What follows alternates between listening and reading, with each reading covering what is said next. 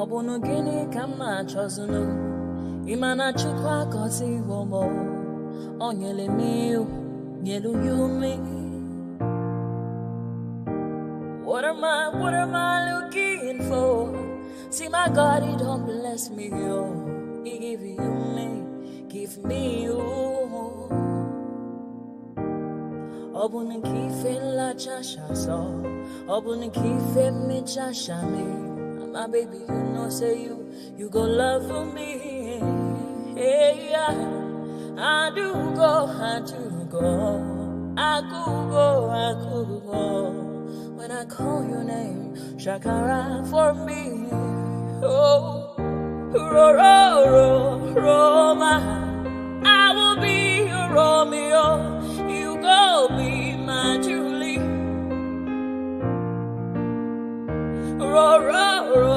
Roma, I will be your Romeo. You will be my Julia. Oh, give me your love and I'll go run away. Show me your love and I'll go use you play. Carry me, go me, I go follow you way. Follow you, they go. Maka Munagi, me and you. Okwa Munagi, my baby and me and you.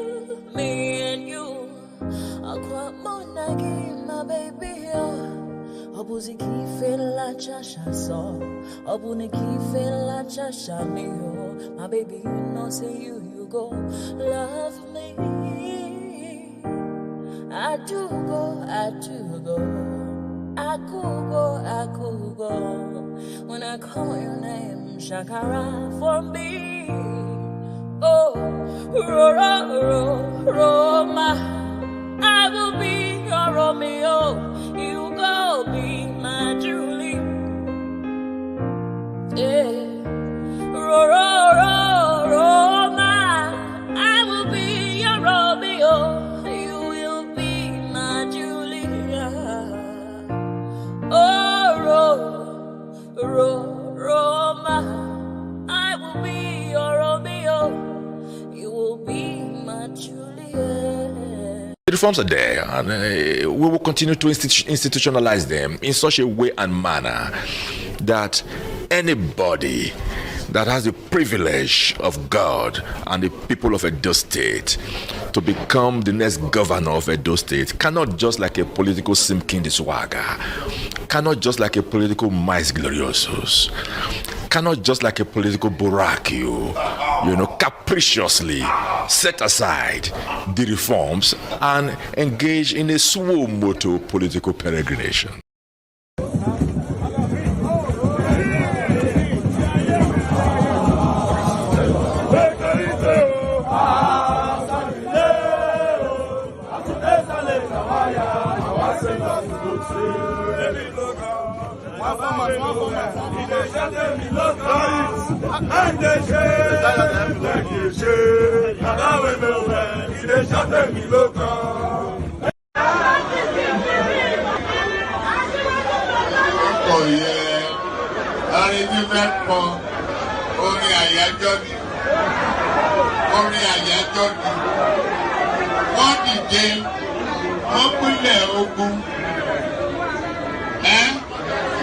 Oye tí mo rí ká bá mi wá yẹn dà, ká ní kó bá mi wá.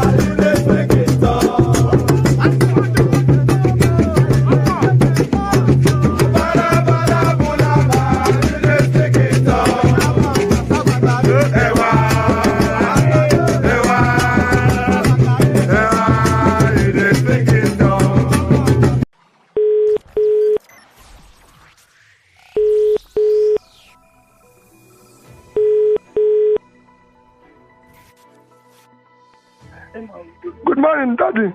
Praise the Lord. How are you, sir? Fine, Daddy. Good morning, Daddy. Amen. In Jesus' name, we are going to get a bright result. Thank you, Daddy. When I hear this your call and prayers, Daddy is very dear to me.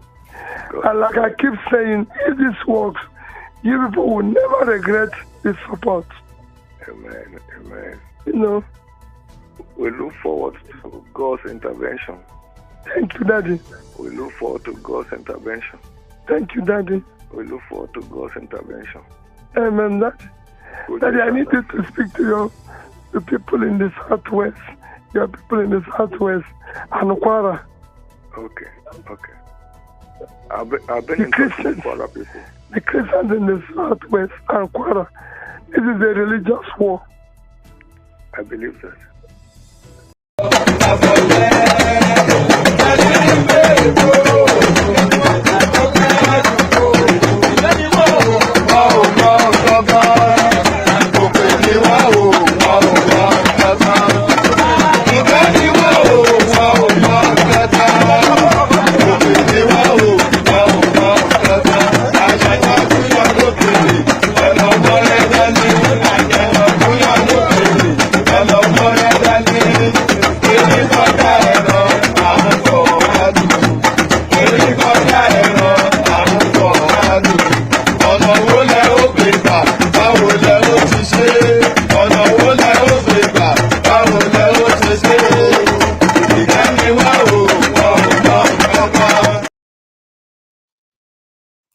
Ẹ̀jẹ̀ mi ni ẹ kí n gbọ́, àkọ́bí ewé ayò, ewé tún méje, ìtún ló ní ọ̀tún ẹ̀ ṣe, ìfà ló ní kan fà ẹ̀ mọ́ra, àìbínú gbogbo àtàrẹ, gbogbo méjì ọkà bàbà, gbogbo mẹ́ta ọkà wáṣẹ́, orí ló túmọ̀ ẹ̀dùn, gbogbo ọ̀nà ní túmọ̀ ẹsẹ̀.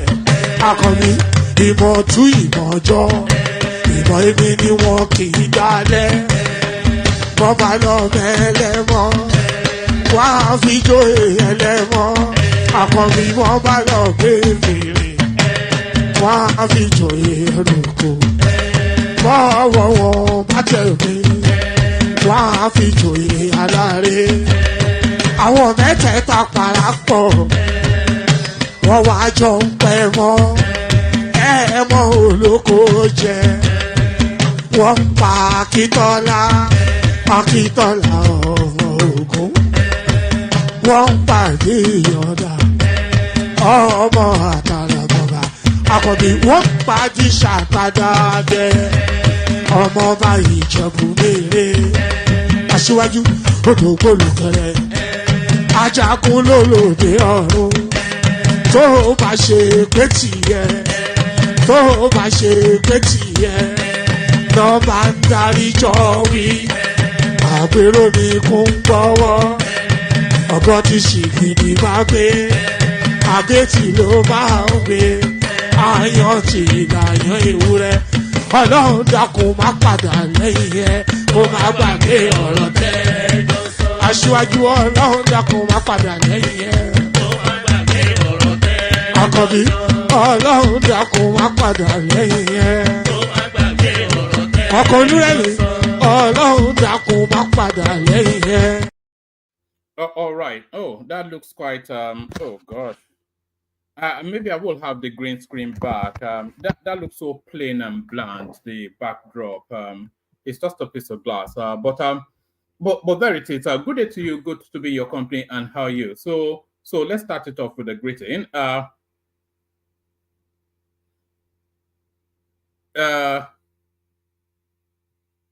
No, I wasn't instigating. So sorry, I've formed this bad habit now of paying too much attention to the comment section. But good day to you. Good to be in your company. And how are you? So let's start it off with that greeting. Good day to you. Good to be in your company. And how are you? The usual protocol, click on the like button just as soon as you come in, or really not as soon as you come in, because of course, if you're hearing me, you are in already. So click on the like button as soon as you hear the invitation to do so. So I'm inviting you to take that action now. So click on the like button.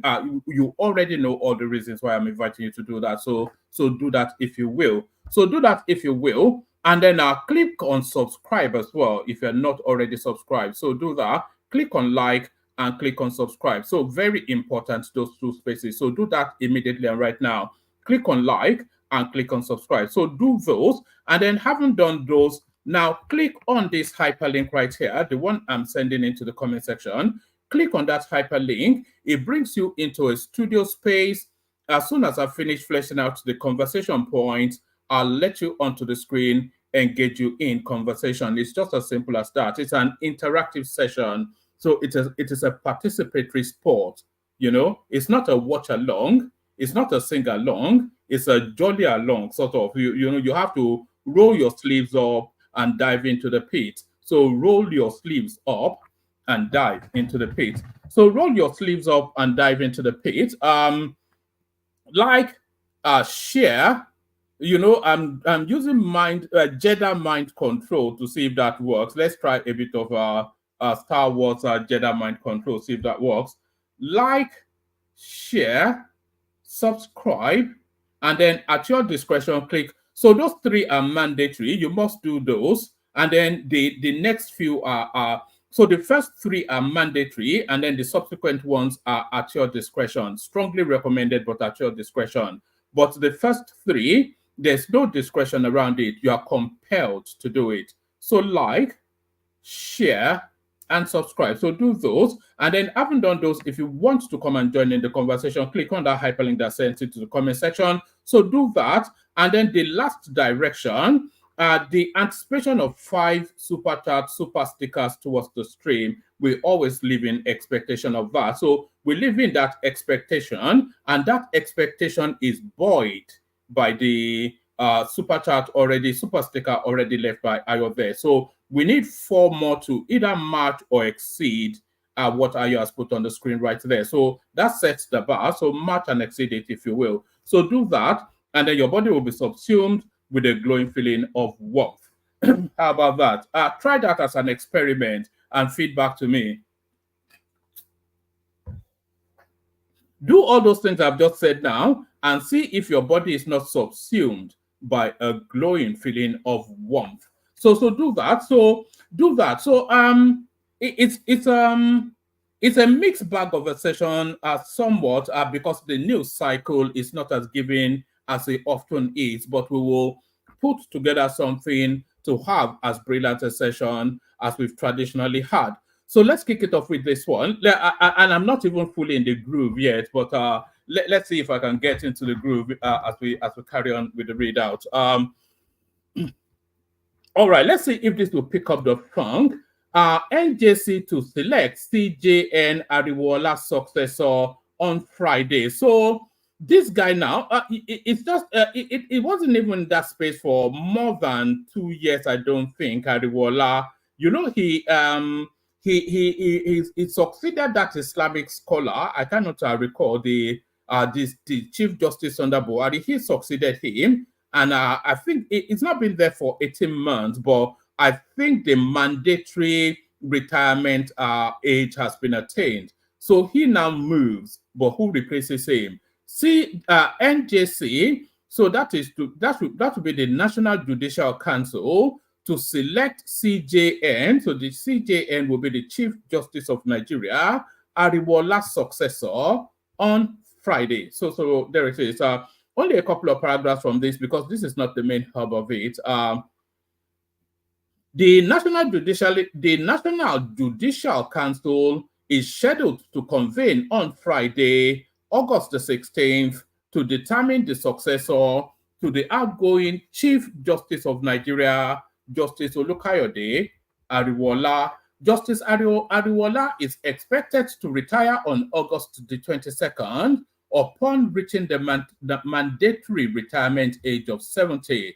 A reliable source within the Supreme Court informed journalists on Tuesday that the NJC has arranged a meeting for Friday to discuss the appointment of the next Justice of Nigeria. So so events have since superseded, of course, and a name has been strongly put forward to succeed this guy.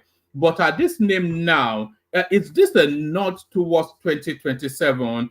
Because of course, 2027, the elections will be succeeded with litigation as per the tradition with the Nigerian space. So is this a preparedness for 2027? So here it is now.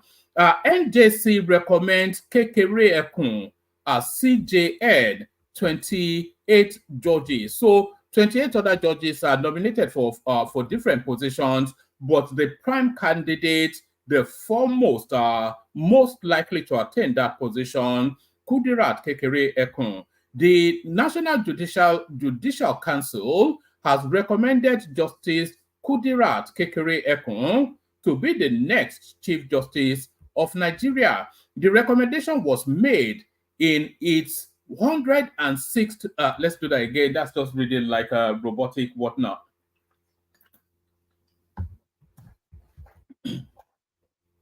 The National Judicial Council has recommended Justice Kudirat Kekere Ekun to be the next Chief Justice of Nigeria. The recommendation was made in its 106th meeting, which was presided over by the Chief Justice of Nigeria, Justice Olukayode Ariwola, who recommended Justice Kekere Ekun to President Bola Tinubu for appointment as the next CJN on Thursday in Abuja. So I wonder how old she is actually. This was contained in a statement by the NJC Director of Information, Soji Eyo. So it looks as though it's a Yoruba top to bottom, the judiciary space. The Chief Justice going is a Yoruba man. The one to succeed him is a Yoruba woman, and the person announcing the line of succession, a Yoruba man. So justice in Nigeria has an Amala inflection. The National Judicial Council has recommended Justice Kudirat Kekere Ekun to be the next Chief Justice of Nigeria. The recommendation was made in its 106th meeting, which was presided over by the Chief Justice of Nigeria, Justice Olukayode Ariwola, who recommended Justice Kekere Ekun to President Bola Tinubu for appointment as the next CJN on Thursday in Abuja. This was contained in a statement by the NJC Director of Information, Soji Eyo, or Oye. Soji Oye, not Eyo, but Oye. He said, this is imperative as Justice Olukayode Ariwola will formally bow out of office as the Honorable Chief Justice of Nigeria next week, August the 22nd, 2024. If approved by the President, Justice Kekere Ekun will be the second female CJN in Nigeria, the first being Justice Mariam Mukhtar, who held the position from July 2012 to November 2014. The outgoing CJN Ariwola will bow out of the bench on August the 22nd, having attained the mandatory age of retirement, which is 70. NJC also made the recommendation of 27 other judges of state high courts in the meeting, which was forwarded to their various state governors and the president for approval. The council also recommended 27 candidates for appointment as judges of state courts, and a candidate for appointment as Qadi of Sharia Court of FCT Abuja to their various state governors and Mr. President. All recommended candidates are expected to be sworn in after the approval of the NJC recommendation to the president and the respective state governors. So there it is right there. And the only thing I want to know now is who the fatwa judge in Abuja is. That's Mohammed Lawal Minor or Munia. So they've put a Fulani man there or a Northerner there. So that's not quite a Yoruba man. So there it is right there. I see this somewhat as a nod towards 2027. I don't think you need too much thinking to know that that's an in-house appointment towards 2027. So back to an ongoing controversy. How much exactly are they being paid? Senate finally opens up on 21 million naira senators' earnings. So the remunerations committee told us that they were paid just over 1 million naira. A serving senator came out and told us that they were paid 21 million naira. This is the monthly take-home pay, and the disparity, of course, elicits controversy. The Nigerian Senate has denied the claim by one of its members, Senator Abdulrahman Kawu Sumaila from Kano, that the federal lawmakers take home nothing less than 21 million naira every month as salaries and allowances. Senator Adeyemi Adaramodu, the chairman of the Senate Committee on Media and Public Affairs, made the denial in a statement made available to journalists in Abuja on Thursday, August 15th. According to Adaramodu, the Kano colleague did not give clarity on how the 21 million naira monthly pay came into existence, noting that Sumaila receives 21 million naira monthly as running cost, which was different from his statutory salary, which is 1 million naira. So the devil is always in the detail anyway. They are losing you in accounting numbers. But there was an interaction that Senator Shehu Sani had with Arise TV earlier on today. So he is insisting that during his time, they were paying them 13.5 million naira. So it's telling you then that 13.5 million naira, whatever explanation goes with it, it lands in their personal account. So it doesn't go into a business account. It doesn't go into an office account. It goes into their personal account. So however that money is being dispersed, so it's just a ruse. It's a bracadabra. If the money goes into their account, it is pay. It's just as simple as that. According to Adaramodu, the Kano colleague did not give clarity on how the 21 million, so he is not denying that 21 million naira is actually credited to individual senators' account, but he's giving reasons as to, he's giving the breakdown of that 21 million naira. That's the representative of the House. According to Adaramodu, the Kano colleague did not give clarity on how the 21 million naira monthly pay came into existence, noting that Sumaila receives 21 million naira monthly as running cost. Is there anything humanly possible more ambiguous than running cost? What does that even mean in English or German or Yoruba? Running cost. Is it Usain Bolt? Where is it running to? 20 from 1 million naira pay, an additional 20 million for running cost. What does that mean? According to Adaramodu, the Kano colleague did not give clarity on how the 21 million naira monthly pay came into existence, noting that Sumaila receives 21 million naira monthly as running cost, which was different from his statutory salary, which is 1 million naira. Senator Adaramodu explained that Senator Sumaila's 21 million naira is not a personal salary or allowance, but a running cost for official expenses. Adaramodu emphasized that the Revenue Mobilization, Allocation and Fiscal Commission stipulates lawmakers' salaries and allowances, which amounts to 1,060,000 naira per month. What is running cost? He further explained that the running cost is not unique to the National Assembly and is used to cover official expenses, including maintaining constituency offices and staff. Adaramodu denied allegation of wasteful spending by the parliament. So if we, it's very easy to launch at these people, but of course, I'm not sure, hold on. We're not saying this super chat streaming, by the way. Don't rest it all on Nayo. I'm not sure what obtains where you are, but where I am, we have we have parliamentarians, which we call MP, member of parliament. So they represent constituencies. So I'm not quite sure what their package is in terms of salary in London, but I do know that they run a constituency office where they have something called surgeries. So that surgery is then anybody within that constituency that has a particular concern can bring it to his member of parliament to discuss and possibly address. So they run an office within their constituency, and that office, of course, rent, staff, etc., all the running costs is all embedded in there. And that, of course, has to be separate and distinct from their salary. So it's very easy to say, they are looting. But yes, they are looting, but also there is a running cost. They have to have a constituency office. They have to be able to interact with their constituency at designated dates.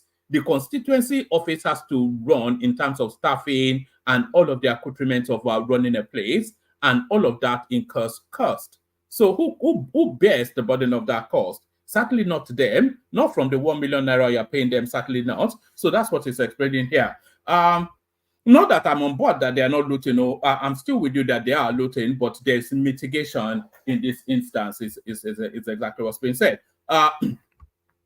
He further explained that the running cost is not unique to the National Assembly and is used to cover official expenses, including maintaining constituency offices and staff. Adaramodu denied allegations of wasteful spending by the parliament. Adaramodu described the Nigerian Senate as an assembly of accomplished professionals driven by patriotism rather than personal financial gain. He reiterated that the Senate is compelled to react to false allegations of excessive salaries and emoluments. So that's the word, emoluments. Yes. The chairman of the RMAFC, Mohammed Bello, had previously disclosed senators' monthly salaries and allowances, putting to rest the controversy surrounding their earnings. Adaramodu's explanation further clarifies the distinction between personal earnings and official expenses. So there it is right there. So I think that still doesn't justify the amount, but that gives an explanation as to why that is the case. So I think that gives an explanation, not a justification, but an explanation. So this one, a more light-hearted one, MBS, so that's the National Bureau of Statistics, reveals 3 cheapest states to live in Nigeria. So before we go to it, in the comment section, maybe you want to start getting, I'll leave this story, I'll go to another one and I'll come back to it. I want to see what you're getting in the comment section before we go back to it. So this is the question. Now, National Bureau of Statistics reveals 3 cheapest states to live in Nigeria. So that's the question. Let's see some interaction around that in the comment section. So as we're waiting to see what you guys think, let's go to another storyline. So this is one of the most trending stories, if not the #1 trending story. The Nigerian jet seized by the French court. Presidency speaks as French court orders seizure of 3 Nigerian presidential jets. I think this is actually coming out of Ogun State and hitting the Nigerian state. The presidency on Thursday said it is aware of the failed attempts by a Chinese company, Zhonggan, whatever Industry Investment Limited, to take over offshore assets of the federal government of Nigeria through subterfuge. It clarified that the federal government is not under any contractual obligation with the company, noting that the case in which the company tries to use every unorthodox means to strip the country's offshore assets is between the company and Ogun State. So this is the thing right there. So apparently Ogun State, and by the way, Peter Obi is running commentaries on this all over Twitter. He doesn't even understand the underbellies of it. But Ogun State is either owing or not this company, I think $30-something million. And this company now is running around the world trying to seize Nigerian assets off the back of that. So that is the thing now. You know, a lot of these loans that these states borrow is often instances underwritten, especially international loans or international cross-national agreements, is often instances underwritten by the Nigerian state. And as the guarantor of last recourse. If these people default, the thing reverts back to the Nigerian state, and that's what's playing out here. The presidency on Thursday said it is aware of the failed attempts by a Chinese company to take over offshore assets of the federal government of Nigeria through subterfuge. It clarified that the federal government is not under any contractual obligation with the company, noting that the case in which the company tries to use unorthodox means to strip the country's offshore assets is between the company and the Ogun State government. This was contained in a statement by Bayo Onanuga, Special Advisor to the President on Information and Strategy. The statement comes after a Chinese company had successfully petitioned for the seizure of 3 Nigerian presidential jets. According to reports, a French court authorized the seizure of the 3 presidential jets due to the ongoing dispute between the Chinese company and Ogun State government. Correspondents learned that this seizure is a result of the government's failure to honor a $74 million award granted to the company by an independent arbitral tribunal chaired by the former president of UK Supreme Court. The seized jets are said to be part of Nigeria's presidential fleet. However, responding to the development, Onanuga in the statement said the federal government is fully aware of efforts being made by the Ogun State government to reach an amicable resolution on the matter. Part of the statement reads, "This arm twisting tactic by the Chinese company is the last in a long list of failed moves to attach Nigerian government-owned assets in foreign jurisdictions. The material facts in the transaction between the Ogun State government and the Chinese company point to another P&ID case in which unscrupulous and questionable individuals falsely present themselves as investors with the sole objective of undercutting and scamming governments in Africa. Undoubtedly, the Chinese company withheld vital information and misled the judicial court in Paris into attaching the Nigerian government's presidential jet, which are on routine maintenance in France. The use and nature of the presidential jet as assets of a sovereign entity whose asset is protected by diplomatic immunity forbids any foreign court from issuing an order against it.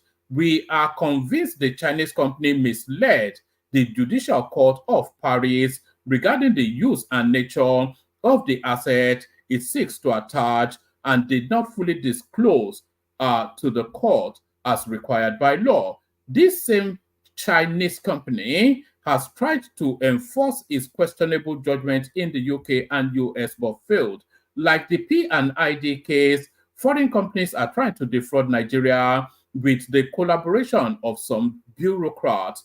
The Chinese company appeared to have sold the judgment they got to a venture capitalist seeking to make money by embarrassing the federal government and President Tinubu. So that last part, I'm happy actually that I read it all the way through. You see that last paragraph right there. If there is something outstanding, if there's a loan, a borrowing, something outstanding, if there's an owing that is outstanding, but the person that you owe, it doesn't have the confidence or the personnel or the logistics for the chase, they sell it off at a discounted rate. So let's say, for instance, I get a judgment against you for monies owed, and that judgment is, let's say, for £1,000, but I don't have the accoutrements to chase you down to enforce that judgment. So I would then sell it to a privateer, one of these sort of loan, they call them sharks.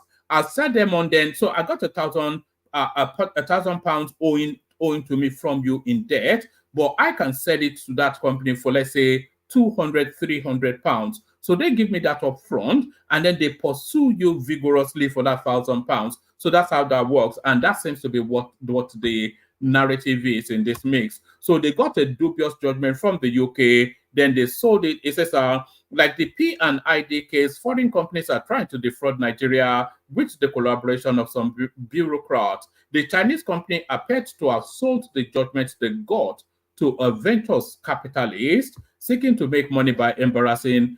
So that's what's in play there. We want to assure Nigerians that the federal government is working with the Ogun State government to discharge this frivolous order in Paris immediately. But that didn't stop Peter Obi, of course, to immediately leap upon it.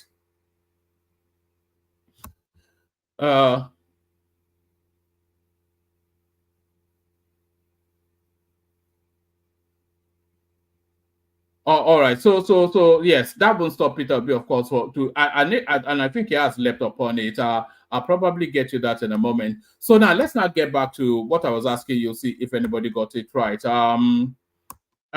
National Bureau of Statistics reveals 3 cheapest states to live in Nigeria. So who are they? The National Bureau of Statistics has revealed the least expensive states to live in Nigeria. The report disclosed that Benue, Delta, and Borno states. So did anybody get that? Let me say, I wasn't even monitoring the comment section. Did anybody get that? So the report disclosed that Benue, Delta, and Borno states are the cheapest states to live presently. MBS's July Consumer Price Index and inflation data released on Thursday showed that Benue, Delta, and Borno recorded the lowest rise in headline inflation on a year-on-year basis. So there it is. We don't need to label that beyond that point. So let's not label that beyond that point. Is there anything else that engages? So it's a case of bring your own. I think this session.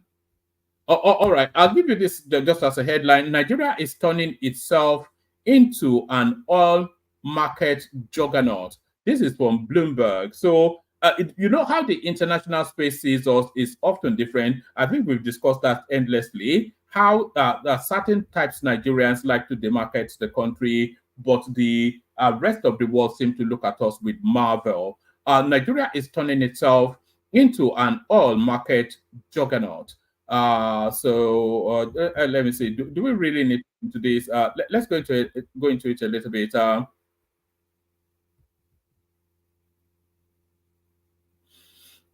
Right. In a finely balanced oil market, Nigeria has suddenly re-emerged as a key player.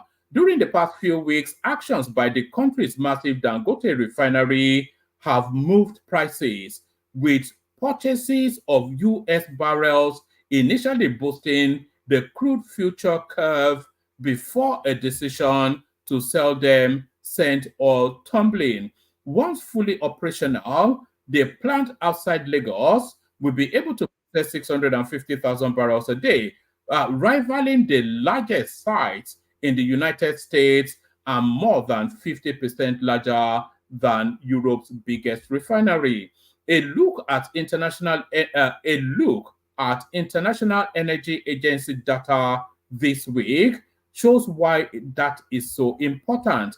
If OPEC Plus adds supplies to the market next year as planned, there will be a surplus of 860,000 barrels per day. The group currently plans to add 540,000 barrels per day next quarter.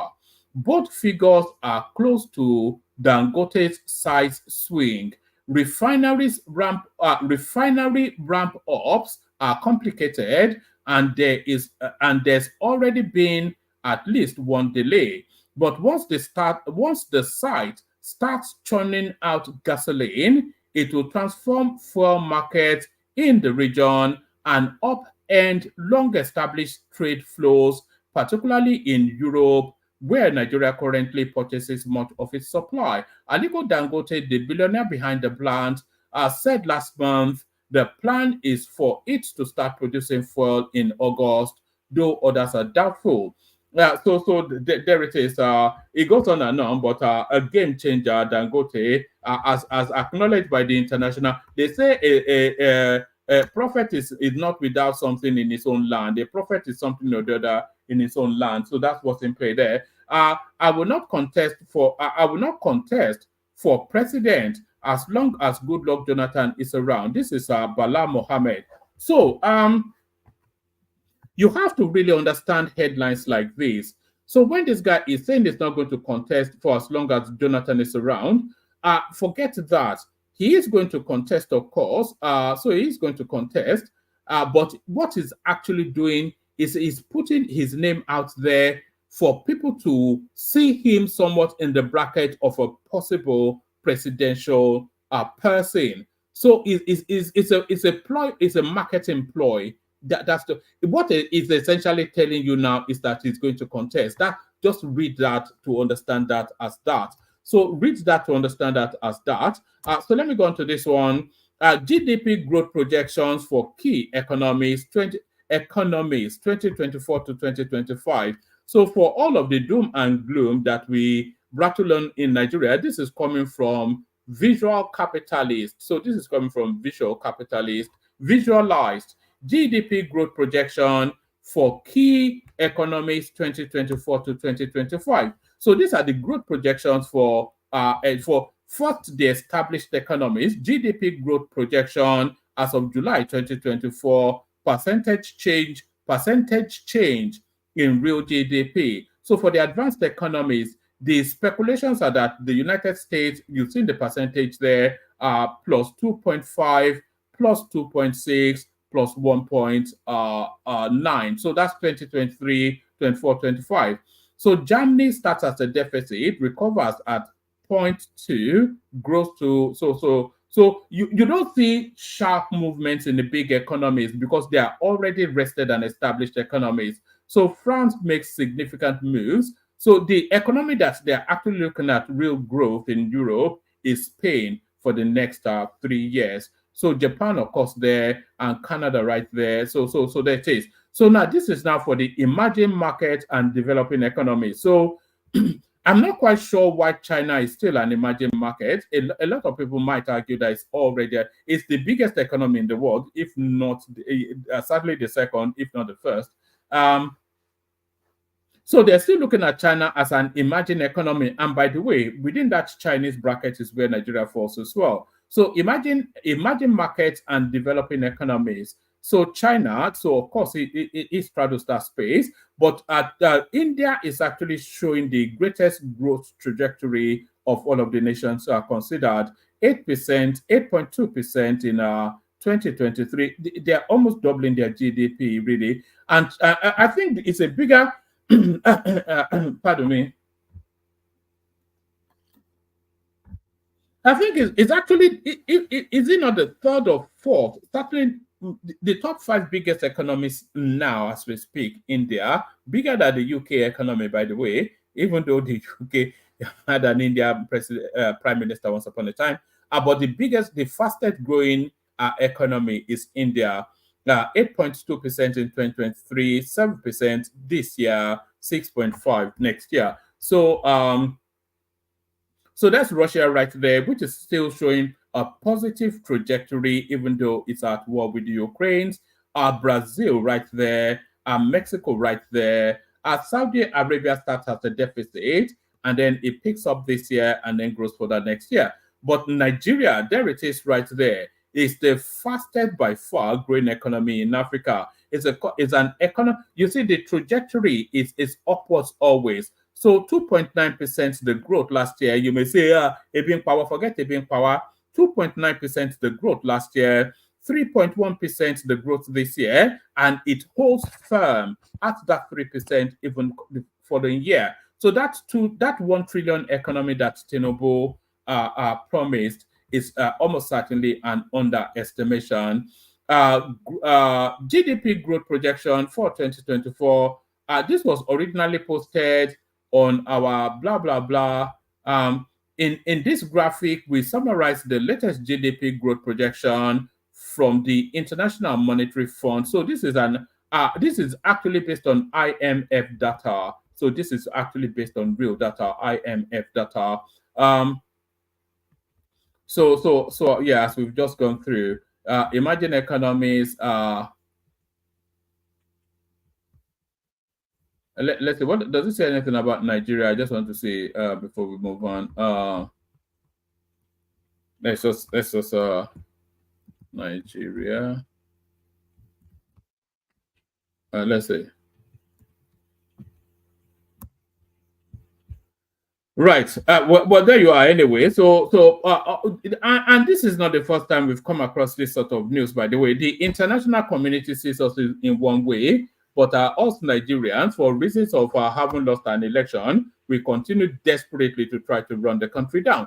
So we continue desperately to try to run the country down, and this is an example of what I mean. So that storyline of the Ogun State government in tussle with a Chinese company, which led to the attachment of a Nigerian plane. Obi does not know the details of it, but he just heard that something is happening negatively to Nigeria internationally, and he immediately hops on Twitter and starts to say, Chineke me, Chineke me. So there is Obi doing Chineke me on something he knows nothing about yet again, and we're still waiting for his commentaries on the abuse that the Obedient gave the Oba of Benin yesterday, by the way.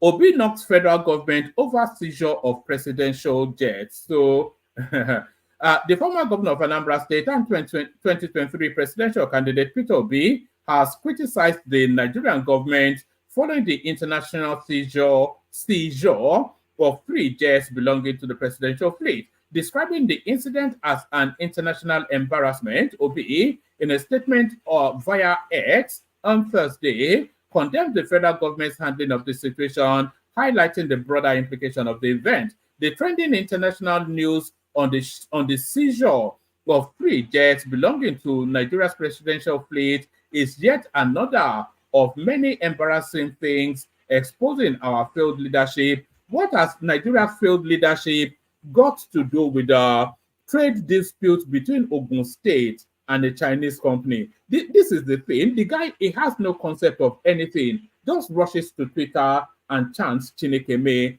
all day. The trending international news on the seizure of 3 presidential jets belonging to the Nigerian presidential fleet is yet another of many embarrassing things exposing our failed leadership and our attitudes to the rule of law, even in a democracy. He argued that the incident underscores multiple dimensions of leadership failure in Nigeria, and this guy, man, this guy is from another planet. I hope he carries on in this vein till 2027, by the way, so it makes him an easy pickup.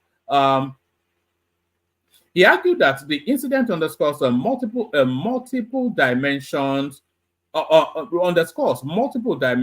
of leadership failure in Nigeria and reflects a deep insensitivity to the economic hardships faced by Nigerians. So look at this statement vis-a-vis what is known. So what is known, look at what Peter Obi is saying and weight against facts. The facts are the Ogun State government is in dispute with the Chinese company. Whatever that dispute is, the Chinese company gets a judgment against the Ogun State, whatever, against Ogun State. And then they are now looking to enforce that judgment internationally. So they've then gone to Paris to attach to federal assets monies owed by Ogun State or judgment gotten against Ogun State. Stay with me, because it's not that complex, although complicated for somebody like Peter Obi because he's not especially bright, but just stay with me.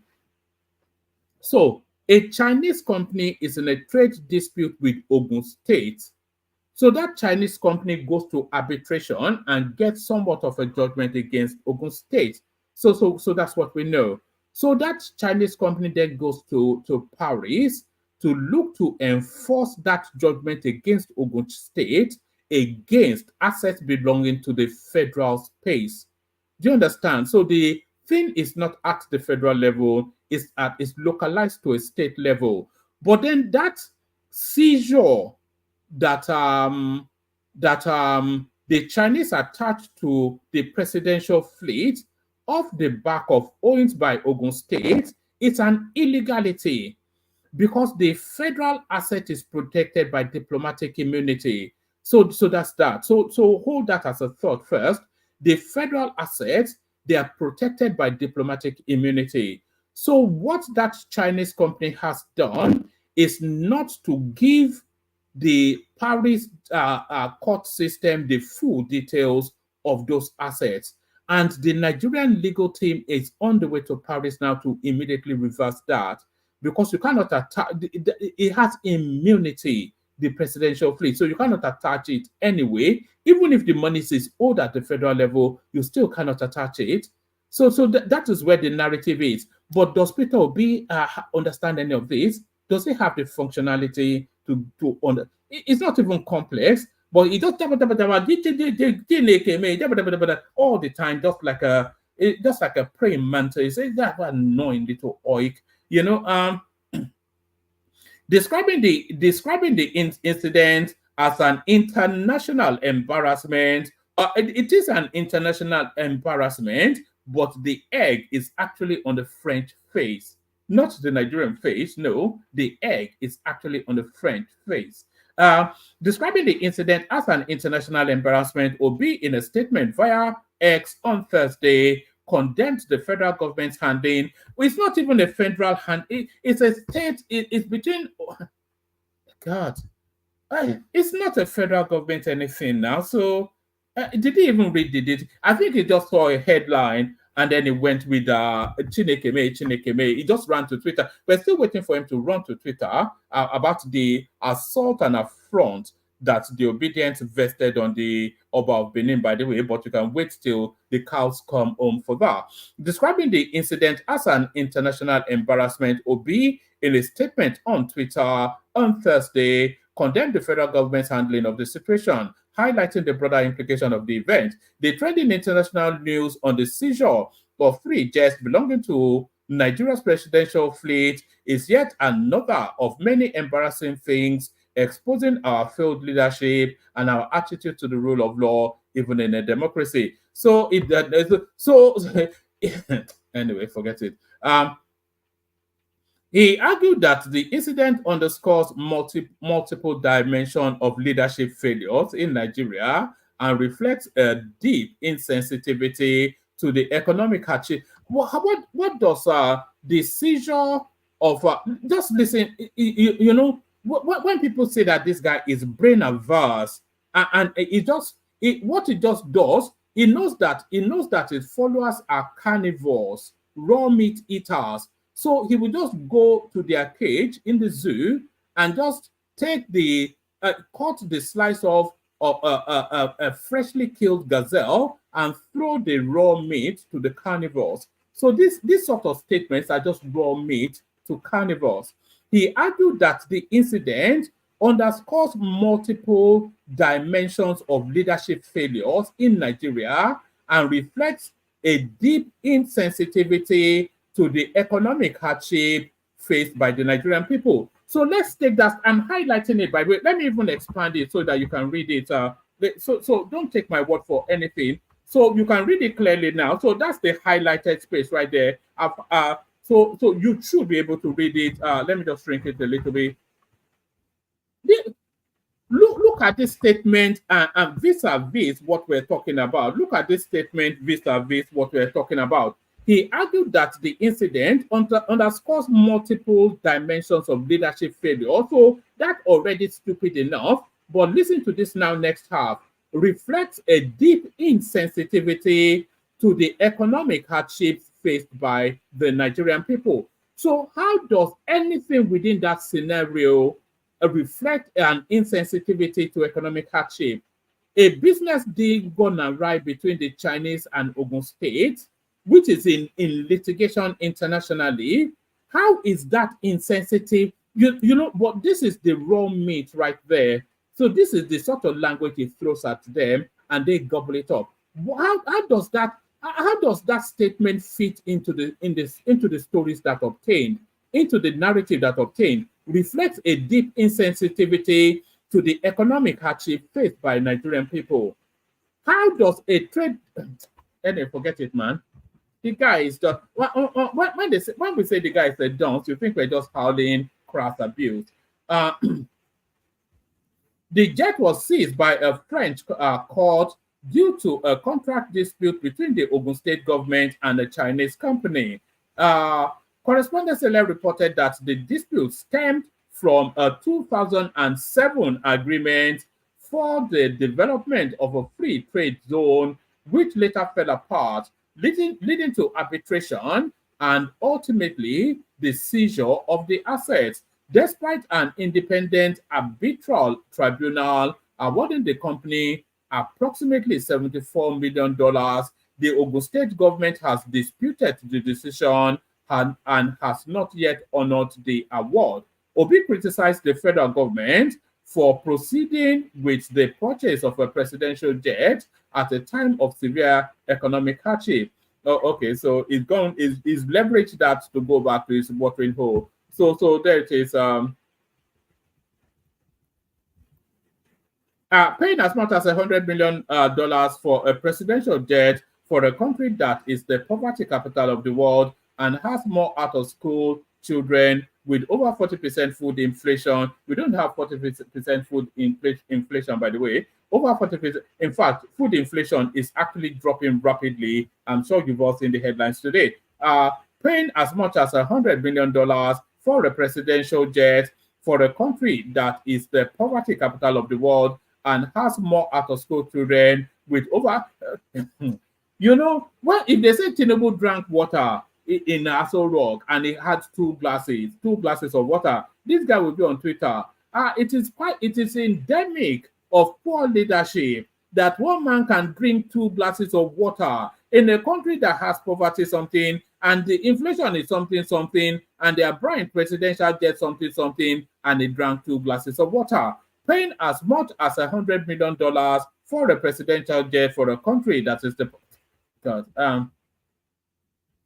let me see. Let's skip through Obi's brainless, not brainless, or brain averse, whatever it is.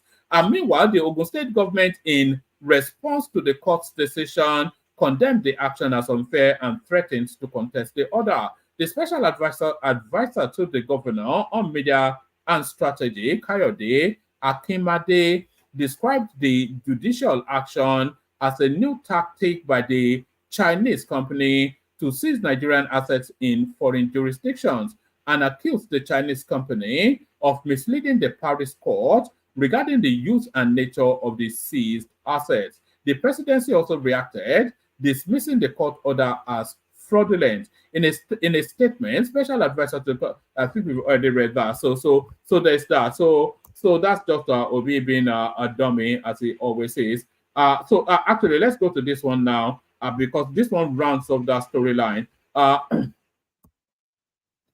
Nigeria's Attorney General commences legal steps to recover 3 seized presidential aircrafts in Paris. The Office of the Attorney General of the Federation, Lateef Fagbemi, and the National Security Advisor have commenced legal steps to recover 3 presidential aircrafts temporarily seized by a Paris court order in France. This was disclosed in a statement by the AGF spokesperson, Kamaruddin Ogundele, on August the 15th. The presidency had raised concerns about an attempt by a Chinese company to seize Nigeria's presidential jets and other offshore assets through a court in Paris. So there it is right there. So that's quickly straightened out. So quickly straightened out. Let me send the link again, by the way, for anybody that wants to jump on. Barely anyone in the room. So if you want the conversation, jump on. I'll play you a couple of clips, and then play you the Kegite music, and then we'll see how the session rolls. That seems to be the currency over the last few days. All right. So the first one I'm going to play you, I'm going to title it A Tale of Two Cities. So these 2 clips that I'm about to play you, they are very old. One dates back about 3 years, one dates back even longer, but they tell a story of their own. So we'll pick it off from this. So this is let's just pick it up from here. The infamous Gandola clip. So this is Abdullahi Ganduje helping himself to $1 million in bribe money.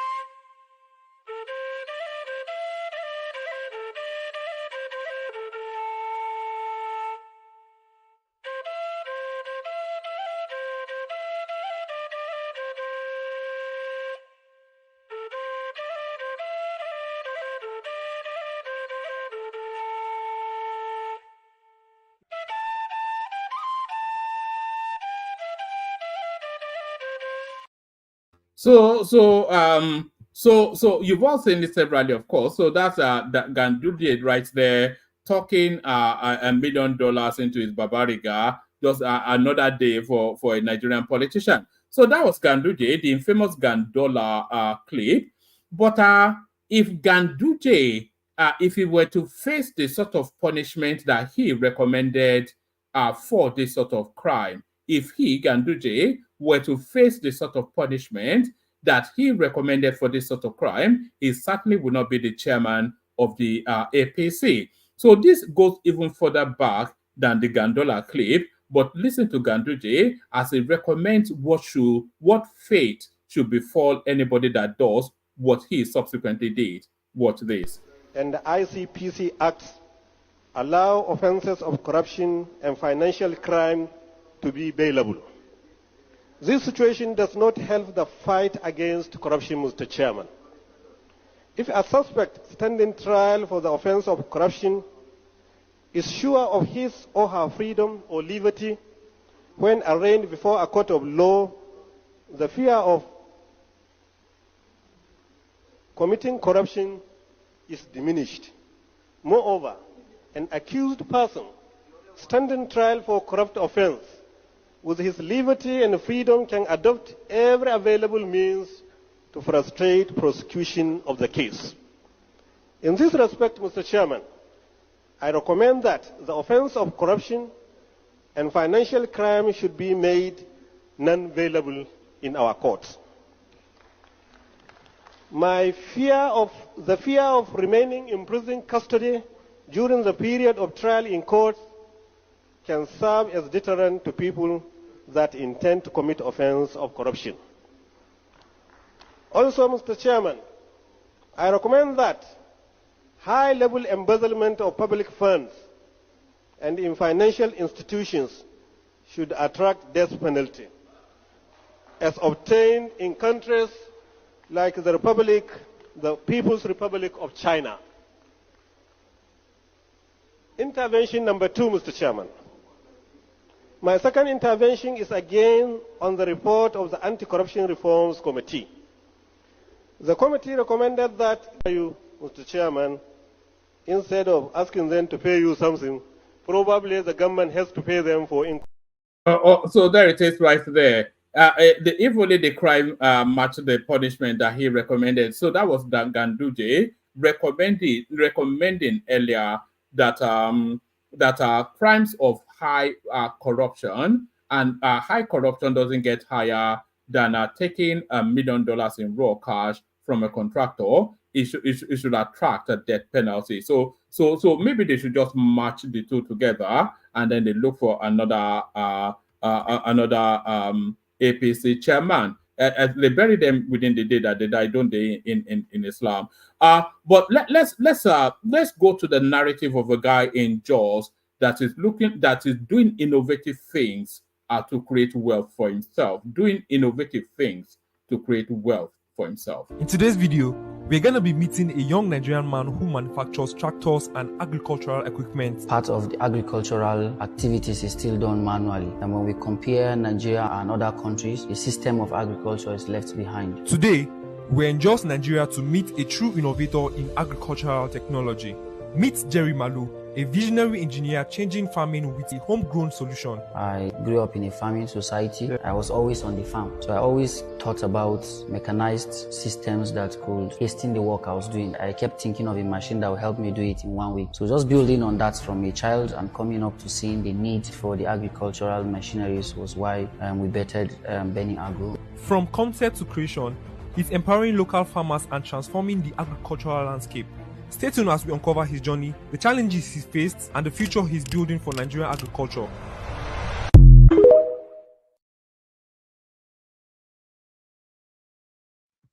So there it is right there. A feel-good story from a Nigerian youth. So a feel-good story from a Nigerian youth are still in that feel-good mode, still within that feel-good mode. So now it's high tensions, especially between the Southwesterners and the Southeasterners at the moment. So it's real high tension, really at a knife's edge, the relationship between the Southwesterners and the Southeasterners. But it wasn't always like that. Watch this.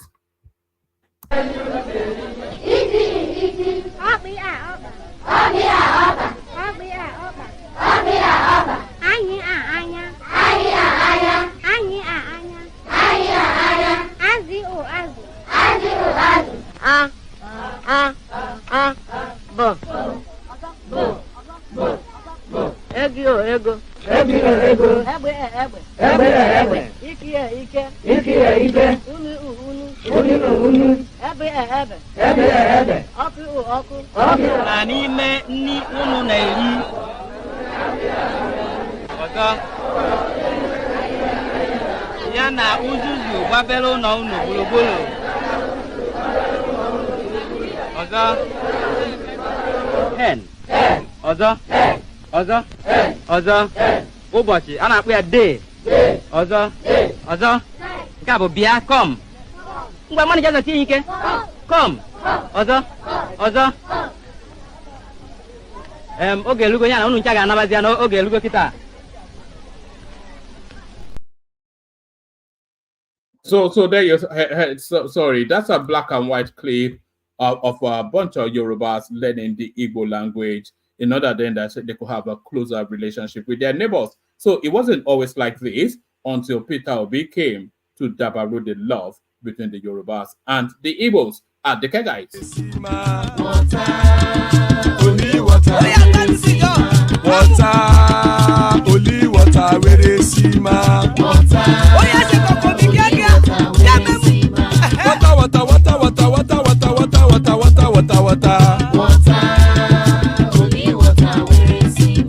Hapa o naido.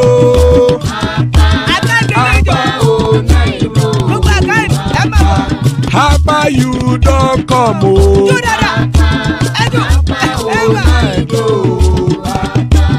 Hapa o naido.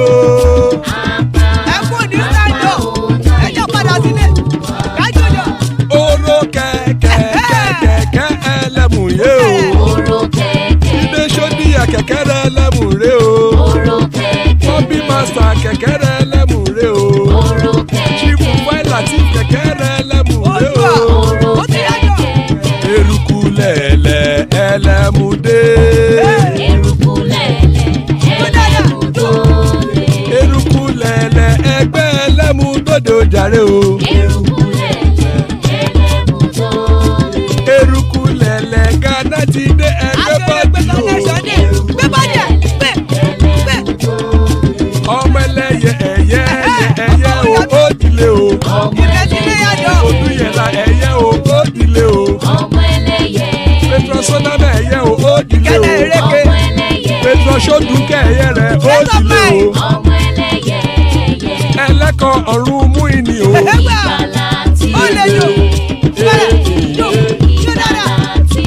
Àkùkọ ọ̀run méjìkọ.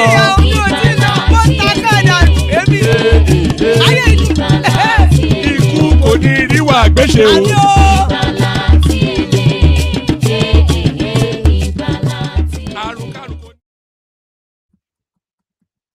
All right. So there it is right there. Ikuko Niru Agweshe may that have nothing to do with us.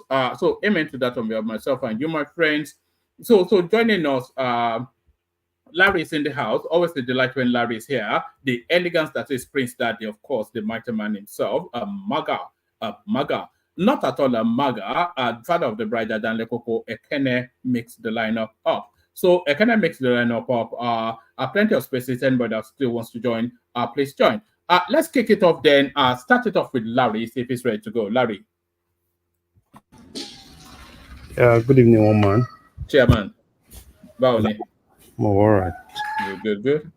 And good evening to fellow panelists, and good evening to our audience.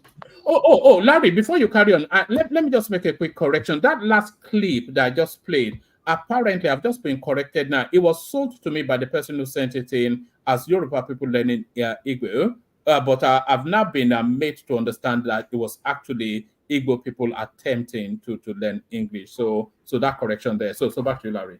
Oh, okay, that's good. That's good to know. So what do we have? We have plenty. Let's kick it off with the new CJN that is coming up almost as early as September. So Kudirat Kekere Ekun to replace Olukayode Ariwola. So does the Nigerian entity end at the borders of Yoruba land? One man. You see, it's so unfortunate that a lot of people don't take their time to really understand things, right? So if you kind of like look at how the Supreme Court judge is actually, the Supreme Court, the CJN in this case, is actually appointed, recommendation and everything. So it's more of hierarchy than it just being political, right? So, and I think in terms of hierarchy in the Supreme Court today, Justice Kekere Ekun, it's actually the most senior. So, which means that, yeah, she will definitely really get it. But I've seen a lot of things in the media, right? Oh, a lot of, which is actually normal, right? But the problem is a lot of people don't really take their time to really understand things, right? It's always easy to quickly jump to Facebook, jump to everywhere and start saying all sort of things that are wrong, right? So for me, I was actually expecting it, right?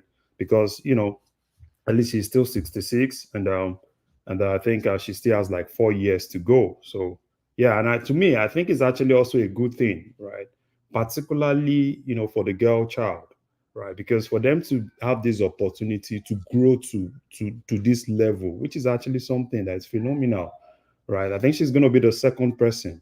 So which I think is really another thing that's really good for the country, right? So these are spaces that a lot of people know to be kind of like spaces that are basically for men. So when we have now see women growing to this level, so it's actually good, right? It's actually good. These are things that we want to tell our kids that are girls, right? That if you focus on what you're doing, and if So there are no Igbo women qualified.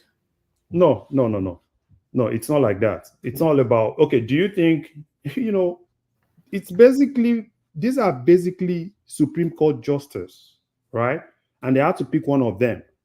So which Igbo woman is actually in the Supreme Court as a presently a Supreme Court justice? Do you know any of them?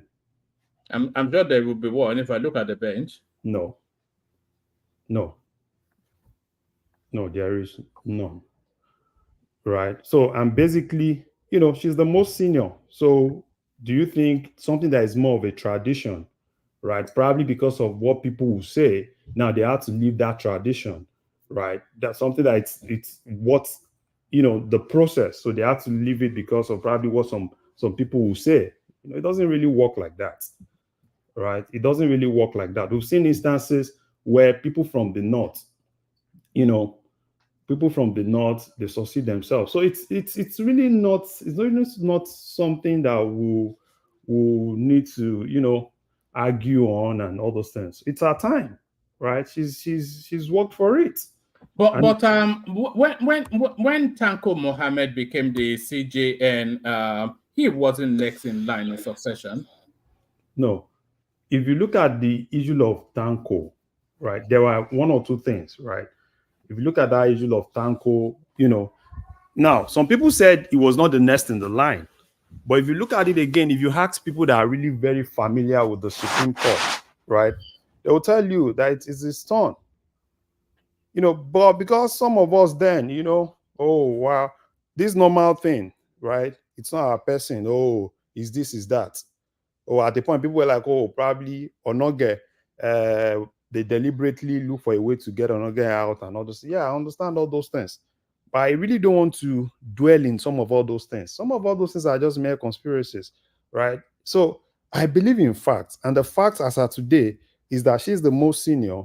The NJC, right, which doesn't just belong to Yoruba people, have a lot of people in it, right? And they know what is right. So, and they recommended her.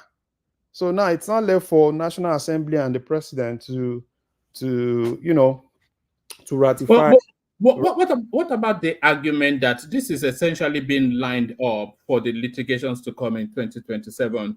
And of course, he's going to pick the successor for the INEC chairman as well, and almost certainly to put a Yoruba man there as well. One man, you know me, I don't dwell on conspiracies, right? I deal with facts, right? So all those ones are, some other people can talk about things like that and probably believe in things like that. As far as I'm concerned, the fact as of today is that Justice Kekere Ekun, right, is being recommended for CJN. Is she qualified? Yes, she's qualified, right? Is it our turn? Yes, it's our turn. So those are things that I really want to discuss. I don't know what's going to happen in 2027, right? So I don't really want to discuss things like that, right? So people can come up with a lot of conspiracies, right? People can malign people's name and say all sorts of things. I don't even care, right? Because being a CJN, you won't even be on the bench to kind of like decide some of those cases. It's going to be decided by judges, and they look at facts and they deal with it. If the facts doesn't really align with what one or two people's what one or two people think of, right? That doesn't mean it's not right. So I really don't want to talk about that. As far as I'm concerned today, she's the next in line, and I'm really proud. She's put a lot of effort in the law profession, and it's a time, right, for her to be compensated with what she's worked for. So why will I now start disturbing myself? Probably because Tinubu got there. Do you know when she's really been working for this? So because Tinubu got there now, right? So what she's been working for all her life. Did she have an appointment in Lagos State under Tinubu? No, I can't confirm. I don't know. I don't know. But I know she's at the point. I think at the point she was in court of appeal, for her to. So I don't know. So all those ones are, Tinubu or no Tinubu. She's worked for it. She's been in that profession for a long time, right? So I really all right. Can I interject, Larry? Prince, did you want to come in? Yeah, I was gonna say, you make it sound like the judges or the president, when they choose justices, they don't do it for a purpose. Like it's just the right thing to do to choose the most senior person. I don't believe that. I think, I'm not sure there's a law backing it. I think Tinubu is able to bypass the most senior person and choose somebody less senior. And I can almost guarantee also, just like one man was alluding, that there are other people of the same seniority from different tribes that can equally qualify. So, and of course, I'm not faulting Tinubu for picking a Yoruba person. If he didn't, that would make him stupid, especially if he needs to plan for the future. Let's get something right. Tinubu has not picked her. She's only been recommended by NJC, so don't mix it up. She's only been recommended by NJC. So Tinubu has not even come into the picture now. Say when people are making deals, say no. You can when people are making deals in the background. Okay, well, hold on, Larry. Let me tell you something. I think you know that already. Things don't happen by happenstance. If you think so, then let's not go there. Things are calculated. Things are done on purpose. Tinubu may not have chosen them, but are you telling me he doesn't have insiders working out things or trying to cajole things in the background? Well, if you say so, I don't believe you. Well, as far as I'm concerned, I don't deal with that. I only deal with the facts that I have. I only deal with what I know and what I see. Are you suggesting that Tinubu wouldn't have been consulted before the recommendation was made? See, woman, you can tell me probably if Kekere Ekun. So some of all those things, let's tell ourselves one truth.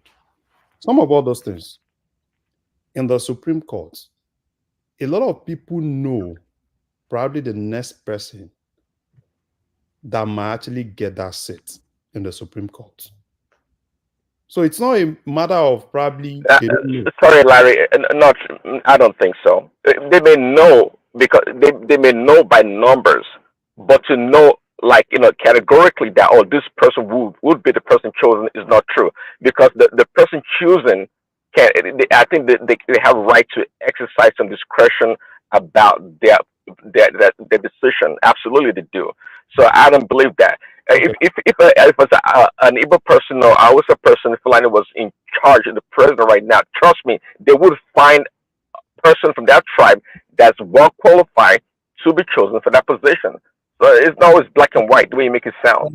Well, I really don't want to, I don't want to argue this. I think probably if we have a lawyer that can really help us understand how those recommendations work, that would definitely really help, right? So I don't want to dwell on, oh, probably someone did this, someone did that. I don't want to dwell on that. I want to focus on things I know. I want to focus on things that are clear to me, and those are things I want to focus on.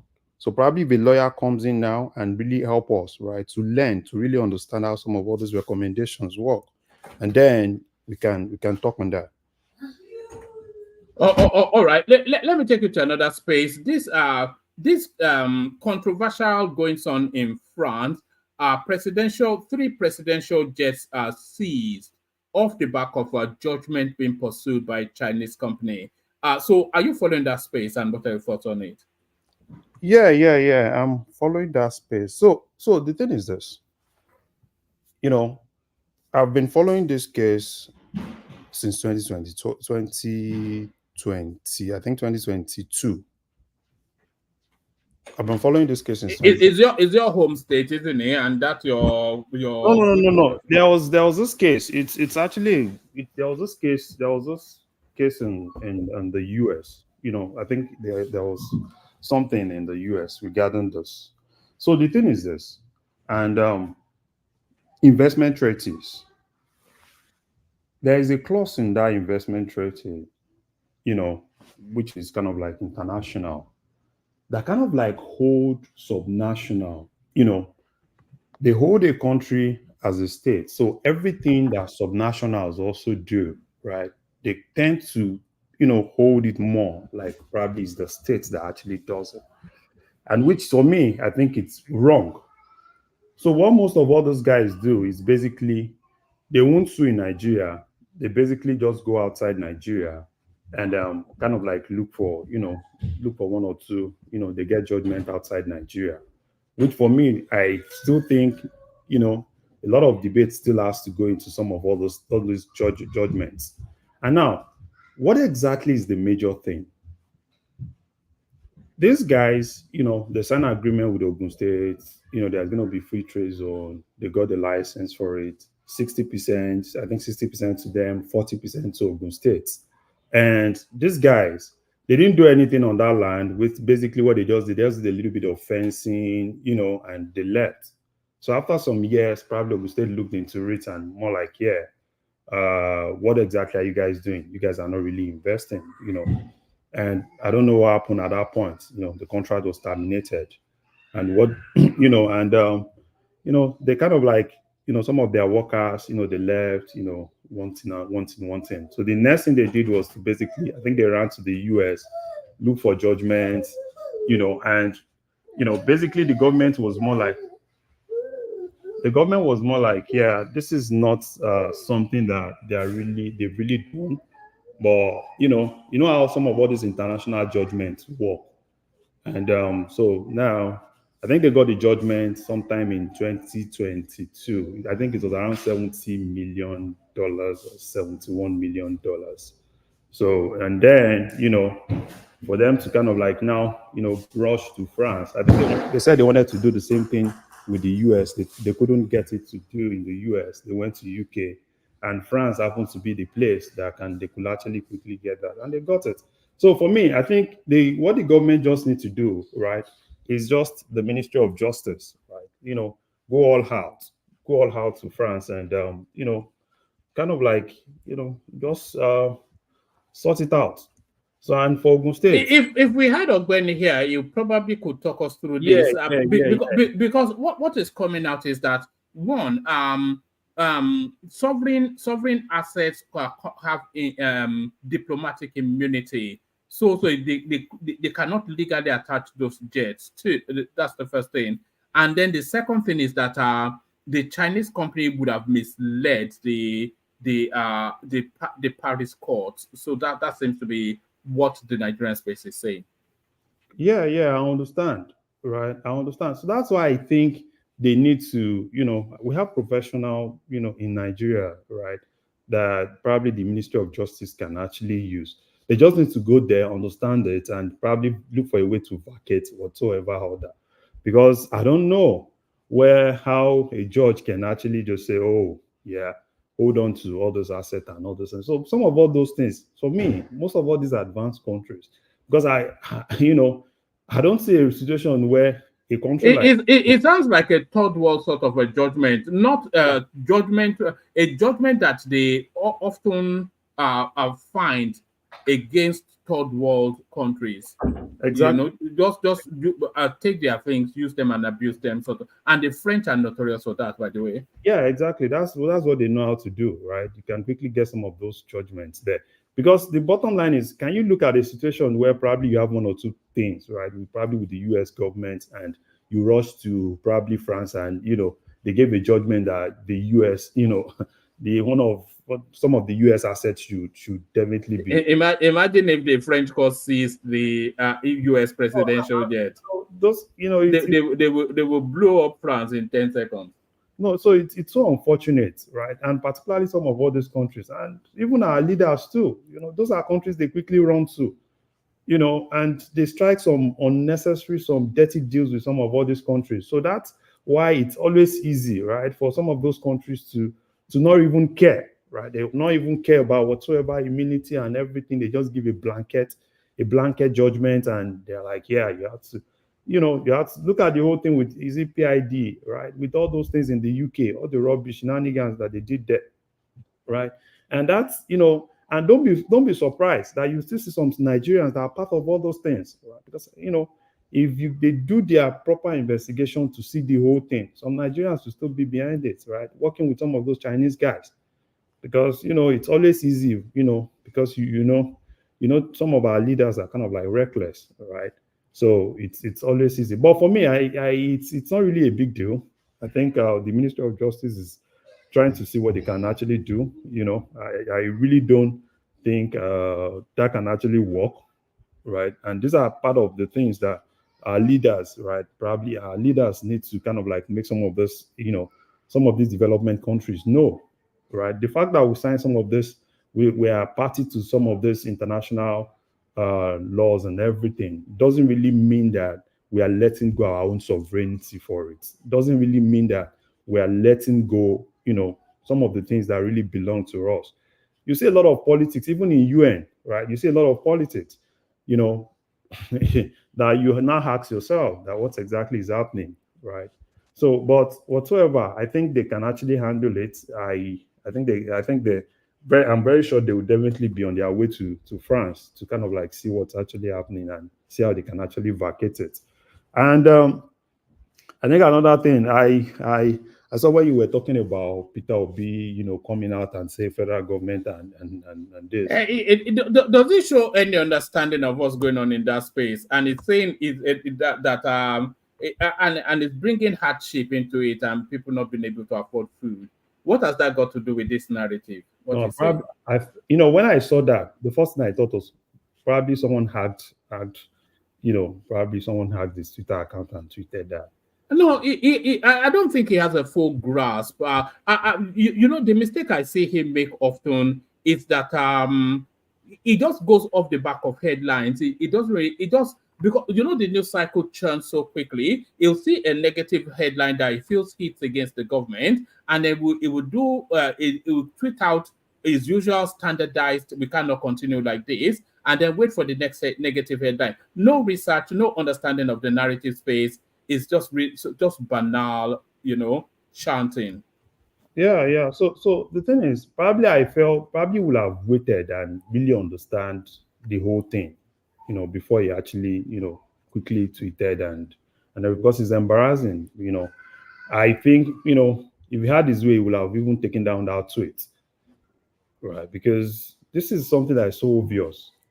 At least it's not just today. I think the old news came out yesterday and you are tweeting today. So take your time to read and understand the whole thing before you quickly decide to just come out to come and, a lot of people still respect him. And I saw a couple of them kind of like, no, this is behind the elbow, right?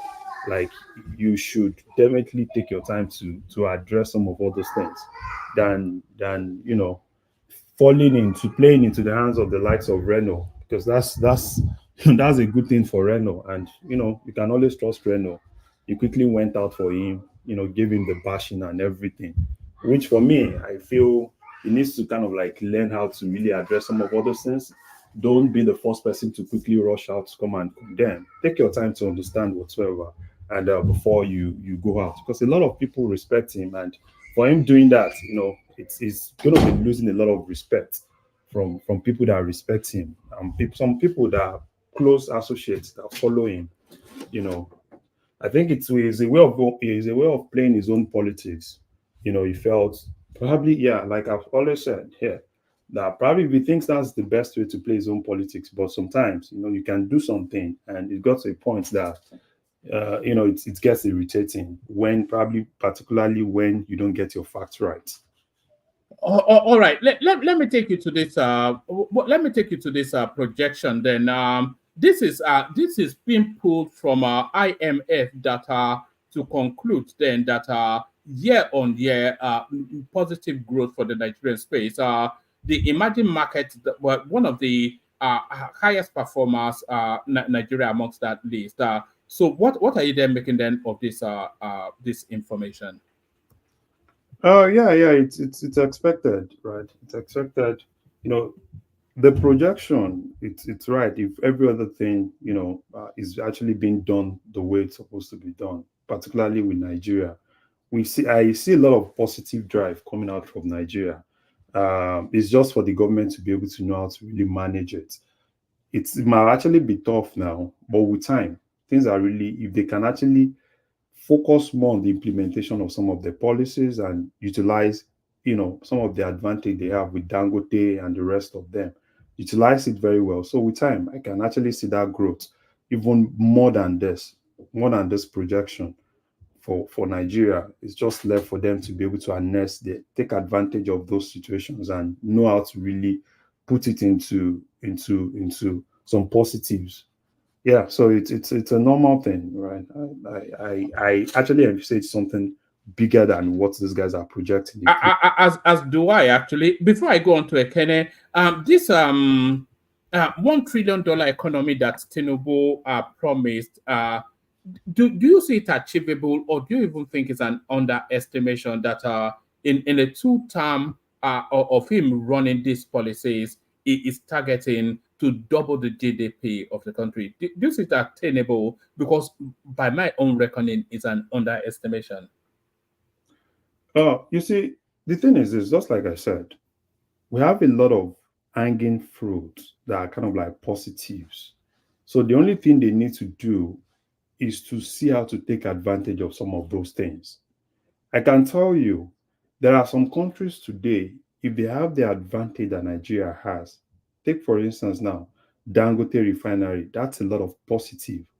You see them doing everything to ensure that they grab all the positives in that. And that's part of what I think. For me, if you ask me what our leaders really need to be doing, Nigeria is so great that you might not really need some of all these foreign things, foreign investor, foreign that you go all out for, right? If you are able to greatly utilize what you have in Nigeria, you will definitely get Nigeria to wherever you want to get Nigeria to. Why is it that most of all those guys, most of all these investments you see outside, go and look deep, you see a lot of Nigerians there. So it's just left for the government to know how to really play well with some of all those guys in the private sector and look at how to really harness some of those, some of those positives. One of the key problems that Nigeria has, it's in terms of, policy implementation. If you ask most investors today, one of those that are outside Nigeria, one of the problems they will tell you is all about policies. They bring a lot of policies. When it comes to implementation, they don't follow up with some of those things. And as a foreign investor, even when you want to go into that kind of a place, that means if you're trying to like gauge your risk, the risk is going to be higher.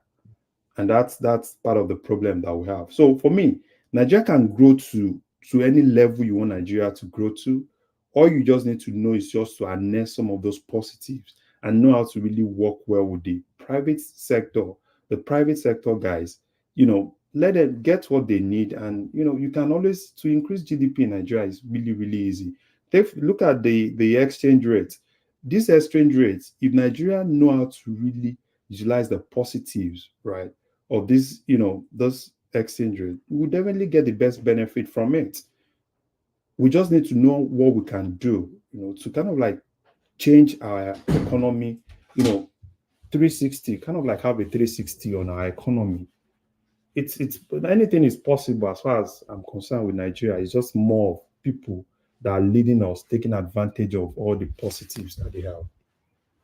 All right, brilliant, excellent. So that's the majestic. We should always start with you, Larry. Anytime we do start, you set the bar so high. So that's the erudite Larry right there. So thank you, Larry. Thank you, Larry. Look, I'm coming to Ekene in a moment, but look what the cat dragged in. Oliver, are you back from holiday? Oli. Hey, one man.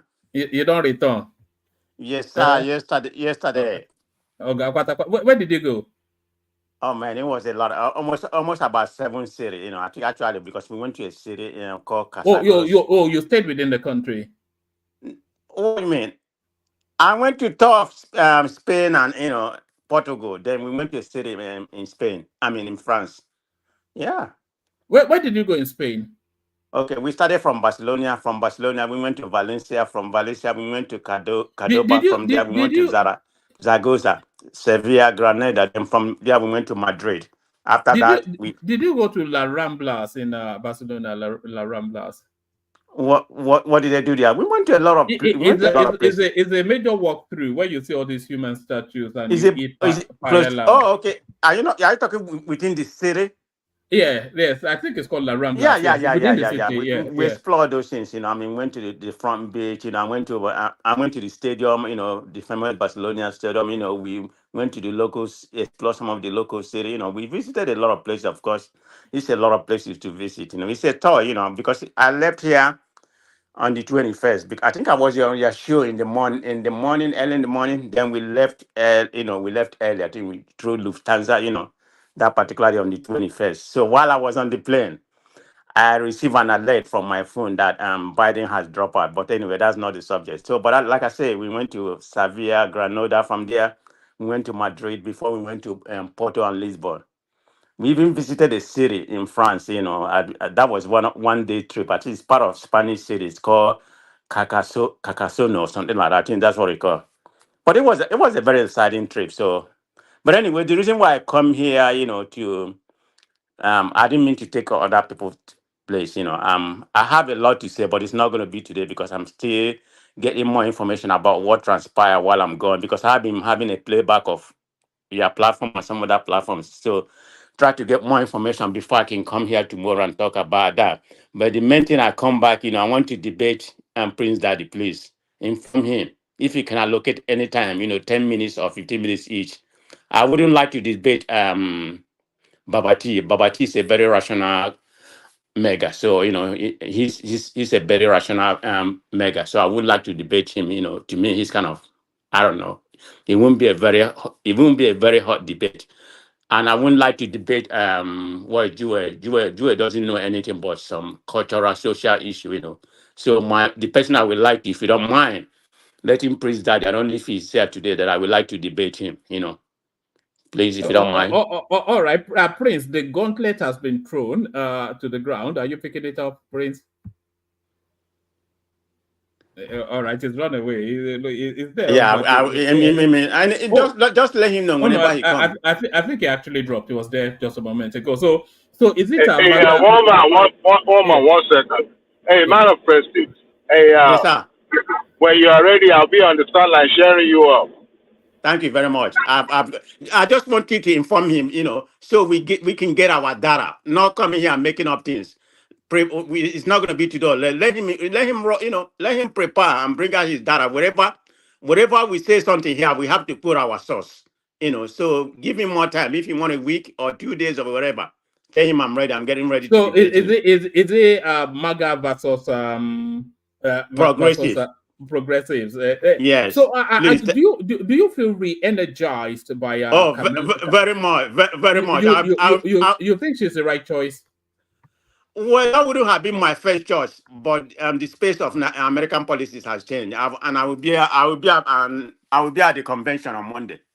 So I will be leaving there on Tuesday because I have to send my daughter to school. So, but anyway, I will be at the convention on Monday. Do you think she has the beating of Biden? Do you think she can beat of Trump rather? Do you think she has the beating of Trump? Well, one man, I don't have to tell you. Look at the political landscape right now. I have shifted. So I'm not someone who's going to come here and be giving you what the post said or what the post said. But the political landscape has changed right now. It's pretty much a tie battle right now. Some polls actually give her the edge, Some polls give her the edge. I'm being realistic. What I mean by a tie, because there's some, you can give and take, people who, people who are undecided. Prestige, stop this jumping up and down for your party. In 2016, all the polls favor Clinton, and at the end of the day, she failed. So you know what happened. Don't be but over. I'm not here to say. I'm not here to say Kamala Harris is going to win it definitely. But I'm glad. Don't be overexcited. Don't be overexcited over what is not even democratic in the first place. This is a coup within democratic. You know what? Ajali Coca. I don't have time. I don't have time for you because you're not even making sense. You must have time because you are bragging too much, as if all of us are not in America. We are all in America. You're not political savvy. You may be political savvy about Nigerian politics, but when it comes to American politics, I will educate you. Okay? Prestige. Stop that. You can't educate me on anything. Look, let me tell you this. These early, how do I describe it? This early, what's the right word? Enthusiasm. Enthusiasm. Enthusiasm. Sometimes it doesn't win election. Look, that of 2016, we saw all the opinion poll, all the media, everything was against Trump, and yet it defeated the most celebrated female politician of America. Trump is a known quantity now. It doesn't have novelty as a exactly. Exactly. I didn't come here. If you don't want me to go in detail, I know it's not my turn, so I don't want to take. But President, let me just say one thing. Do you really believe that Americans are ready to vote for women to lead this country to be commander in chief? Let me just add one thing. It's going to be a new paradigm shift. It's already happening. Let me add one thing. Go ahead. Prestige, I'll say, why don't you wait for the first the two debates that they're going to have after those two debates? Because Americans are very visual people. When you juxtapose, when you look at them side by side arguing, and Kamala doesn't really debate well. She doesn't. Don't go there. You haven't seen Kamala Harris debate. She can debate. Prestige, we're both Americans. We no need to. Let me land now. Let me just land. I said, he's going to prosecute Trump. Trump is a felon. Trump is going to be sentenced on the 18th. Or 19. Hold on. I hear you. What I'm saying is, after you see both of them side by side visually, because right now there's just the hype that Biden dropped out. People have a sigh of relief. Like, I'm glad that guy left because many people were not enthusiastic. But after that dies down, then we can start getting a true flavor of the numbers. Because right now, Kamala is actually leading 4 of the battleground states. So if we want to base it on poll today, she was going to beat Trump. But this is, it's American politics. It's too early. So after both of them go side by side twice, and then we now look at, okay, does the enthusiasm continue? Are we getting net new voters? Because I can tell you, there are many silent voters in America that will not vote for a black woman. But it's not to tell me like, okay, I think some people regretted what they did versus Hillary Clinton. And also, of course, Trump is no longer novelty. There's no longer novelty factor. But don't underestimate those silent majority people. Don't underestimate them. Okay, can I speak right now? Sorry, Prestige. Another consideration as well, and then you can come in and disagree with me now, Prestige. Another consideration as well, what I find with Trump is that it's a one-trick pony. He does just the same thing in every debate. He tries to, he's very short on substance. He has broad strokes, but his real thing is to attack the personality of the person that is debating. And he's done that severally. And I think Kamala, if she's ever going to stand a chance, that is where she forgets substance.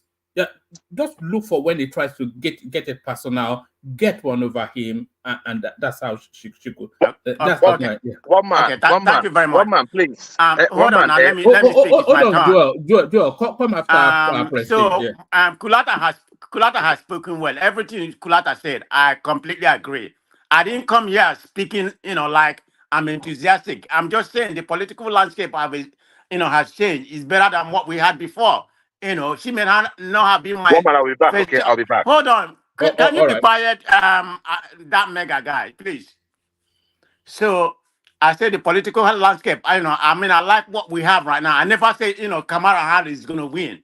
No, like Kulata properly stated, we are leading in most of the battleground states and tying some of the somehow red states like Georgia and Arizona. But having said that, we still have about 80-something days to go.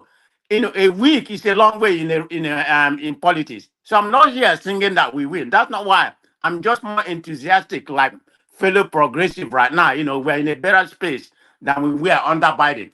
And if you look at, this is what I'm going to debate Prince Daddy. I'm going to have my whole facts, both the data, the inflation, which is 2.9 as of today.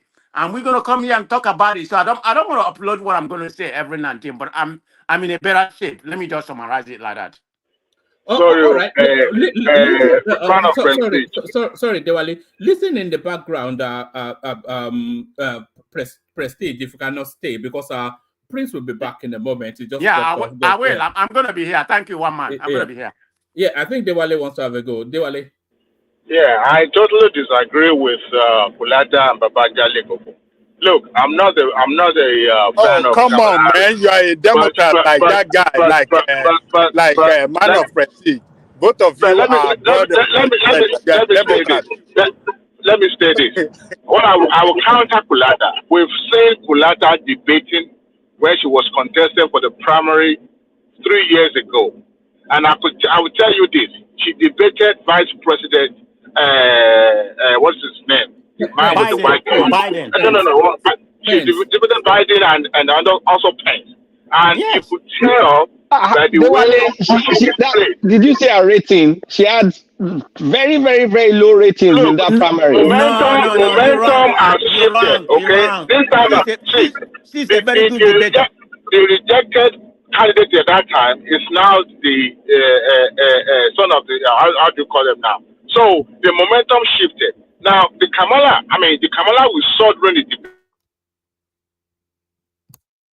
You cannot compare the Kamala and then with the Clinton at that time, because Clinton has everything more than Kamala. Now everything is supporting Kamala now because all forces are joining together to support Kamala.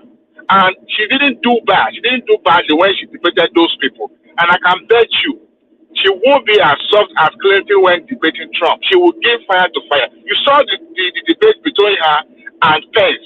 She told Pence to hush, that she's still speaking. That is what I'm talking about. That is the kind of fire that I'm expecting her to bring forward when she's debating Trump. Trump is not something that he's gonna lie, and she knows how to get. She's a woman. I mean, you can't underrate woman. All right. I'm not saying that she doesn't have her own flaw, but this time around, all odds are in favor of Kamala. And I tell you, Democrats will maintain this momentum after the convention towards the election. They will maintain it, and we will see how that tide will turn in their favor. The same thing being said in 2008. I didn't give Obama a chance, because the question then was America ready for a black president? He didn't just floor McCain. He won the popular vote, and everybody's jaw was wide open. Even people were doubting themselves. So this time around, they saw what Trump did, and that is going to play in favor of the Democrat, and that is what we are going about. So I'll leave it for you guys to debate on that. And we're gonna get a bounce after the convention. So you people just watch. You guys are jumping up now and are very happy over this media. Tell me why we shouldn't. Hold on now. Because we have a chance right now. Hold on, man. Why shouldn't we? What we are seeing is a media hype. You don't know nothing about media hype. Okay. It's all media hype, and what you guys are going to see, you guys will be shocked. By the way, what you said earlier about let him land. Let him land, so we don't have two voices. Number one, the process that nominated her now, or they are pushing to nominate her, is undemocratic. Americans are you okay? Are you okay? Are you insane? Hold on, man. Look at what is undemocratic. When did you turn to become a mother? Are you a lawyer? Hold on. Are you a lawyer? Do you know anything? Hold on now. I thought you are very. Hold on, man. Let us talk. You just made an insidious. Statement. Hold on now. One voice. Yeah. To nominate her now is undemocratic. They are imposing her. She didn't go through primary process. They're trying to impose her on the party. They're trying to push her to American and with the help of the media, giving her all this hype. You guys think Americans are stupid? Are you anti-women? Are you anti-women? Is that your problem? They're waiting for you guys at the poll. Are you anti-women? I thought you are independent. Now that Kamala Harris has come in, it seems like you have become anti-women. I'm an independent, but I'm telling you that Americans are not. America will not accept this imposition, and America will reject you guys. Can I say something? Let me correct something real quick before you jump in. Please, let me correct something. You see that narration about who been done for her work, she being imposed on America. That is not true. What is the purpose of primary? The primary election is a function of any party. You can do whatever. It's an internal family affair. Now, when it comes to primary, there are certain delegates that are being selected from the state level. Okay?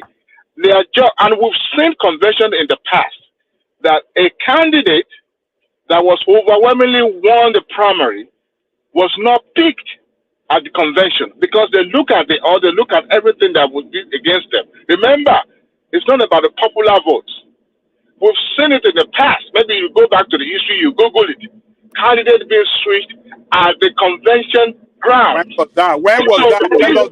Tell us the name. I can't remember the date, but it has happened in the history of America before. That's why I said it's not a coup. And a party presents the candidate. Okay? The purpose of convention is to have a unanimous front to present candidates. And each delegate will now vote. Some of the time they've already done the voting before, okay? And other states will now bring their delegate at the convention because they cannot accommodate everybody. So to say that the coup was planned, if you don't belong to the party, okay, you can't have a grievance against the selection of the candidate. So this time around, the party decided unanimously, they voted. Now is the real nominee of the party. The convention that will start on Monday is just a ceremonial because it's already been endorsed. So what I'm saying is that assertion that there was a coup that brought Dewale, you're making a mistake. Dewale, hold on. Dewale, hold on. You're making a mistake. The convention itself is the actual voting. All that stuff you did is kind of like, convention solidifies it. It's the democratic process in itself. Because when you look at the history of the convention, it was more important than what we have now. So what Acolyte Kekere is saying is not true. Because when they present Kamala, they can present someone else, and if the delegates vote for that other person, then Kamala will not make it. But the fact that they kind of like coalesced and all of them are going to vote for her, makes it democratic. If that West Virginia guy stands up and says he wants to challenge, you can challenge her in the convention, and delegates can switch votes. That's what happened. Do you know that? Do you know that they've done the voting already? Have they? Yeah. I don't even have to speak that more. Do you know they've done the visual voting already? So all I'm trying to say is that it is a democratic process. That's all I'm trying to say. I was going to call what Kulata said, because it's not won by popular vote. It's won by the delegate. The delegate can change their vote at the convention ground. That's what I'm saying. One voice, please. Yeah, just okay. Okay, let me tell you, Adewale, look, to us that are independent, that are watching both parties, this is not a democratically elected person. She didn't go through the primary. She didn't enjoy the grassroots support. Is the cabal in the party that are trying to impose her on the party. The voters, American voters, doesn't see her debate. She didn't carry out any debate within the party for us to really know what she really stands for and what she has for American people. So this imposition is not going to work. It's going to be rejected. Well, can I come in? Let me tell you, when at the convention, a nominee of the party or a presumed nominee of the party is rejected, that's to tell you that we have the cabal within the party that turn against him. That is usually the case. It is not the grassroots. The grassroots people that voted for him, giving him the mandate to represent the party, then you cut short the interest of the real voter. That is not democracy. So what you guys are doing, you guys call yourself Democratic Party, but you are not being democratic in the process to choose the candidate of your party for American people. It's going to be rejected at the poll. I'm telling you people. So wait. Okay, hold on. Can I come in? No, hold on, Prestige. Let Larry come in, then come in after him. I think he's been pushing to come in. Larry. Okay, so the thing is this: you guys are politicians, but the basic thing as an American, I think what you guys, particularly the Democrats, what you guys should be more concerned about is people that previously voted for the Democratic Party that shifted. And I'm telling you this, when you asked me, and this was actually a conversation we had last Saturday when I went to play soccer, and I'm talking about like 30 different Africans and basically citizens. And the major thing that we discussed was based on capacity. And I can tell you, the majority in that conversation were not convinced that Kamala actually has the capacity to lead the United States now. And this is exactly, we're still going to have the same conversation tomorrow. So for me, the last time I sorry, how did you arrive at that? You see, it's a whole lot of issues. And because I think she's as skilled as Obama. She's certainly better than Trump or Biden. No. That's not how I look at it. And that's not how a lot of people look at it. America needs a strong president now. And if you ask me, is she that strong to be able to face a lot of things? I'm not sure. And this is not just coming from me. I heard a lot of guys, right? After what we do basically every Saturday, particularly this time the election is coming. After we play soccer, 10 a.m., everybody sit down. Basically, we are Africans, Nigerians, Kenyans, Ethiopians. So we'll sit down and basically we are all citizens, analyze things. And this was exactly what we did the last election. When the issue of COVID, Biden, Trump, and we all agreed that we're going to vote for Biden. But it's not the same thing now, right? This time around, like I told you here, right? I'm not for Biden.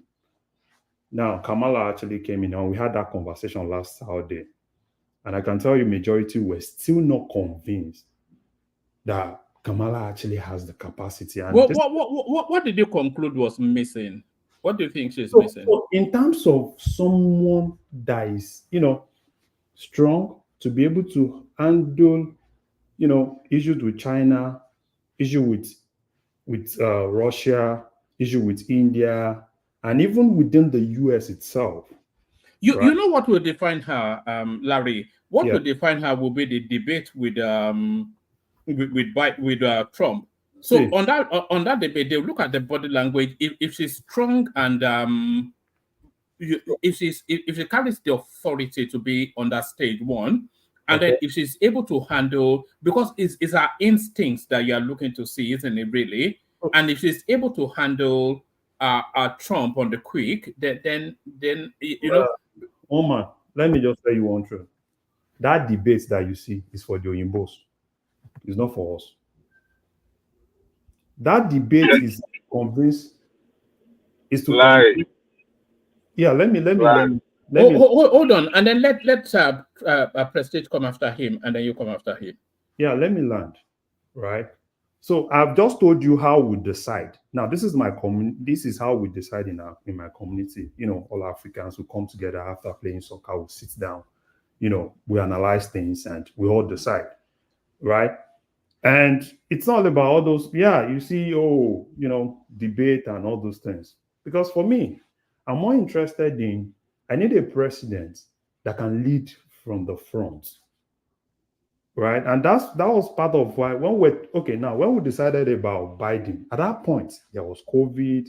We're not really pleased with how Trump was handling it. And we felt, okay, fine, we need someone else, that could actually, a little bit calm to come handle things.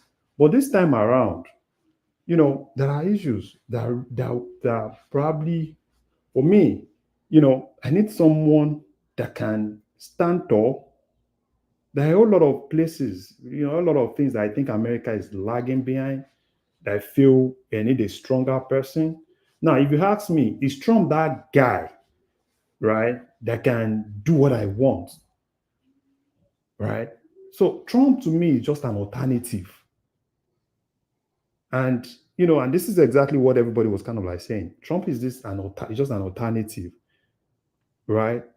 For me, I think, I don't know. A lot of people, he's black and all those things. We've gone past, for me personally, and some other people, we've gone past that level. Oh, because this person is this, because this person is that. For me, I'm more interested in who can represent America, make me be happy as an American, make my children be happy as an American, and make America get its spot back. That's what I'm really interested in.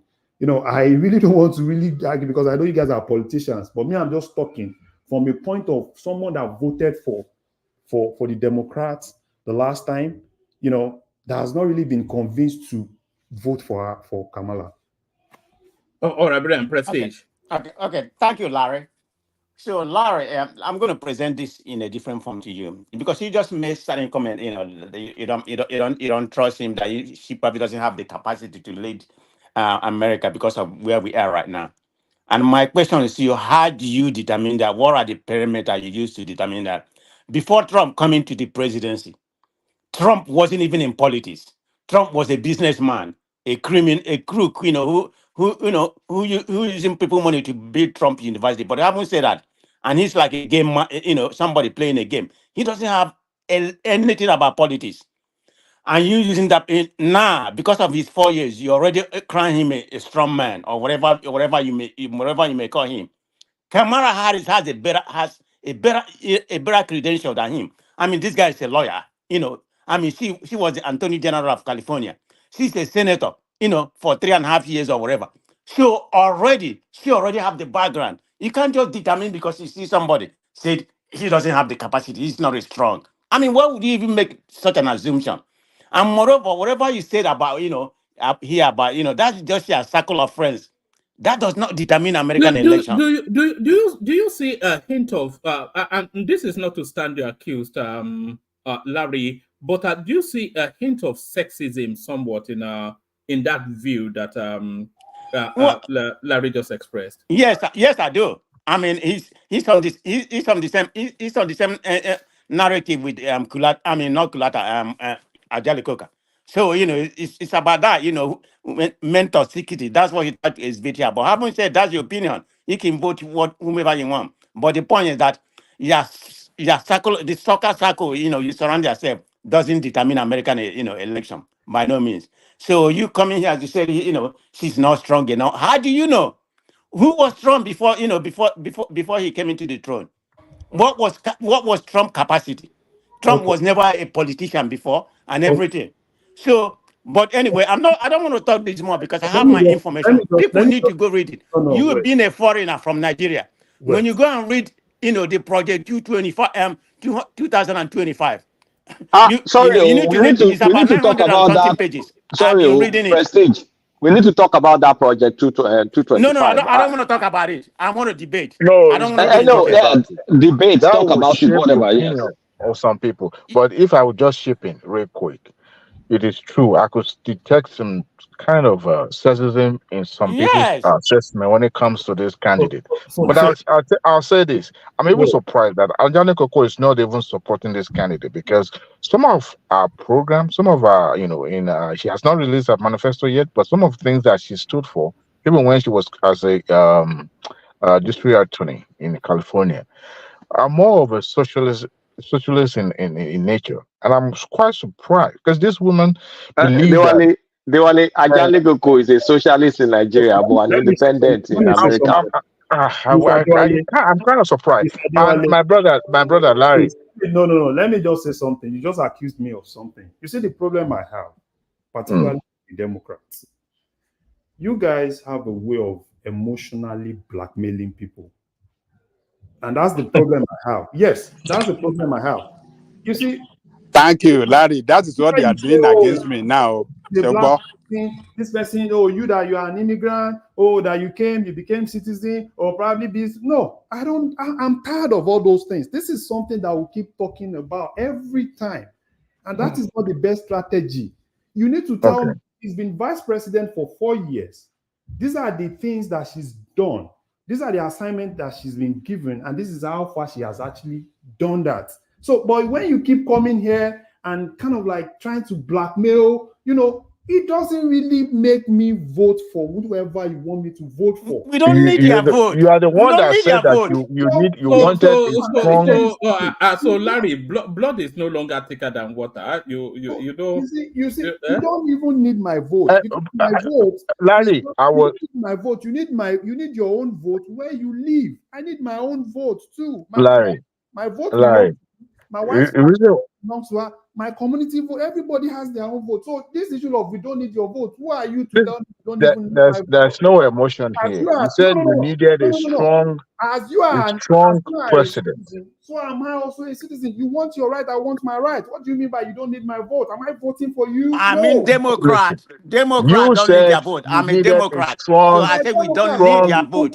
You can vote for whomever you want to. I don't even care. You're a Democrat, you're a Republican, I don't even care. I only care about who I want to vote for. Yeah, fine. But your small African circle does not determine the entire country's way of voting. You're not living in the Midwestern or in the northern or the southern part of the country. Hold on. So it doesn't determine that. I think you missed what Larry was saying. Larry said in the previous election, they did they have a gathering where they do a no holds barred sort of assessment of how the elections are going and who the elections should favor and who they should vote for. So these are high functioning people, and because they read the landscape without emotional attachment, they often call it right. So one man, stop it. Larry is not Nesiva. When did Larry become emotion or no emotion? They make their choice. Stop that rubbish. They made their choice and they chose who they want to vote for.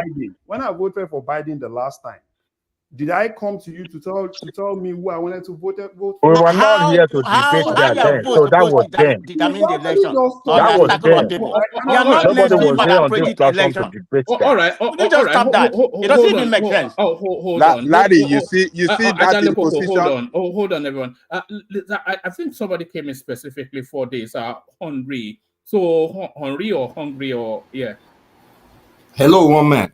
Yeah, good to have you. I think you came in especially for this. Yes, I did. I just want to throw a question to the people from Nigeria and the states that are supporting the Democrats. I want to ask them one question. Tell me one thing this Biden administration has done for you. Living in the US, like you've been in the US, just tell me one thing you've benefited from this Biden administration that will make you vote for Kamala again. You want to hear from me? Sure. My student loan was cancelled. By how much? 0. By how much? To 0? Zero balance. Zero balance. Okay. Go on, man of prestige. That's definitely one. I need to see the paper that the council did. Why do you have to see the paper? Best I why heard you doubting him? I mean, I know people their student loan has been cancelled. So don't come here and say what you don't know. What if you are in why doubt, does that I can get it across to you, Madam Sita. Okay, you man of prestige. What's your one reason why you vote for this administration again? America is in a better space. The economy is booming. Look at the stock market.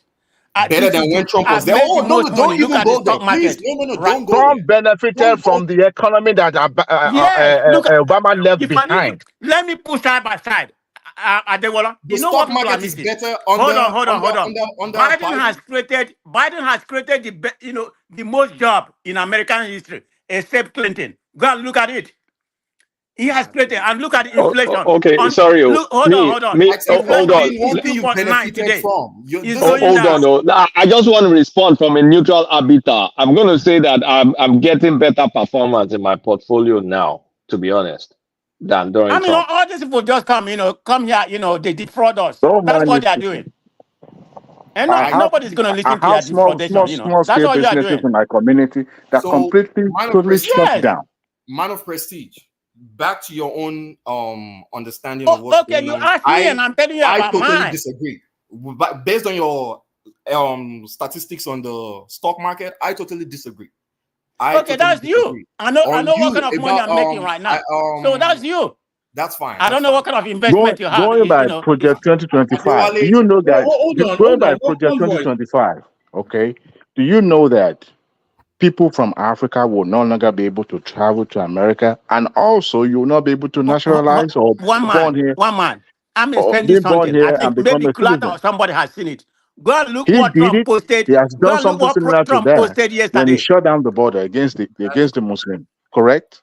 That's Trump's That's Trump's plan. That's an American thinking for Americans, right? He's an American. He's did you see what Trump posted 2 days ago? So how is he meant to think? Is he not meant to secure America first? Hold on for that conversation. Let them have it. Yeah.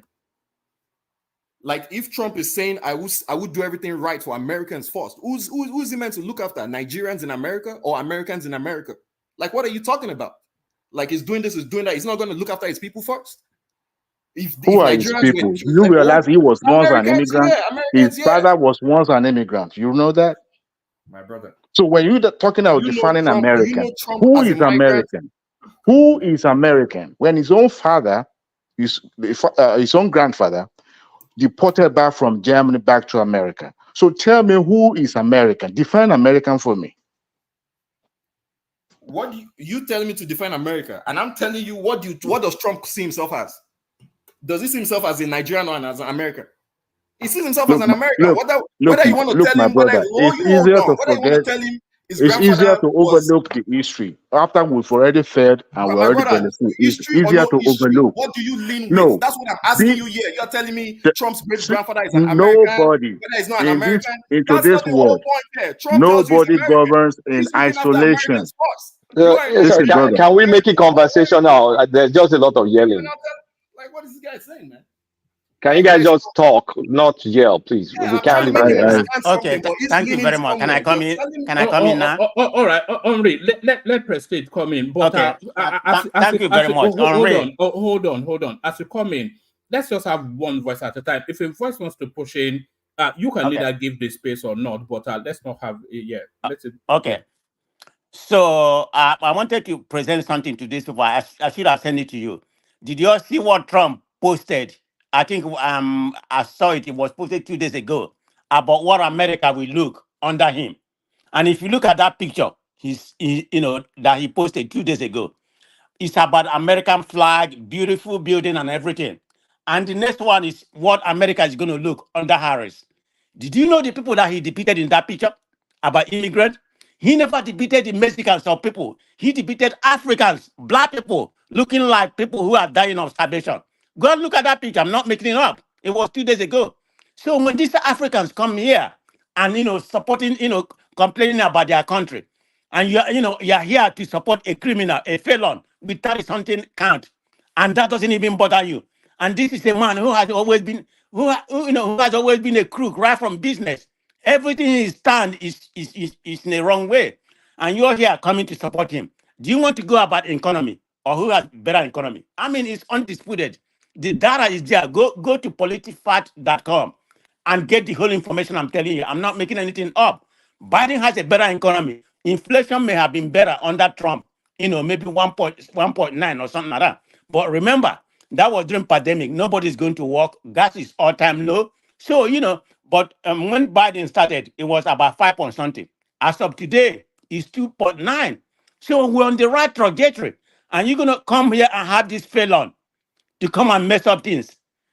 You people don't know what you are wishing for, okay? But that's not going to happen. So let's keep it like that. Let somebody else come in.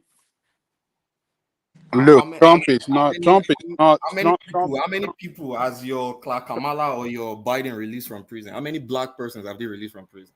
Because the same Trump that you're calling a felon did better than those two that you're talking about. The fact is that he's a felon. He's a felon. Why is a felon? Is a felon? You keep saying. And when she was Attorney General in San Francisco, or what was her position then? She put a lot of black guys in jail. Yes, because he was tough on crime. You just implicated yourself by Jalicoca. This is somebody tough on crime, black or white. If you do the wrong thing, go to jail. What we're saying, she put them over for a long period of it doesn't matter. She followed the law. It matters. Look, she followed the law. She didn't follow the law. Okay. She abused. She abused. How come the federal government? How come the federal government didn't sue her? You act like you don't know how American politics work. Prestige. If you are going to debate Prince Daddy, is this how it's going to be? You won't let him talk? No. I'm sorry. I'm going to let him talk. No. I'm not going to be like this. She abused her power of. Hey, how are you? This is good. So she abused her power of office by putting black male in jail for long period of time for a little offense that did not warrant long period of time of imprisonment. The records are there for what she did in San Francisco. They're gonna bring everything up against her. It's a matter of time. But the issue is that these women that you guys are presenting before American, nobody knows her capacity when it comes to, being the leader of the commander-in-chief of the armed forces. We don't know the level of her capacity to lead the greatest nation on earth, the greatest military on earth. In this challenging world, when we have war in the first year. They know her capacity, Ajani Koko. Okay, go ahead, my sister. Can I come in? Go ahead. Go. I want to say something. Hold on. Come after Zeta. I want to throw a question, but please, she's gonna say I just want to throw a question to Prestige. Prestige, are you in California? No. If he answers it, then it takes the conversation in a different direction. Let Zeta come in, and then Zeta. Baba Johnny Coco, una well done, no. One man, you self. It be like say you just wake up as they talk. Yeah. Making Yanos, make me hear. Okay. Baba Jadi Koko, they know her capacity. Okay. Yes, there is nothing about Kamala Harris that Americans don't know.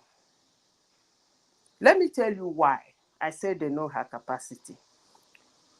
2, 3, 4 months ago, the mainstream media that support Democrats, they labeled her the worst vice president ever. All she said is still on tape. All her positions in terms of governance and leadership is still on tape. The vote she casted that she vetoed because it was 50-50, she came as the vice president to veto it. That crashed the economy is still on tape. Is that same mainstream media, after Joe Biden dropped off, started giving her crown and wearing her dress? They know her capacity. Nobody is telling you they don't know her capacity. She is who she is. Okay? 3 months ago, they were calling her no good. And she didn't do not anything to deserve being good. So I don't know which one is they don't know her capacity. They do. But what you would have said is that they are covering her capabilities and capacities, which is zero. They're trying to cover it now to push her forward. But they know her now. I hope you live in the United States. That's what I said there. This is just media hype. Kamala Harris 3 months ago. The same people. Media hype. Okay, so what were they saying about her 3 months? These same people. What were they saying about her 2, 3 months, even before, just few weeks before Joe Biden dropped her? What were they saying about her 40 days ago? And the same people, without her doing anything, just because she picked this man drop and he fell on her. I don't want to talk about that anyway, but all of a sudden, she become a beautiful bride. Is that how you function? It doesn't function that way now. But one thing I have to say is that when you want to do politics and you want to do election, you want to do it with emotions. Most times it doesn't work. But I have one word for people who always attack any American president that discuss immigration. Actually, that is the most ridiculous thing I will hear somebody who lives in America voting on. Like you are voting because the person said immigrants should come in legally. And therefore, you are not going to vote for the person. You want immigration to come illegally. America is a country that, whether you are a Democrat or you're a Republican, their immigration is not sorted out. So any president acts as he wishes on immigration. Obama is a Democrat. He deported the highest number of immigrants in the history of America, 3 million plus. And he's a black man. His father too was an immigrant. So this argument on because somebody said he's going to deport an immigrant or immigrants, you hate him. And therefore he's talking rubbish. Even when he's saying come legally, it's still an issue for you. I don't understand that because deportation or not allowing immigrants come to United States illegally doesn't matter whether it's a Republican or a Democrat. So I don't really get this. I don't understand this argument around Donald Trump, immigration. Obama was not a Republican. He was an immigrant parent, first generation, but he did something unheard of in the history of America. So whenever people come to anywhere, sit down and are discussing who, more especially the immigrants in the United States, who still claim they're citizens, because I don't know how somebody will say he's an American and he bothers himself whether a president is attacking immigrants or not attacking. I don't just get all those drama. But it is Zita, you what made it a is. false argument. Now, when the Kamala Harris said in our campaign, in our campaign plan, in our plan that she said she wants to support illegal immigration. As far as I understand, she's asking to support the bipartisan border, and what do they call it again in America? Border security bill. Not like I'm batting for her, but what you said is wrong.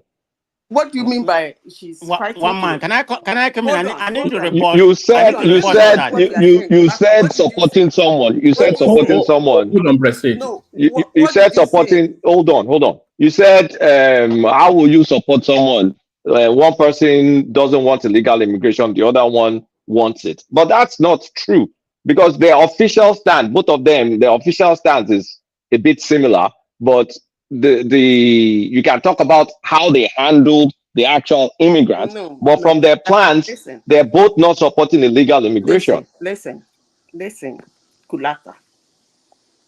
Now, I just want to correct that. I don't have a dog in this fight. I'm not wrong. I'm not wrong. Kamala Harris does support a bipartisan bill for border security. He's taking, listen, there is one thing Americans don't tolerate. When I talk about American, let me be clear. People who call themselves Americans and they don't fidget being an American. I'm not talking about people who fidget being an American. But that's not the point. We're talking about the immigration bill, not whether someone calls American or not. You said she wants bipartisan. Hold on. Yes, she's supporting a bipartisan bill for border security. Wait now. Fault that line. Those things are new. They're new. I want to say something. Well, you have to look at what she's planning to do. That's why they call her Chameleon Kamala. Wait, let me finish. Which politician is not the chameleon? Come on. Wait now. Hold on. Let her talk. Hold on. You see, one thing Americans don't tolerate is you being extreme far left. You will lose. They don't like it. That was why Bernie Sanders couldn't get anywhere. You will lose. And it is obvious to her that her extremism is not going to work. And it will never work. That's why she's trying to subfedal in all the things she has said. Her tapes are there now. After all, she campaigned in 2019, 2020. So why are we saying she have this thing, her policies were there? That was why she couldn't go far. She has to drop out of the race because she was far left. So what she's doing now is trying to clean it up, to deceive who she wants to deceive. Okay? She's trying to clean it up, even to the extent of saying she's going to remove tax on tips. But they put the tax on the tips. She can still remove it now. I don't even know how they talk to Americans. She can still remove it now. That's still in power. I don't even know this one. I will. You are there now. Do it. So she's trying to soft pedal on certain things she has said. And looking at her policy in 2019 to 2020 that made her drop out.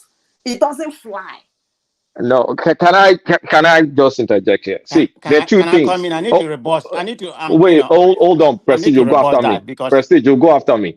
There are two things here. There's Kamala working under the Biden administration. There's Kamala's record as an attorney general, and then there's going to be Kamala's plan as a future president. They're all different and distinct. Okay. As an attorney general, she went after. Hold on now. As an attorney general, under her own capacity, she went after a lot of so-called illegal immigrants. Under Biden's administration, she had to work under Biden's plan. If she's now saying she supports a border bill, you have to take her for a word because she's yet to be president. As a vice president, you're just a shoe-in. Hold on now. As a vice president, whether you're the border, what did she do now? Hold on now. As a vice president, whether you're the border czar or you're not, you're just supposed to follow whatever the president's policy is. It's not like you have what's it called? Autonomy to do whatever you want. So vice presidents don't work. Eh? Vice president don't have the mind of their own. They No, follow but what you the would have boss says said they should something. do. Let it be that it wasn't taken into effect. You are given a job. I mean, where did you see an American vice president apart from Dick Cheney? Apart from Dick Cheney, have some autonomy to do things that they want to do by themselves without the president, but not following the president's policy. Come on now, that's all rhetoric. See. All right. Hold on to that. Let Prestige come in. It's been desperate to push it. Yeah. Yeah. Thank you very much. I'm going to be very respectful, but I'm still going to make my comment in a respectful way. When you're not savvy about American politics, wherever you are, you need to stay on your lane. And you come here and comment on whatever you read on somewhere without getting the real detail of what's really happening.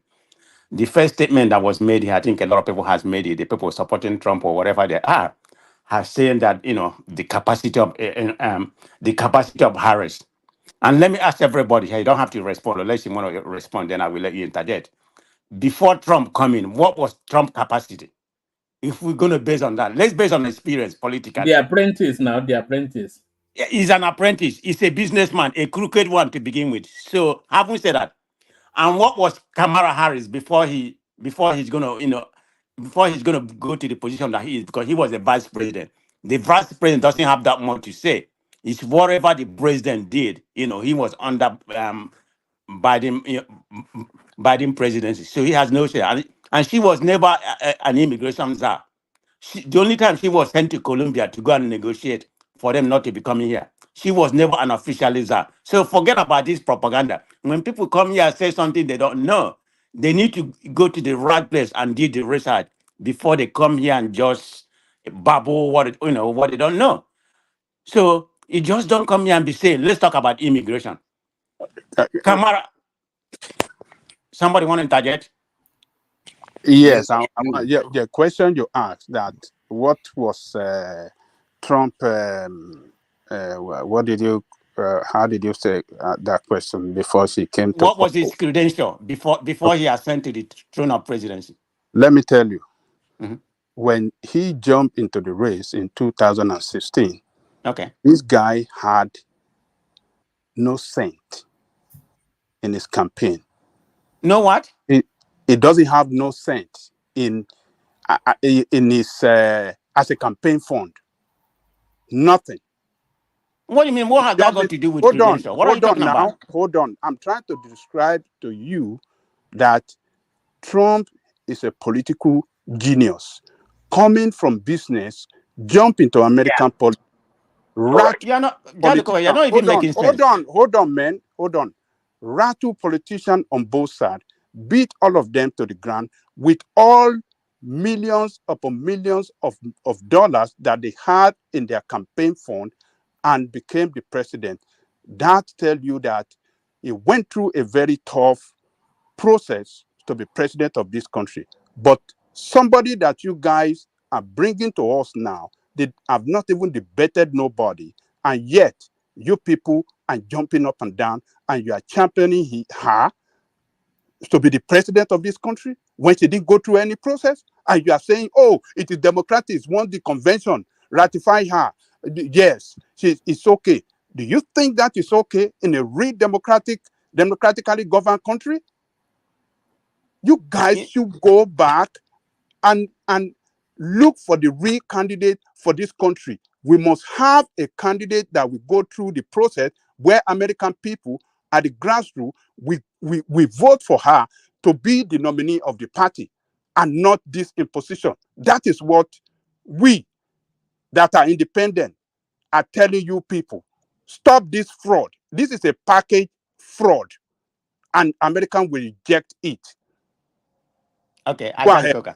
Yes. Okay, I'm not going to flog that anymore. We already talked about the process of whereby she has sent to this position where that one is already been flogged. So I don't know if you are just deceiving yourself, or you just coming here to mislead people about the process. We already hold on now. We already told you the process whereby she was, she has sent to the place. But anyway, let me go to the issue of capacity, because that's where we are right now. The capacity. That's where a lot of you keep on flogging that capacity. And I ask you, what was Trump's capacity? Does he have any kind of political knowledge before he came into that position? And he's zero. But Kamala Harris had a lot of credential, from attorney general to a senator. I mean, how are you going to be? Are you going to be talking about education? Which area you want to compare Trump before they came in? We are talking about from beginning. That's where we're basing. Forget Trump about this. was once a president. So that qualification you're talking about, We're talking Trump about has a capacity. better You can never qualification judge than by. her. You A can never one-time judge a book president by. of this Hold on, country, it's my he turn now. had a Let me better land. qualification than You her. can never judge a book by its color, because you are basing it on capacity from the beginning. That's what we're talking about. You are talking about when Trump first started. What was the capacity? But now Trump, you say that he has become this strong man. You don't know what Kamala Harris is going to be, because Kamala Harris is not a president yet. Until she ascends to that position, then you can judge her. Does she have the capacity? Is she going to be a top president? Does Trump have that capacity before he become a president? So that's the point. But let me go on, unless somebody want to interject. Because I wanted to rebut that lady that finished speaking about immigration and something like that. That I was have a lot of Zeta. points. That was Zeta. One man, Yeah. can I ask him a I question? want to ask. Yeah, go ahead. He's done. Before I continue, I need to go back to the immigration Okay. stuff. Man of prestige, you're in California, right? Of course. Okay. Who's your governor? Who's the governor of California? No, just put a position to him. You know the governor then, is Newsom. yes, Why are you it. betting me like that? Like I don't know my Do you governor. know why Elon Trump moved this business out of California? I know everything. Yeah. Okay. Now Elon Musk, do you mean? Yes. Now you as a Democrat and you as a parent, you say you have kids. Yes. And I want to believe your daughter is schooling in that same state you live in, Cali. Well, now, I'm not going to go in detail whether it's believing your daughter that's not the point. Okay, believing your daughter goes to school one day and she decides she wants to change her own gender without your knowledge as a parent, comes back home with the school effects or signs all the paperwork, does everything, and comes back home to you and is like, "Oh, Dad, you don't call me a she anymore, I'm a he." How do you address that? And that's just because of what's going on, because the government has given them consent to do that. And you are saying you're standing here right there supporting the Democrats that what? Or you don't know this is their policy? You don't know this is that your main problem with the Democrats? All right. Hold on, Prestige. Yeah, it's part of a moral problem. Yeah. No, I think we get that. Just hold on, Henry. Hold on, Prestige. Take a position from Larry as well. Then wrap it up. Then we'll hear from Prince Daddy, and then Zita can wrap up that space, and then we'll go back to Nigerian politics. Well, man, you know, if you do them like that now, because you know go balance. If Prince Daddy goes and Zita goes, that's kind of like the same. I mean, people want to push back against both of them. Where is Adewale? You can push back because I don't belong to any of them. Yes, you belong to going by a narrative. So you already coming to the battle. So you need to stick there. Don't say you don't belong to anyone. All right. Hold on, Zita. Let Larry. I think Larry wanted to add on to what Henry said. You can push back when I'm speaking. Don't have problem with that. No problem. All right, Larry. Do you want us to stay in this space or get back quickly to Nigerian politics? No, it depends on what people want. I just want to ask a simple question. Let's stay here, one man. It's getting more interesting. Let's trash it out with all this Democrat jingoes. Actually, Coco, you're just walking juxtaposition. But the one thing, Ajale Coco, you cannot claim to be on the fence anymore because you are a MAGA. He's a MAGA. He's a MAGA. MAGA in America. No, I'm not a MAGA. I just don't like the way this. No, I'm not a MAGA. I just don't like the way man of prestige is the way the man of prestige is just jumping up, trying to show as if, oh, yes, everything has turned against Trump, that, oh, they have won the election. No, we have not seen anything about this. We don't know. I didn't say that. Don't put word in my mouth, please. Hold on. Take a position from Larry so that we can structure it in some sort of way. Yeah, Larry. Okay. So the thing is this. We talked about capacity and all those things. And for me, I think, if you ask me, okay, what exactly has Harris done? I don't even know. Now, Kolata said we should forget about when you should. Okay, Baba, you want to say something? No, carry on. I think was the one laughing. Somebody just chuckled at what you said. Carry on. So Kolata said we should forget about when she was vice president, right? Now, for somebody like me, I don't even know Harris when she was Attorney General. I can't even pinpoint what she did when she was a senator. The only time that I know more of Harris is her being a vice president, which is the most recent. So if you want to ask me, what exactly has Harris done? I can't even pinpoint anything. And that is, if I want to take, for instance, now, let's say now, I'm in a conversation tomorrow, and I'm like, okay, fine. Someone asks me that question. What exactly do you know about Harris? What has she done? I don't even know anything. I can't even pinpoint. And that's part of why I felt. Has she sponsored any bill, a notable bill before? If you are trying to promote Harris, at least what I wanted to do was, okay, let me hear something. At least I can hold on that one and go and say it tomorrow. I can't even pinpoint anything. Now, another demography. Now, let me just tell you this. Another demography within the immigrant space that is going to go all out for Trump are people coming to America on F1 visa. Let me just tell you this. Everybody coming on F1 visa wants a Trump.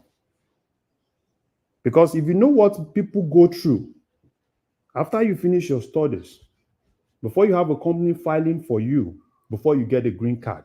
Now, Trump is giving a blank check that in as much as you come into this country legally and you're finishing your study, you don't need to struggle for green card.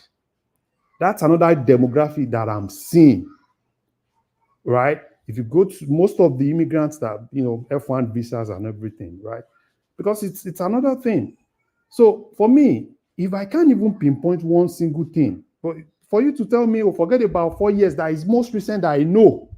Larry, before the high-octane voice, it's not like I'm still going to say my own take, but when you ask, okay, what did Mike Pence do as a vice president? Vice presidents don't do anything. Kolata. Oh, answer that question. What did Mike Pence do as a vice president? When you get to my turn. Mike Pence, right? He's not the one vying to be a president. I'm just trying to tell you that you can't use vice president. Narrative. That comparison. You can't pick a vice president and say, what have you done? Because they don't do shit. When you are telling me, what are you saying? You are telling me to vote for somebody to be president. And you are telling me that... But what I'm saying is a vice president's job experience is nothing to write home about, whether it's Republican or whatever. The only exception to that is Dick Cheney. You can't tell me to close my eyes and forget about the last 4 years. You're not getting it. Continue. Sorry, do you disagree with what he's saying? That what's that term they use in Nigeria? Spare tire. Is a spare tire?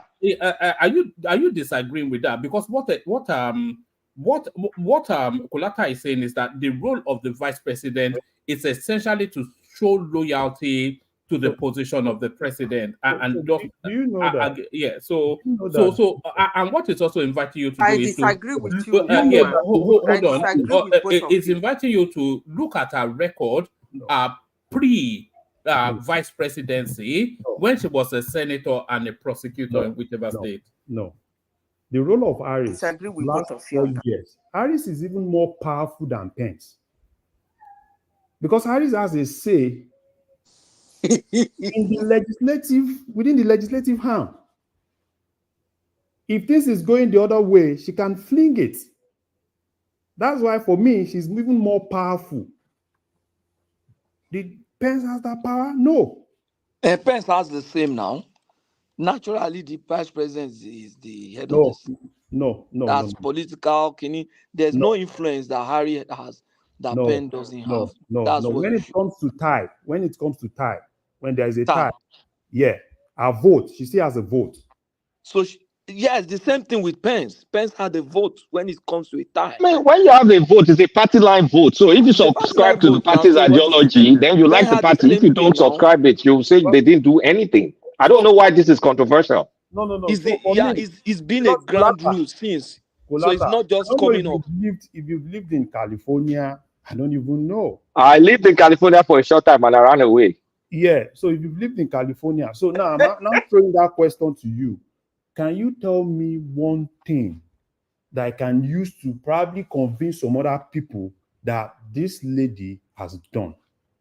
I'm not batting for Kamala Harris. I'm just fact-checking people. I can tell you Was how she I the governor feel. of California? Was she the governor of California? No, she So was why? just the prosecutor. She was just the, Now, what's it so called? what is the thing there? I'm She was supporting the, is Trump, but it this district attorney argument, or whatever? against Harry is unfounded. Me, Kulata, I have my own personal beef with Democrats. Same thing I have with Trump. So my case is different, but I want us to at least say the things from the truth. Because if we're projecting our biases and now saying this, I don't like that. Because what did you expect the vice president to do? Really?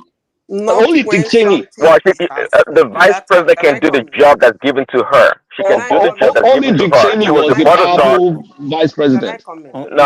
I thought Say, it's my one man. I thought it's my turn. and by the way, what was Kamala's record for illegal immigration in California? Because you cannot throw that in there, but you have Can I nothing to back it up. What was She it? prosecuted a bunch of illegal immigrants. Go and Can check. I Yeah, come in? yeah, Okay. right. No, yeah, right. All she did was throw One man, black I men, need to African come in. American in It's jail not Prince for Daddy, smoking please. marijuana. That's That's what a she did. fallacious argument. I mean, we're talking about illegal immigrants. Then you're saying she threw You black men. pretend like, oh, That's you're against. no. Stop attacking the person. Talk about the facts. You're just throwing random stuff in there.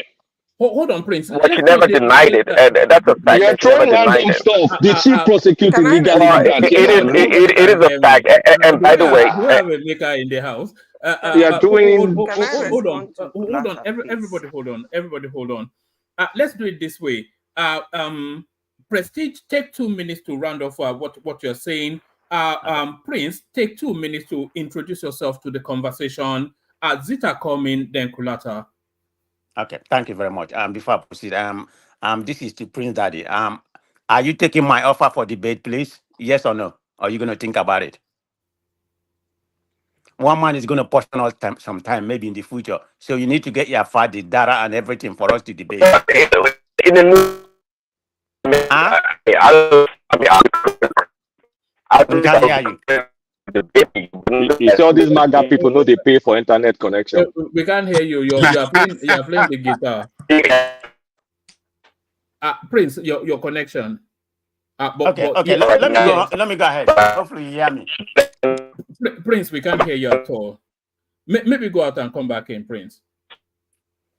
Okay. All right. Yeah. So I think people like we Larry, and some other people here, they're just missing the point. They keep on sticking on that capacity. And I keep on telling them, what was Trump's capacity before he ascended the throne as a president? Forget about his record for 4 years or whatever. Because you all are here denigrating Kamala Harris. That she doesn't have, she doesn't have any record to go. She can be a good president. And He came from a business world. What will you just stop? It's my turn, please. I only come have on, 2 man. minutes. Don't say that. Don't interrupt my time, please. Hold on for him. Yeah, carry on, Prestige. So the point I'm trying to make, if you want to look on credential before you become a president, Kamala Harris has a better credential. He's from the senator for almost about 4 years, 3.5 years or something like that. An attorney general of a whole state, the 5th largest economy in the world. This is the attorney general of that state. And you're here, Trump has nothing. Trump was just a businessman and a game show host and some other things. Before we're talking about capacity, before you become the president. So when you're talking about don't go with Trump 4 years, go before then. And people here are talking, like they don't know. Some people need to stay in their lane. They don't know anything, They just come here, and babble like they know something. I don't know who is buying all what they're saying, but it's not me. So you can speak here to the next day. I'm not buying what you say because most of you don't know what you're talking about, particularly the MAGA and somebody from somewhere, not even in America, coming here, speaking what they don't know. So that's all I'm gonna say about that. All right, brilliant. Hold steady. So yes. So Prince, you get 2 minutes to come at it. And it's a compelling position by Prestige, by the way. His argument is that forget Trump's 4 years. Coming into the presidency as a fresh person, and you have to look at Kamala as coming fresh. She's coming from us with a stronger pedigree in politics and achievement politically than Trump when he came in first time around. So that's his argument, Prince.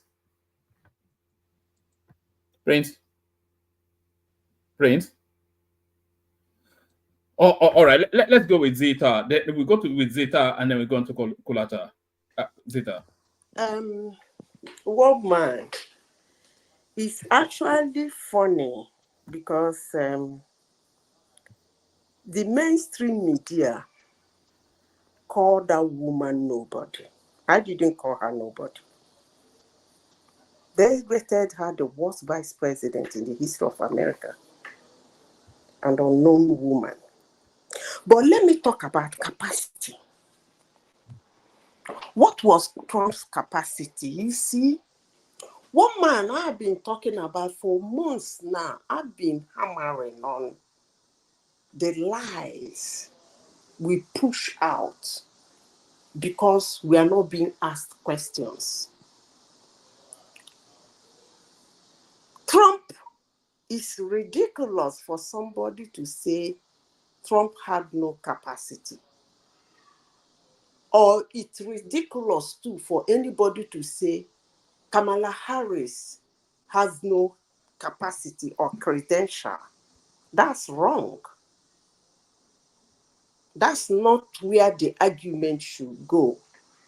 Because Trump had a lot of capacity before he had the guts. There's one thing Igbo people used to say, Akunesio Bike. If you look at a man who negotiated to pull down one of the iconic buildings in New York to put his own iconic building, and you say that that man doesn't have capacity, I don't know who would. If most of us has been able to get up to the 5th floor of that building, and if you look at that building, the edifice, everything, that even when he won the presidential race in 2016, they were discussing whether he would like to live in the White House because of the edifice he was living in. And you look at that man and you say, what was his capacity? Oh, wolves. Talking about his Trump towers in Chicago, the one in New Jersey, and all the one in, what's that country? And you look at such man who has been negotiating, bulldozing his way. According to some people, he's a crook. Yeah, business people are crooks. Bulldozing his way, getting things done on his own. Somebody who is being heated hard by the mainstream media and he's still forging ahead. You ask that kind of person, what was his capacity? That shouldn't be the line of discussion. Then back to Kamala Harris, for you to see somebody who has been an attorney general of a state before, did all her shenanigans, forged ahead, came out of it, contested for senator, won, and you ask her capacity. That's a ridiculous question to ask too. Nobody should be discussing that. They have credentials before they enter the race. If they don't have, they wouldn't have anyway in the first place. They have. And it's that credential that gave them the guts to venture to be in the #1 house in the world.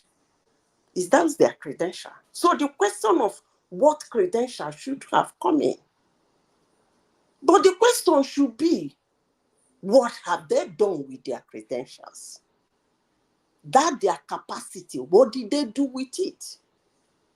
That is what everybody should be discussing, not their capacity, because they got it.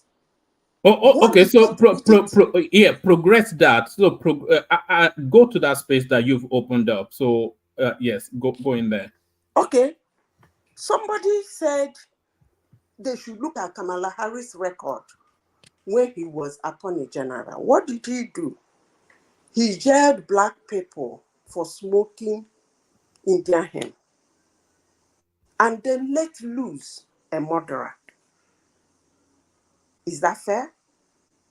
Some black people are actually angry with her. Then there is something presidents usually do to their vice president. That's why if you look at the race all over the world in presidential race, whenever a president is leaving or is taken out, it's a little bit too difficult for the vice to take to win that election. Why? Most of them are cunning. I'll give you an example. When, during the time of Donald Trump, what did he give this guy, Mike Pence? He gave him a chaotic work to handle. They usually announce a job for their vice. I don't know why they do that, but they do it anyway. To me, I see it as trying to rubbish the guy or trying to give the guy an opportunity to showcase his capability to the world or to the country. He gave him COVID-19. That was what Mike Pence handled, and it was disastrous. That was what he was given to handle. It wasn't good. That was why when he came out to contest for presidency, no matter what he said, people are, this guy. And the same thing with Kamala Harris. Biden came out and announced her as the border czar. She's in charge of the border. It's on camera. And she didn't do anything. She laughed over it. She actually went there just once. And she didn't go to the chaotic way. Some people are holding it against her today. So that's what we are talking about. When the Senate tie on a bill that actually is going to cause inflation, the Democrats voted. The massive spending, the Republicans refused. It was in her position to say the final say. She voted. And that was what is crashing their economy today. So that's what we'll be asking. What did you do with your capability and capacity? But whether they have capacity to contest for the president of America, well, sure, yeah. They do have. But what did they do? All right, brilliant. So compelling arguments there by Zeta Kulata. Well, I mean, compelling according to our own viewpoint. Here's my own stance. I mean, to share my own stance. The characters involved don't mean much in terms of who becomes the president. Is the policies of their parties that is the main thing. Because whether you put a goat and a peacock there representing Republican and Democrat, it's going to be, they'll be pushing policies designed by their fellow lobbyists. If you start picking like who is spending the most, both parties spend they both overspend, they both support the military, there are many things. But what worries me from the Democratic side is we're heading too far left. And Kamala Harris is a leftist. She's very liberal. And I worry that we won't have sufficient guardrails to kind of like dial some of those policies back. I'm not worried about like economy or anything like that. It's not like she's the one running the economy. They have a team. For Trump, I can't stand the character of Trump. And people saying he has before he entered, it was something. How many, doesn't he have the record of personal bankruptcies before we even, of anybody? Didn't we see his tax returns? Didn't we see through all the shenanigans? Isn't he going to be, isn't he going to be probably sentenced next month? Isn't he like, look, the man is a vile human being, very, very vile. But I also think about which one is better for my own country, where my heart is. I think the Democrats are going to be terrible for Nigeria because a lot of what we're suffering today came under Obama's government. Who told them to go and bomb Libya without planning for the aftermath? At least I know Trump will give 0 Fs about whatever happens in Nigeria. And if we need to buy anything from him, as long as the transaction, they'll sell. So from a policy standpoint, I don't think I can stand the Democrats at this point in time. From a policy standpoint, I'm okay with what the Republicans can call me, regardless of their hypocrisy, their massive hypocrisy. So as I stand right now, when Biden was on the ticket, I wasn't going to vote for any of both of them. I wasn't just going to vote. I still think I'm close to not voting, but I'm leaning more for the Republican policies because of Nigeria, and also to kind of like slow down the massive run to liberal ideas. I don't want to end up, I don't want 55,000 genders to be the norm. Like, you're creating chaos and confusion in the society. So I don't like that. And I don't want a place where we say Nigeria needs weapons and then you're telling me some Leahy law to do one thing or the other, while Israel is free to go and bomb the shit out of people. So I think this is the first time I'm actually expressing that I'm leaning more Republican, even though I'm an independent voter. But now I'm leaning more Republican. I think Harris is too far left, and the people pushing, because it's not just her, the people that will be pushing her, the business side, the lobbyists, the interest groups are pushing for something I'm not willing to stomach. Not now. At least it's going to happen. I know we can't stop it, but let it gradually seep into the society. So I feel their past record, their this, their that. If we need, I mean, I don't think it matters much, because at the end of the day, it's going to be bills. I mean, it's going to be bills the parties will support and how they vote or not vote.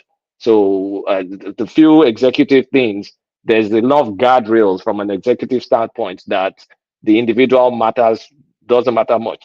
And in terms of like, oh, says Trump has experience in president. Well, he has his report card. They did not vote for him when he was going for office. They didn't vote for him.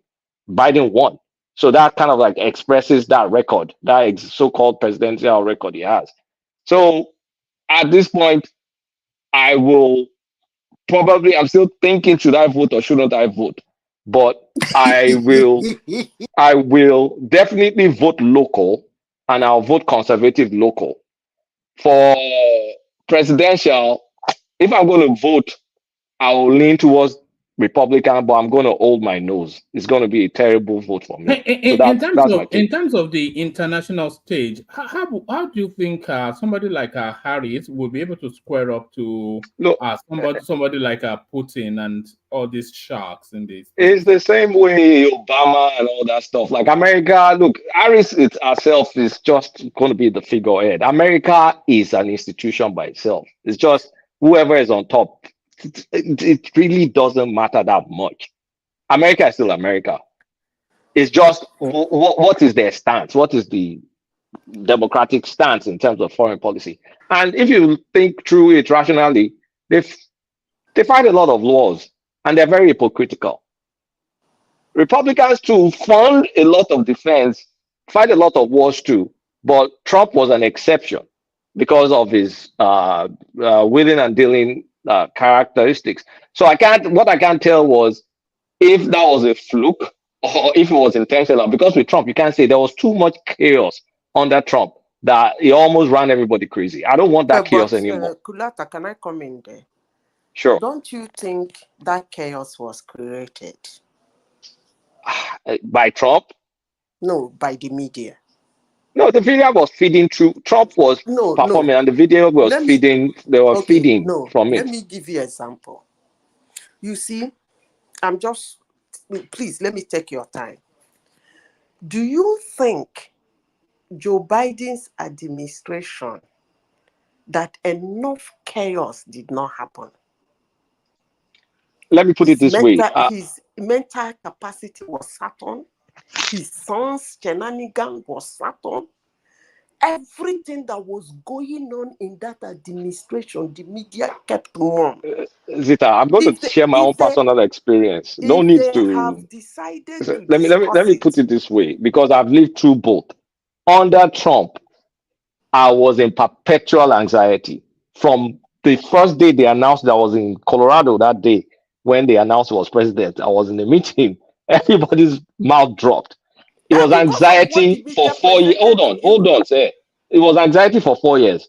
Since Biden came in, I was able to tune out of everything. I did not watch. I think I just turned on CNN maybe once or twice recently. I didn't have to watch anything. I just did not care.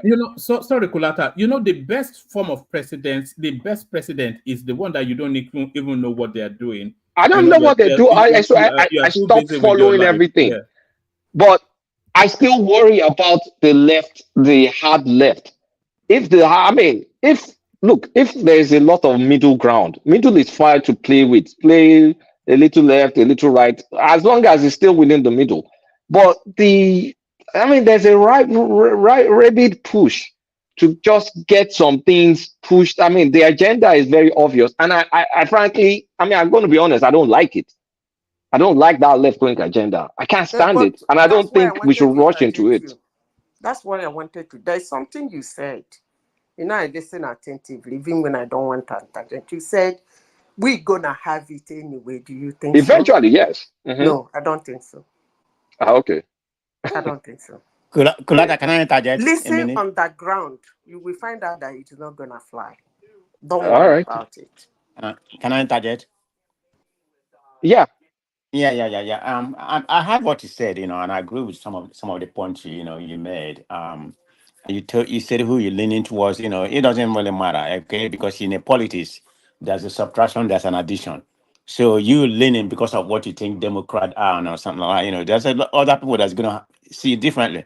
It might be some social conscious people or whatever Trump is. They will come to they will come towards higher. So it doesn't really matter, who you vote for. But the final day will determine who is winning. So we can stay here and babble all we want today. I live in Georgia. Be careful what you say. Oh. You live in where? Georgia. We're kind of like 50-50. What does that mean? What are you trying to say? That my vote is more important than yours. Okay. Okay. You can argue that till tomorrow. My vote is more important than your vote. It's a battleground state. I'm not in a battleground state, so mine is a given, and yours is pretty much a battleground state because as of today it's tied according to the poll. Yeah, you might make it different, but having said that, what I mean is going to be subtraction and addition, like the way you feel. Some people in Georgia, in Atlanta, because I spoke to somebody. Yes, I spoke to a lady today that was against. That's why I made that point. That was for Trump. He never liked anything about Democrat, but when this lady came in, the person. And today when I spoke to her, you can go and play back. Now she's supporting Harris. So that's what I mean. There's going to be an addition and subtraction. So I'm kind of like stuck. I can't support Trump as a you person, can vote for whomever you want. but I don't want the liberal policies in my life right now. I don't want it. Do I agree with the whole liberal policy when it comes to social conscience wise? No, I don't. But what the mega bring to this country is worse than what I will stay in my lane. I don't have any interaction.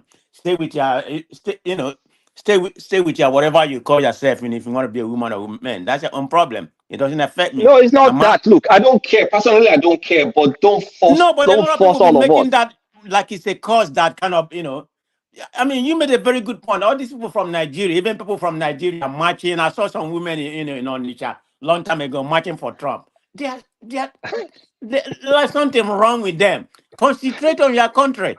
That is not on your yeah. But another thing, I don't think Democrats are good for Nigeria. That's your They're opinion. not. American it's not policy. opinion. I'm not going to come here and debate. Yeah, that's your opinion. But I'm basing on fact. They didn't sell us weapons that we needed. They created the chaos in Libya that we're currently suffering. I only care for America. And then they want to mess with. They want to mess with a lot of our food supply. That's your own interest. I only care for America. That's where my interest is. I don't benefit anything from Nigeria. I don't benefit anything from Nigeria. Let me say this. You see, as far as I'm concerned, I'm not going to vote for any one of them. And as a matter of fact, in the last election, I didn't even vote for any one of them because both Trump and Biden did not represent the kind of president that I would really vote for. So, but the truth must be told at all times. During the time of Trump was able to handle the geopolitics better than any president in the recent time. So, now you have a record. Is my line still bad? It's still bad. Go and pay your taxes. Hold on. No, I'm not MAGA. It's not bad. We can hear you. So he was. It's not MAGA. It's MAGA leaning. MAGA leaning. Look, Angelico, you're contradicting yourself, Angelico. You've seen Trump's performance, what he did in his first term, right? Now you have something to as a point of reference. For you to now say that you're not going to vote for neither of the candidate, it's disingenuous. Just come out. You're a MAGA and just be MAGA. There's nothing wrong with that. I'm not a MAGA. One man, can you present my question to Prince Daddy, please? Before I leave. Yeah, let Angelico land. It's already said yes, but let Angelico land. Yeah. So, like I was saying, he handled the geopolitics very well than any president in the recent time. The military-industrial complex in the United States that pushes for war around the world was able to resist them. There is no president that have done that in the recent time. It resisted them. The North Korea did not fire a single shot during its own time. Putin, he was able to try to see how we can have a good understanding with Russia in order to maintain, a stable world when it comes to arms race. So he handled that very well than any president in the recent time. So, and as of today, what I'm more worried about is that geopolitics. The way because World War III is around the corner. The way that, man, if we are not careful, particularly the war that is going on in Ukraine, it could push us into Third World War. And we know what is going to result. I mean, what's going to happen when we have Third World War? It's going to be a nuclear war. We all be gone. So people, I ask you a question? Democratic Party that are pushing for this senseless war that they are fighting in Ukraine, I think something must happen to stop it. Can I ask you a question? One second, Zita, and that's one thing Collector does not get.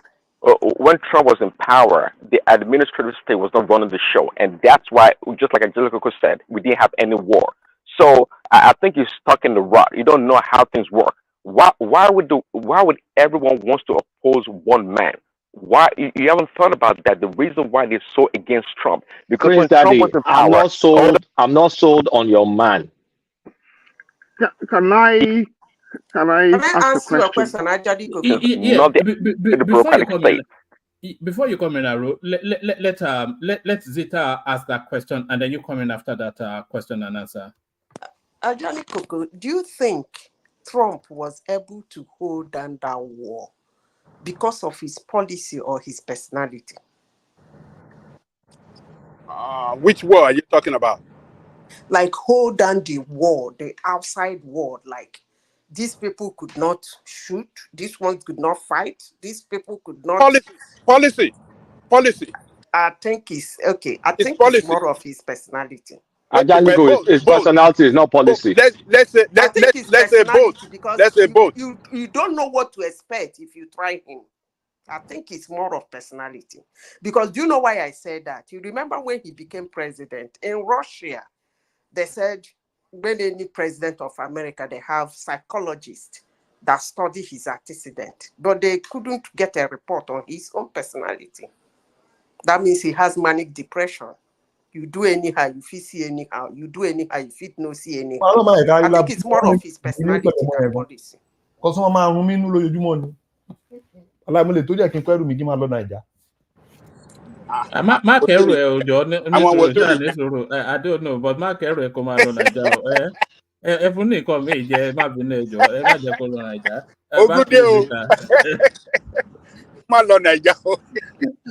One man. Can I put a position forward then now? No, hold on. I think Zita have you landed that point, Zita? All right, come in, Aro. Yes, have you landed where you were going? Yeah, I said I think it's Kulata, or is it Ajani Koko that says his personality? It was Ajani Koko, yes. Who said it's his personality? Is it It's me that said it's his personality, because the policy are Republican policies which are pro-war, and he was pushing. He used his personality to kind of like push against those policies. Yeah. So it was all his personality. Can I say where I say I think I will agree with both of you that is personality, but why I'm saying it is policy is that his he his own policy is non-war policy.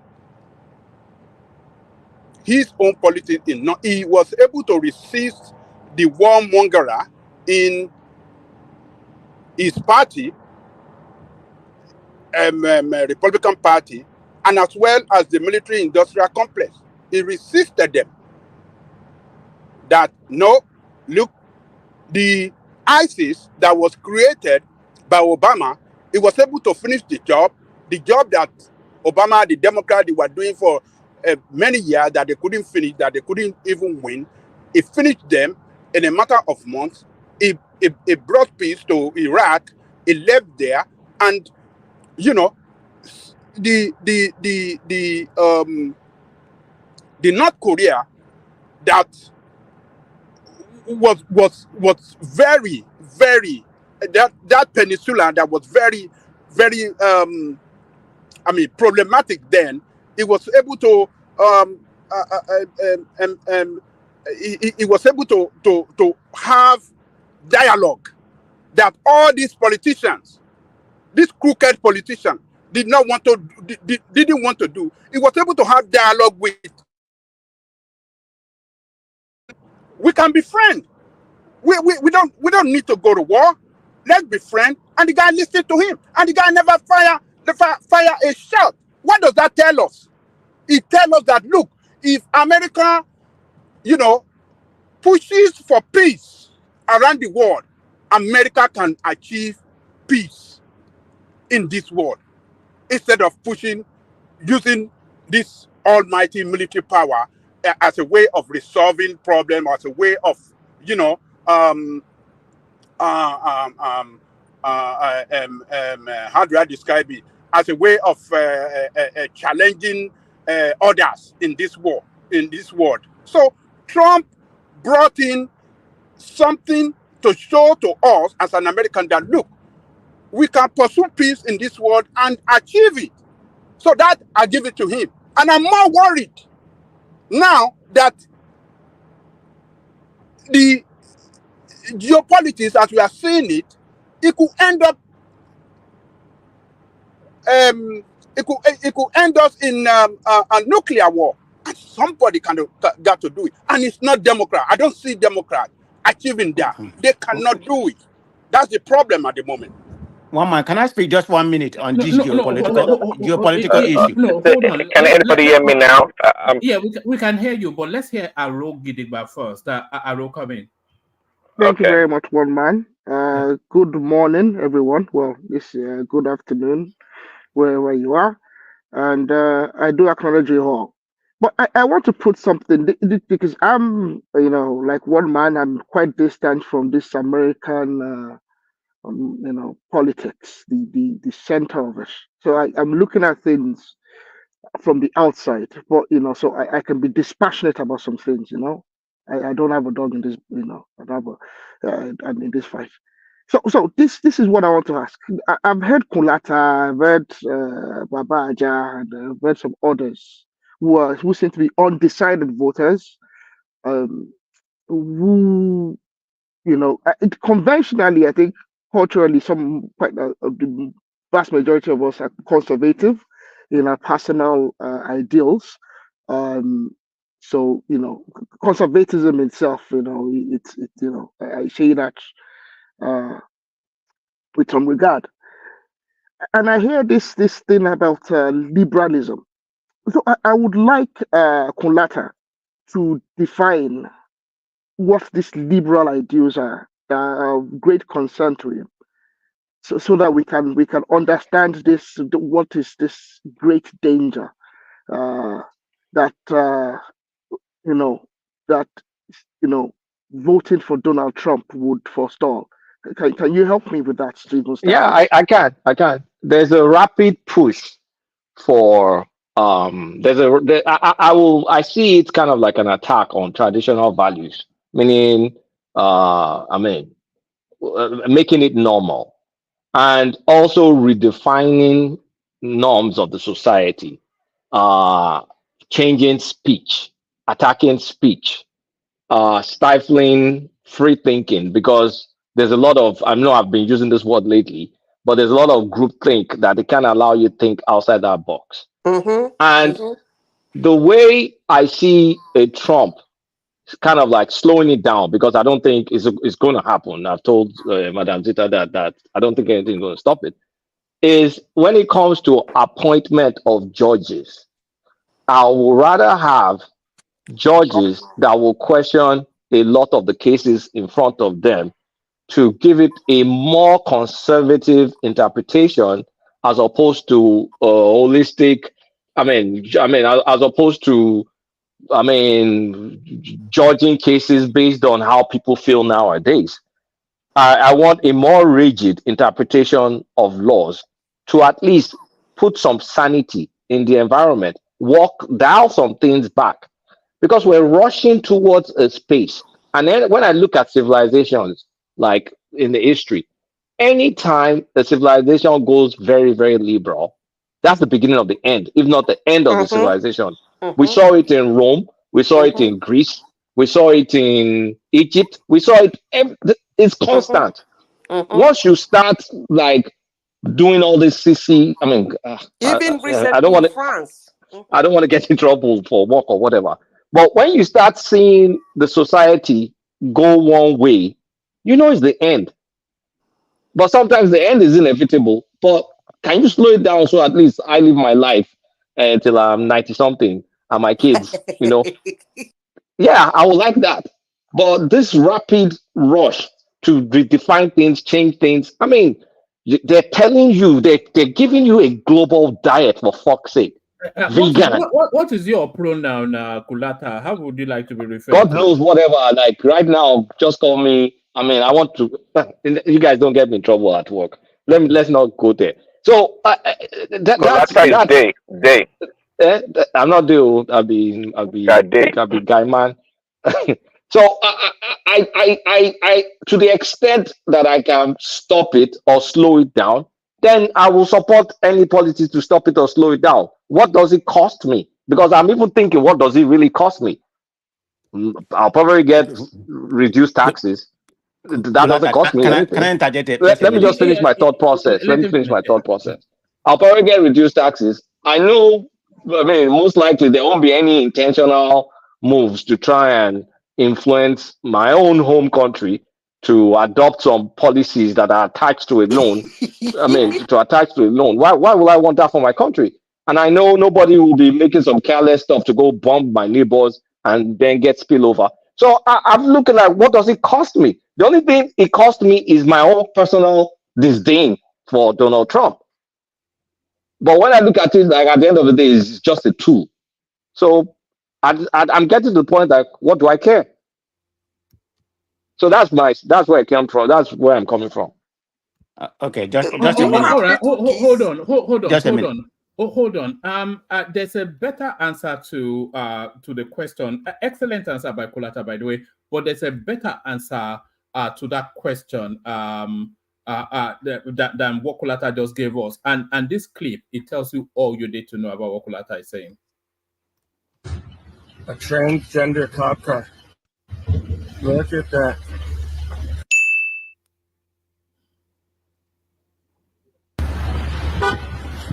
No volume. I don't know. You guys cops, or you just identify as cops? Oh, no volume? Yeah. Was there no volume? Was there no volume? There was volume now. Yeah, no volume.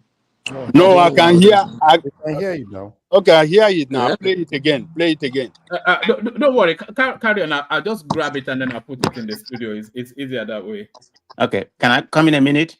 Yeah, go on. By the way, before can I just say that I'm greatly unsatisfied with Kulata's statement, his explanations, but I would like to really grill him. But I think if I do, we might go into some fundamentals, and I really don't. Maybe after hours sometime. It'll go on for a while.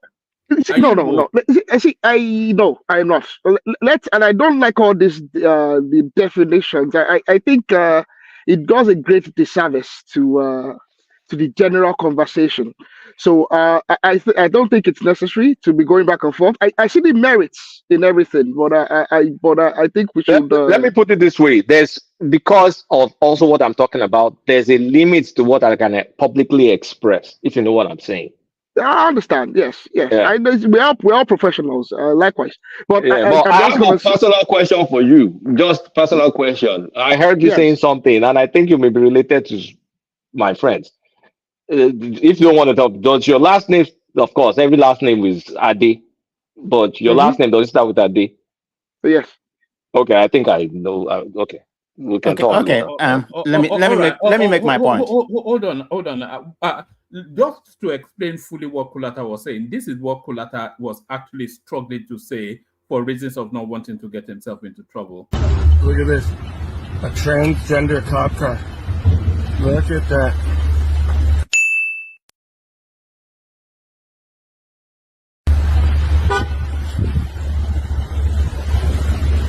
You guys cops, or you just identify as cops?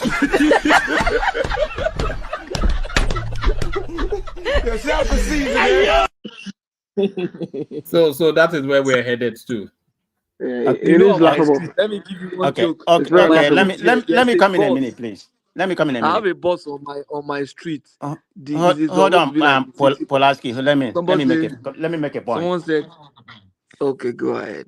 All this bastardizing of liberalism, I think it's very unfair, because the Democratic Party is a progressive party, and the liberalism is is the left wing part of it, which is an extreme, and you have the conservative, which is Republican, and you have the mega, the right wing part of it. So you're tagging all Democrat to be liberal, but that's not the point you're making. You're talking about the conservative and conservative. Nigeria is known for that. Where has that gotten Nigeria with their conservatism? You're going to just come here and just put everything you want, try to, try to demean the word liberal. Yeah, I'm a progressive, and that's what Democrats stand, which is in the middle and to the left.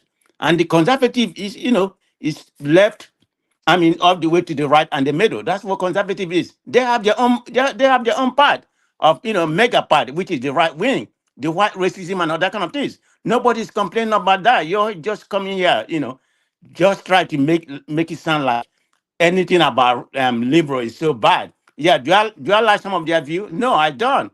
But I stand for what they stand for. So I'm not going to be that much about that. Let me go to the geopolitical issue, because Presley, before you go there, I'm going to read a 10-second statement. This is not a JFK party. It is not even a Bill Clinton presidency party. The people that are pushing. Let me just 10 seconds now. Give me 10 seconds. I asked for 10 seconds. How what she's not. Wait. That's my problem with you. I only have 10 seconds. Take the position. The people pushing the most, the people with the most influence, the party has been hijacked by left wingers. Extreme left has hijacked the party, and that's what's driving the policy. While they're pushing that policy, of course, the billionaires and all, there is a red herring. They get to do whatever they need to do. But if the party is influenced by the extreme side of the party, I want no part of that. Okay, that's your opinion. Nobody asked you to want a part of it. You're not compelled to do that. It's your Kulata, do you not have any concerns about the inverse of that, the Republican Party, and the desire to swing very hard to the right? I have concerns, but on a scale, on a balance, I think I can stomach that than this. And you live in I'm not saying there's no concerns. It's not an absolute. It's just what is my tolerance level. Kulata, you live in Georgia. You're perfectly within your own right. Hold on, Prestige. Hold on, Prestige. I think Aro is about to establish something. You live in Georgia. Sorry, Aro. What Kulata was telling us was that the Democrats were latching too heavily towards liberalism in a way that would destroy the fundamentals of human beings as we know it. But what you are saying that's a false narrative now. Hold on. What you are saying, correct me, is that the Republicans they are going to, because and you have that Trump has all of the accoutrements of that tendency, that they could latch so far to the right that it could be equally as injurious as latching towards liberalism. Is that what you mean? Well, yes, and I don't count Trump, because Trump believes in whatever benefits Trump. Okay, if tomorrow Trump believes that liberalism is what's going to save his skin, he's going to wake up one morning and it will be the greatest liberal alive. So it's just, I think he finds a comfortable army of individuals that he can use at the moment, to the right. I think it's very like I said, I'm not American. They to me, Americans come across to me as quite. It's like watching animals in the zoo. Really, forgive me for saying that. Just the intrigues of If I That's go to personal. That's personal. I thought Nigeria was the zoo, not America. But continue. well, no, yeah, but yeah, Nigerians are silly, but Americans, it's like Can I tell watching. you why he said that? What Hold on for him. Let him make that point. to me, and I think I know Europeans tend to look at Americans in this this way. Like you go to the zoo and you're looking at orangutans and apes. You know that these animals are more intelligent than I don't the believe you horse. just call Kulata a baboon. I mean, No. But Let the Europeans talk now. Let them finish talking. And we control you guys. But talk. One man, you cannot claim that as a Brit, that you don't have this perspective, that these people, it's just like the animal farm. They are from the colonies now. What do you expect? You expect them to be able to reason at a higher level. They're intelligent. You can see the amount of technology that they can bring forth. You see all these things, these wonderful things in America, but you look at the social politics of it, and you just wonder, I mean, how do they reason? So, whatever. Forgive me, but that's how I see it. I just see it. That's neither. You're just using the opportunity to take cheap shots at America because, of course, we dominate Europe. But I don't want to play that one. I thought you were going to talk about the risk of the extreme right that I'm not seeing. That is a danger to the society that I should be scared of or be concerned. You are far too intelligent for me to have to tell you that. No, you tell me now. I'm waiting for you to say it now. Hold on, Aro and Zeta. Kolata, go to where you are going, because I think that's where the conversation is leaning to. Because I allayed my fears about the rapid rate that the society is going. I mean, liberal. It's super fast. And you now counter with the narrative that, okay, what about the reverse? And I'm saying I've weighed the pros and cons. And I'm looking at, on one side, the left side, the velocity is so fast. The only thing the right side or extreme right can do is actually slow down that velocity, because the velocity is still unidirectional. It's still going left. So give me examples that far right will do in America with our given population and mix that should make me worried. You know what, Kulata, you're just making a lot of conjecture here without any basic fact or to paint your narrative. Can you tell me? I asked a specific question. And I told you before when I make my statement that both sides have their own side. The far right and the far left. Yeah, we know. But tell me why I should be scared. That America is supposed to be in a better place. Quantify to me why I should be scared. Give me like 3 bullet points. Why should I be scared of the far right? Okay, for one, because of Trump, the kind of person he is, what is happening in British right now? The kind of person he is didn't matter to me between 2016 and 2000. Remember, he's a lame dunk president. Remember, he's going to be, if he becomes the president, he's going to be a lame dunk president. He's not running for second term. We have a constitution and some guardrails. So he's going to do whatever, Next one. We have guardrails for that. Next one. What do you mean have guardrail for that? We have Trump has we the have power to do it. institutions. We have a constitution. We Yeah, the have institution like is very powerful. There's a guardrail for institution to truncate some of there's a reason he some was of his bill. impeached twice his Then last go. Let's is it not the continue. same What's the thing with next the one? is it not the same thing with the liberal? There's no guardrail to No, do it's whatever not they the want to do. same. We are talking about one person, and I'm Come talking on now, about come an on. You ideology. just have your narrative you want to paint. I'm not saying You can't give me 3 points. That's all I can get. what do you mean? I've given you 1 point. The far And right. I countered it that is just an individual. No, it's not. You are making it to be like that. That's Okay. just the way you perceive it. Now Until God then. actually they actualize it. And when Trump come in, you even have a city. Have you read the project 225? How the immigration, if That's you what I come was here, expecting you to talk about, hold on. not Let me make a Trump. point. If you come here, after 1985, your immigration started, whether it's citizen or whatever, is going to be reviewed. He didn't say what he's going to do. That's in project. You read it. You claim yourself So to be you reading a lot. think It's America about would lie down on the 940 something floor? page. Is that America not will lie down scary? on the floor So, and let if we that get happen. that, you think that will pass through the Congress easily like that? I mean, Jesus come Christ. on, man. It's just a view. It's just like you have a view about liberal. Are they going to pass? Are they going to pass the Congress? Just you don't pick guys. 1 point.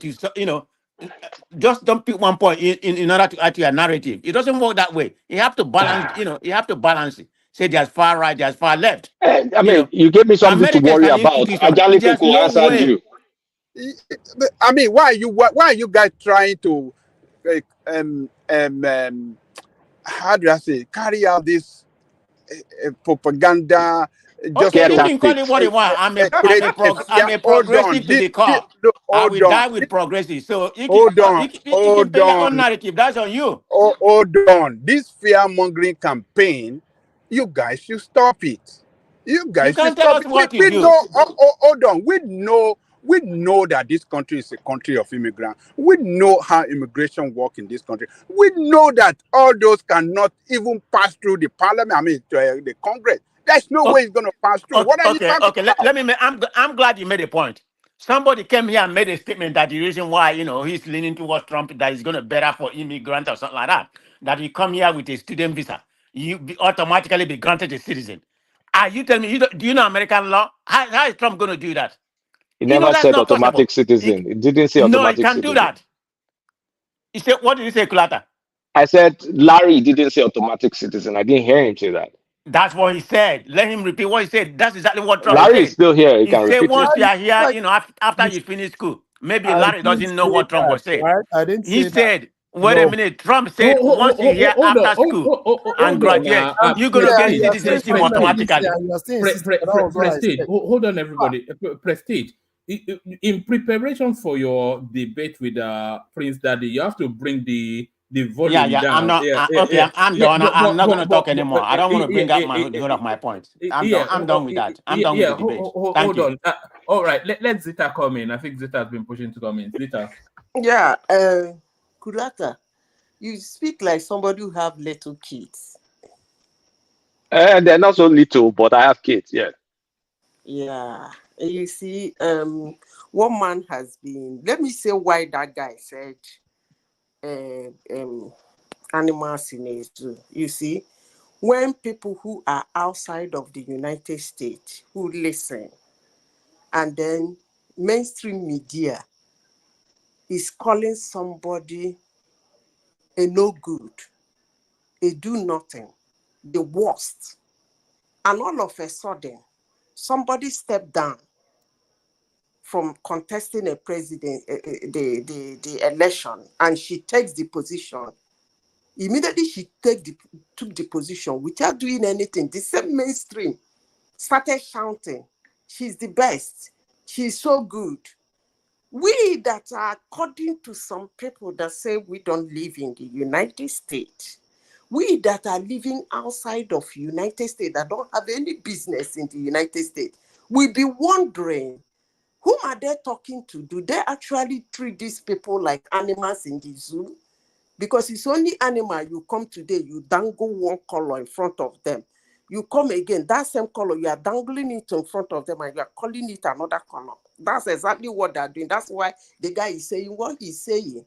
Then back to what you are pushing. Actually, one man, you remember, You've been agitating for United States hegemony. Don't you think you're gonna get it now? One man. How do you mean? How have I been agitating for United States hegemony? I remember when they were doing BRICS now, you said you want the hegemony to go, like you want it killed.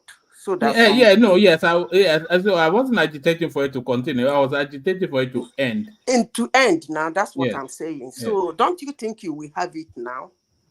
But based on what Kulata is saying, actually want it to go. But the problem I really do have is that this country called United States is holding a lot of things. If it collapses, so many countries are going to collapse. That's my only fear. Otherwise, what the heck now? Honestly, sincerely speaking, what the heck? After all, Rome collapsed. Egypt collapsed. But those countries then were standing alone. Rome was just Rome in their own kingdom. Being big, everybody was watching them. Countries were not chained to them. The same with Egypt. They all collapsed. Countries moved on. But this particular one, just as you wish, I wish that too. But unfortunately, if that thing go, we all gonna collapse. That's my take. But otherwise, what the heck? I've had it up to like this in my neck with them. Exactly this thing Kulata is showing as concern. Sometimes I can't even believe it is happening. Are you concerned about the wokeness coming out of America? I am sick and tired of being sick and tired of the wokeness. In fact, some people have had it up to their neck. Honestly, at a point I said, I really want these people to go. Wallahi talai, this is a global platform. But looking at the countries surrounding them and how everybody is holding on to them is going to be catastrophe if they collapse. That's why I don't mind people who say, no, let's vote Trump so that this thing can put a break, small break, maybe the march break small before they get there, or probably they might not get there. But the rate they are going, Jehovah Jireh.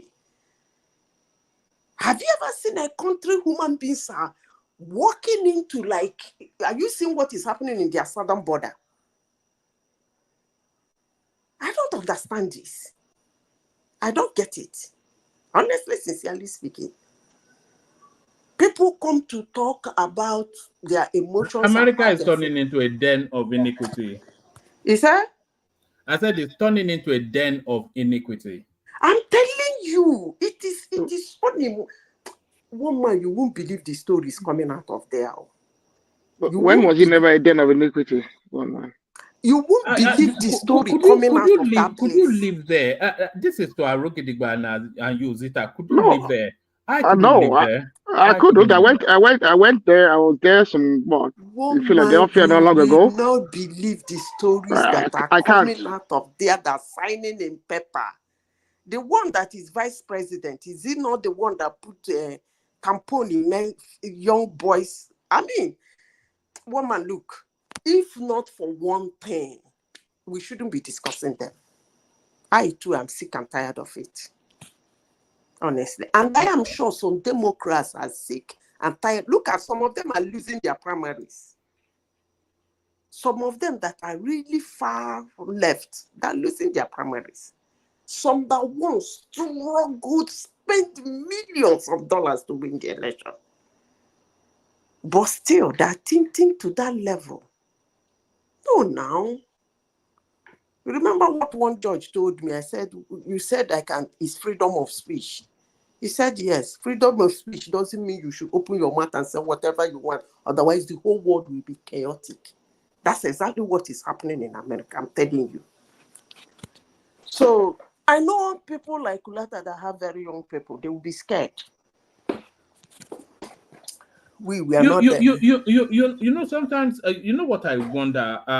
I wonder what the world looks like in 50 years' time. If it's going at the rate that it's going now, then you wonder how it's both technologically and in terms of the moral underpinnings and how society and civilization is shaped. If it's going on the trajectory that it's going now, it's just. Do you know what? There is no space for people like us do in you the world know to what come. it means for somebody to get a 2-year-old girl in the street in the United States and arrow her, and the person is arrested and released? Man, one man, I have had it up to my neck. This looks like something somebody will carry bazooka. I'm telling you. And you watch the person on camera released. There was a story. Let me tell you this. This was during the Olympics. The one that just happened in France. There's a story of this guy. That art, as you said, is a coach of I think gymnast or whatever, and then he out this quite a few of the girls, age 14 thereabout, those early teens, and then he went through their system and then got his license back, and he continues to coach.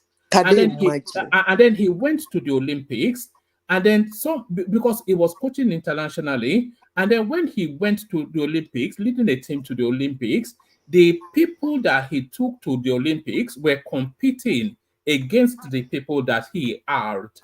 What? And nobody did anything about it, So, and it was anyway. It's a fast changing world, but no.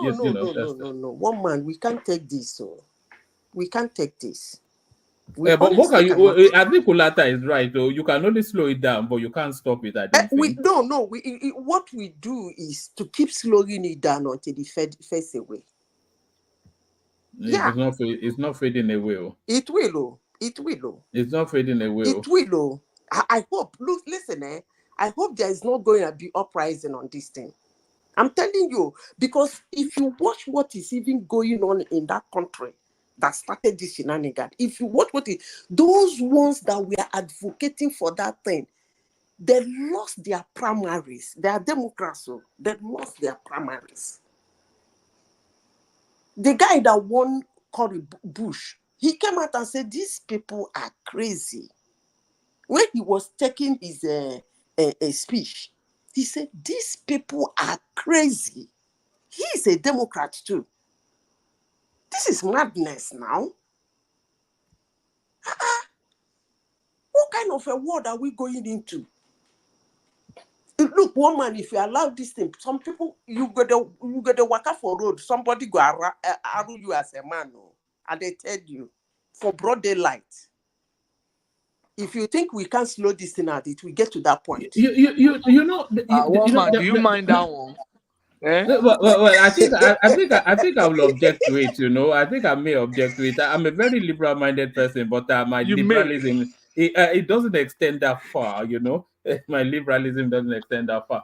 There was a time I was working in the civil service in the UK, and the one thing you find in the offices, you have to be somewhat, I won't say effeminate, but you have to tone down your masculinity, because there was such an abundance of same gender preferences within the landscape, and they used to do it was an open plan sort of office system. So you have to tone down your masculinity in order not to, do you know what I mean? In order to settle in order not to, because they start accusing you of being a homophobe, and my goodness, it's a strange space we're in, man. But yeah, Patrick, you wanted to come in. What's your take on all of this? It is very, very sad, actually. I think I stand with Zita and Kulata in this. I am saying that Trump has his own problem, but he belongs to, now he's running. Let me not say he belongs, because he doesn't come across to me like somebody that has an ideology, but he's running on a platform that has an ideology that can help extend the life of that society. Like Kulata said, it's eventually still going to happen. but at least we can slow it down. So he's running on that platform, and I think we need to rally around. Like Adewale was saying that, oh, how can you that you don't tell people that the Republicans want to be able to want to tell people what to do with their bodies. And yeah, I'm saying that we have freedom in a way, but we can stop you from abusing yourself, because if you abuse yourself you will extend that to others, and that's what we are seeing. Because society is like a boat. We are in a boat, and then you are rolling. If there are other boats on the sea, and the way you roll your boat, that means the way you roll your body.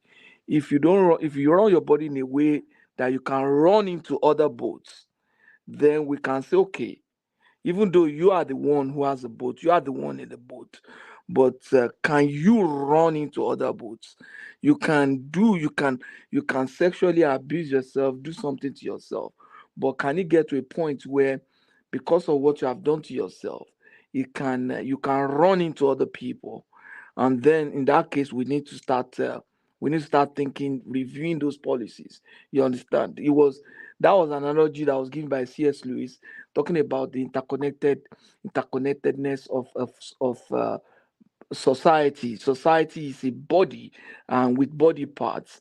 And if a part can decide, okay, I want to run the way I like, and the society empowers that part to run the way it likes, because they feel that, oh, we're liberal, we don't want to dictate to people what they will do with their bodies, or what they do with their lives, or what they do with something that is, as long as it doesn't affect me.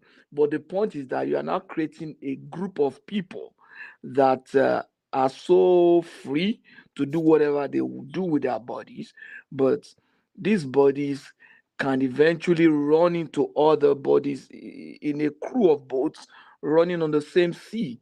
And that should not be allowed. And that's the implication of what you are seeing now in the society, where someone harms someone. It's just a perverseness. Nobody wakes up one day and then degrade to that point. It's a gradual process. It's empowered by certain things. Someone knows that he could just get a shake of hands, or he could just get a slap on the wrist, or he could just get 1 week, 1 month, 2 months, and so he's not thinking. And so that's the kind of society that we have come to stay, and we don't want it to degrade further. That's Can my I position. can I make a statement and leave it at that? And I just want Yeah. this to be an instructive statement to all of us, that the corruption of the mind and immorality is not something that is peculiar to the liberals. So I think we should take note of that in how we reason. Immorality, grand immorality, and the corruption of the soul is not something that's peculiar to the liberals. Historically, we've seen that. And that's a fact. So Yeah, exactly. I was speaking, right? yes, I do understand. I see, and I think the fears that many of us have, I share. I have young kids as well, and like one man said, you do wonder what life will be like in 50 years. So I have great concerns. I am a very moderate person. I'm conservative. I'd rather call myself a conservative individual. But I think we should, see that the corruption of the mind and the corruption of the Yeah. soul is not specific to liberals. I You don't wrote. want to Yeah. institutionalize it. Exactly. Thank you for saying that. Thank you very much for saying that. That's the answer to the question. See, the liberals and other things is trash. We are all human beings, and we are corrupt by nature. It's in the Bible. If you believe in the Bible, we are corrupt human beings, nature by nature. So that's not the problem. But the problem is to institutionalize bad behavior, to codify them is the problem, and that's what liberalism and progressivism is all about, and that's what we're fighting against. So people like Kulata can pretend that they're gonna only vote locally conservative in a conservative way, but nationally they would not. See, our society is gradually being eroded right in front of our eyes. and some of us are pretending like, oh, there's nothing going on. Oh, if you want to be this and that, be free. Do it in your closet. It's a lie. In America here, 20, 30 years ago, if you know, in the army, you know, you guys heard the term, don't ask, don't tell. Okay, in the military, if you belong to the other party, fine. Just don't talk about it because the military does not condone it. But today, one man, if you know what is going on with Americans military right now, you'll be crying. The military has been a bastion for strength in this country. You But can say today, that again. yeah, and the problem right now is that naturally the kind of people that go into the military now, they've been discouraged and they've been mocked. And American military is gradually decaying right in front of our eyes. We have military officers wearing skirts, you know, to the military office or whatever they do. Oh my, it is crazy what is going on here. And when people like Colata and Prestige, for that matter, they come here and cape for Kamala Harris, is so deplorable to the core. Kamala Harris, number one, she has no value and she has nothing to offer. We all know that. This lady, you can Google the video, one man. It's out there, and I saw it many years ago. When she came to the United States Senate, she said she was the first Asian woman, an Indian. She never once in her lifetime identified as a black person, even as a Negro. But today, oh, she's jumping up and down. She's a black woman. We should all vote for her. Say this is all ridiculous and garbage. When she was the DA in San Francisco, she jailed black people, black men specifically. And when they asked her if she ever smoked marijuana before, she laughed and cackled about it and mocked the people she's put in jail. See what's going on in America right now. It's so abhorrent when people like Prestige and Coletta talk about it. See, we just had a coup in America. Nobody's talking about it. If it was Niger or Mali, we jump up and down. For the first time in American history, they're going to have a presidential candidate that nobody voted for. Nobody voted for her. Well, is that not the idea of the election that she's going to be voted for? I'm sorry? Have the opportunity. Is that not the idea of the election that she's going to have the opportunity to be voted for? That's not the way the system works. Okay, should we cut corners? Should we cut corners for some people and not others? Is that what you're telling me? No. I thought there's a primaries, then there's the general election. Is that not the way it works? Bill Clinton did not install Al Gore, and that's why they went to the election and it lost to George Bush W. There's a reason why we have process in this country and we follow the law. This lady went to if she's going to be voted for, she's going to lose. If you follow what goes on in America, see, just like they rigged the election for Biden in 2020 when he sat in his basement doing nothing, not campaigning, and for some magical reason, he won the election. He won the election by the most votes ever in American history. It's a joke. Only a fool would believe that. Trump absolutely won the 2020 election. There's no doubt about it. And this time around, the reason why they're so comfortable with Kamala Harris because they've done it before successfully with Biden, and they think this time around they're going to do it again. When Kamala competed against Biden in 2020, 2019, she did not even go past the primaries in their own party. She got less than 1% of the vote. Even black people, Negroes, they vote for her. They didn't vote for Kamala Harris. Nobody likes her. Nobody voted for her. So this so-called effervescent exuberance you guys are talking about that everybody's excited by Kamala Harris is a joke. She only has the machination of the Democratic platform like Prestige and Colata that are jumping up and down for her. And all the so-called white men or white stay-at-home mom that are so happy about Kamala Harris, it's all a lie, it's all a joke. And all the damn money that she's not making any damn money. See, the only reason why all this money are trickling, are like pumping in rather, is because Those donors, they held the money from Biden. They held the money. If Biden had remained, trust me, one man, Biden will be getting the same amount of money that Kamala is getting. They just withheld the money. Now they have a different candidate. They release the valve, and all the money is pumping in. But that's not the problem. Even if they raise $1 billion, it wouldn't matter. Once they can guarantee you that MAGA Republicans, we have enough money. Money will never be our problem to compete. They can raise 10 times as much as we do, but we're not going to have that problem. Money's not a problem. We have Elon Musk. We have Anderson Horowitz. We have many others.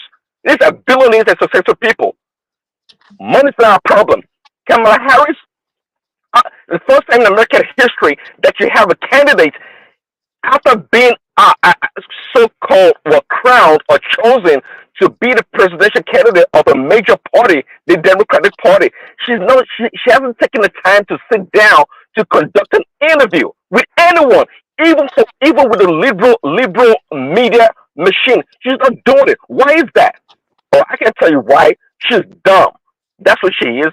She's not smart. She's not a smart lady. And everybody knows that. Well, I mean, purportedly, she's an attorney, a lawyer. Shouldn't she be comfortable and eager to be out there talking about policies and trying to shut the other side down? How come she's not doing it? And all of a sudden, we're supposed to believe that, Kamala Harris, she's the best thing since sliced bread, and she's supposed to come and save America. She was assigned the butter czar. And today they're all denying it. She was supposed to take care of the border. There comes Kolata and says, if you're vice president, you don't have any value. It's a lie. If the president gives you a task to do, you go do it. That's a value. Obviously, you don't have power over the president, but when you're assigned a duty, you do it. So it's not true that if you're vice president, you don't have any value. Yes, when people vote on a ticket, they are voting for the president. But once you become a team, when tasks are delegated to you, you go do the task. Kamala Harris, she's the worst human being ever. She has no value for America. She has nothing to offer, and she's horrible. I'm telling you, it's not about being partisan. It's about stating the facts. It's absolutely about stating the facts. See, again, I'm repeating, a coup just occurred in America, United States of America. If what happened in America had happened elsewhere in the world, people, America would have probably gone there and invaded that country. And in fact, it did happen. It did happen in Venezuela in 2022 or 2022. No, in about 2019 or so. They were trying to push out Maduro, and this guy came. What's his name? There was a guy that was running against Maduro, and because America did not like Maduro, they were trying to install this guy. I can't remember his name right now. Juan Guaido. Google him. America was trying to force this guy to take over from Maduro, but the will of the people, quote unquote, I know Maduro himself is corrupt, quote unquote, was already established, but they were trying to usurp that government. The same thing just occurred in America, and nobody is saying nothing about it. Why? Because the liberal media is not talking about it. People like Adewale, for example, Prestige, they smart people in their own right, but they have refused to think outside of the box. Think for yourself. Right here in plain sight, things are happening, and they refuse to accept it. Just about 3 weeks ago, Prestige was jumping up and down for Biden. Oh, Biden's going to win. Biden's going to do that. Even enigmatic. Oh, Biden's going to do this and that. If Biden was so great, if the economy is so great, the border is so secured, and international relations is so beautiful, then how come they push out the best president ever, Biden? Oh, so they be gaslighting us. Oh, Biden is not saying no. It's great. His mental acuity is so perfect. The man is sharper than it's ever been. They give us all this garbage, but we see right in front of our eyes that this guy is declining. This guy is becoming a vegetable. But they keep lying to us. But people like Prestige just refuse to look. Just look what's right in front of you and make your own decision. At the end of the day, it may be personal clutter. You don't like Trump. That is fine. But the man has delivered. He's done it before. Just like Ajalekoko said, when he was the president, we had a zero war. North Korea did not fire one single missile. No one attacked Israel, and Russia was won by Trump. If you go against Ukraine or invade Ukraine, game over. And Vladimir Putin listened, and he didn't do anything. You don't have to give him credit. But when the guy came, he did the job. Prince Daddy, stop gaslighting us about Prince Daddy. The one thing I know about Trump is this: when Trump, and I think Trump is going to win, by the way. When he does win, the Chinese, the Russians, the Saudi Arabians, and North Koreans, they're going to be dancing a jig, okay? Because the best thing that could happen to them is Trump winning, okay? If Trump wins, no. You're in a when Trump wins, let me put it to you. Are you familiar with Nord Stream 2? Nord Stream 2. Are you familiar with that? Let me just say this. Hold on for him. Let me say this, Prince Daddy. Okay, it is Trump is going to win. All right, and I'll be here when China does invade Taiwan, and I'll tell you I told you so. As soon as Trump wins, China will go ahead and invade Taiwan. The Saudi Arabians are going to just go ahead and just finish Yemen, okay, and finish them off. All right, they're gonna then tie in, okay, like they were gonna do with Israel, okay, and officially recognize the state of Israel. Please, okay. Russia is gonna go full force, okay, and attack Ukraine because Trump is gonna cut NATO funding, okay. So what is the reference point? Let us just don't let us say if I was like Trump is this great guy that knows how to deal with. No. You're rather gaslighting us. Angelico, please jump in. You're rather gaslighting us because when Trump was in power, none of this happened. None of this. All of a sudden, you're telling me that China is going to invade Taiwan. Because they're shouting. They know how to handle them. Okay, what happened when Trump went to Saudi Arabia? Okay. The Saudi Arabians know what he likes. They know how to placate him. It's like playing with a kid. Please stop gaslighting us because just like Colata, you guys provide some information that are baseless many times. I'm telling you, how come it didn't happen? Now, if you're telling me that when Trump's in his first term, all these things happen, then you have a point of reference. Then I will listen to you. But right now, you just gaslighting. You have no base for your claim. So I'm going to discount what you said, and I forgive you. He was using his office to pay his debt, so it was cutting deals. So yeah. Well, you could it was cutting deals with Saudi Arabia. China, and all that stuff. Yeah, right. That's what he was doing. Your fellow MAGA. He never took a dime. He never took a dime for a dime. He didn't take a dime. No, so who bought that property? Hold on now. Let it be conversation now. Do they do gra? Especially when we start talking about this Breitbart and Newsmax matter. So, Kushner, how did he get? Let's talk about policy. Now you've been talking since. You be Brukubale. That Fifth Avenue building that Kushner was in debt to. How did he cut the deal with the Saudis to finally pay for it, to get his family off debt? How did Ukraine pay? Answer. Don't use question for question. Answer my question. Is either you know or you don't know. And if you don't know, say you don't know, and let's move on. No, to me that's a. Do you know? No, I know. Do you know? Okay, so answer the question. Well, see, your question is basically like I said earlier. Just answer the question. The Kushner family are millionaires. They're multi-millionaires in real estate. They were in debt. The Kushner patriarch was in debt to the gills. What? Wasn't it even locked up? It was locked up now. It was locked up. The dad was. The dad was this stuff. Was the dad a politician? Was his dad a politician? Why did they bring it up? They were in let's stop this. Let's stop this soap opera. Was the son of a politician? Was Trump supposed to bring his son-in-law? Was Trump supposed to bring his son-in-law into the White House to be using it to cut bills? Kennedy brought his brother.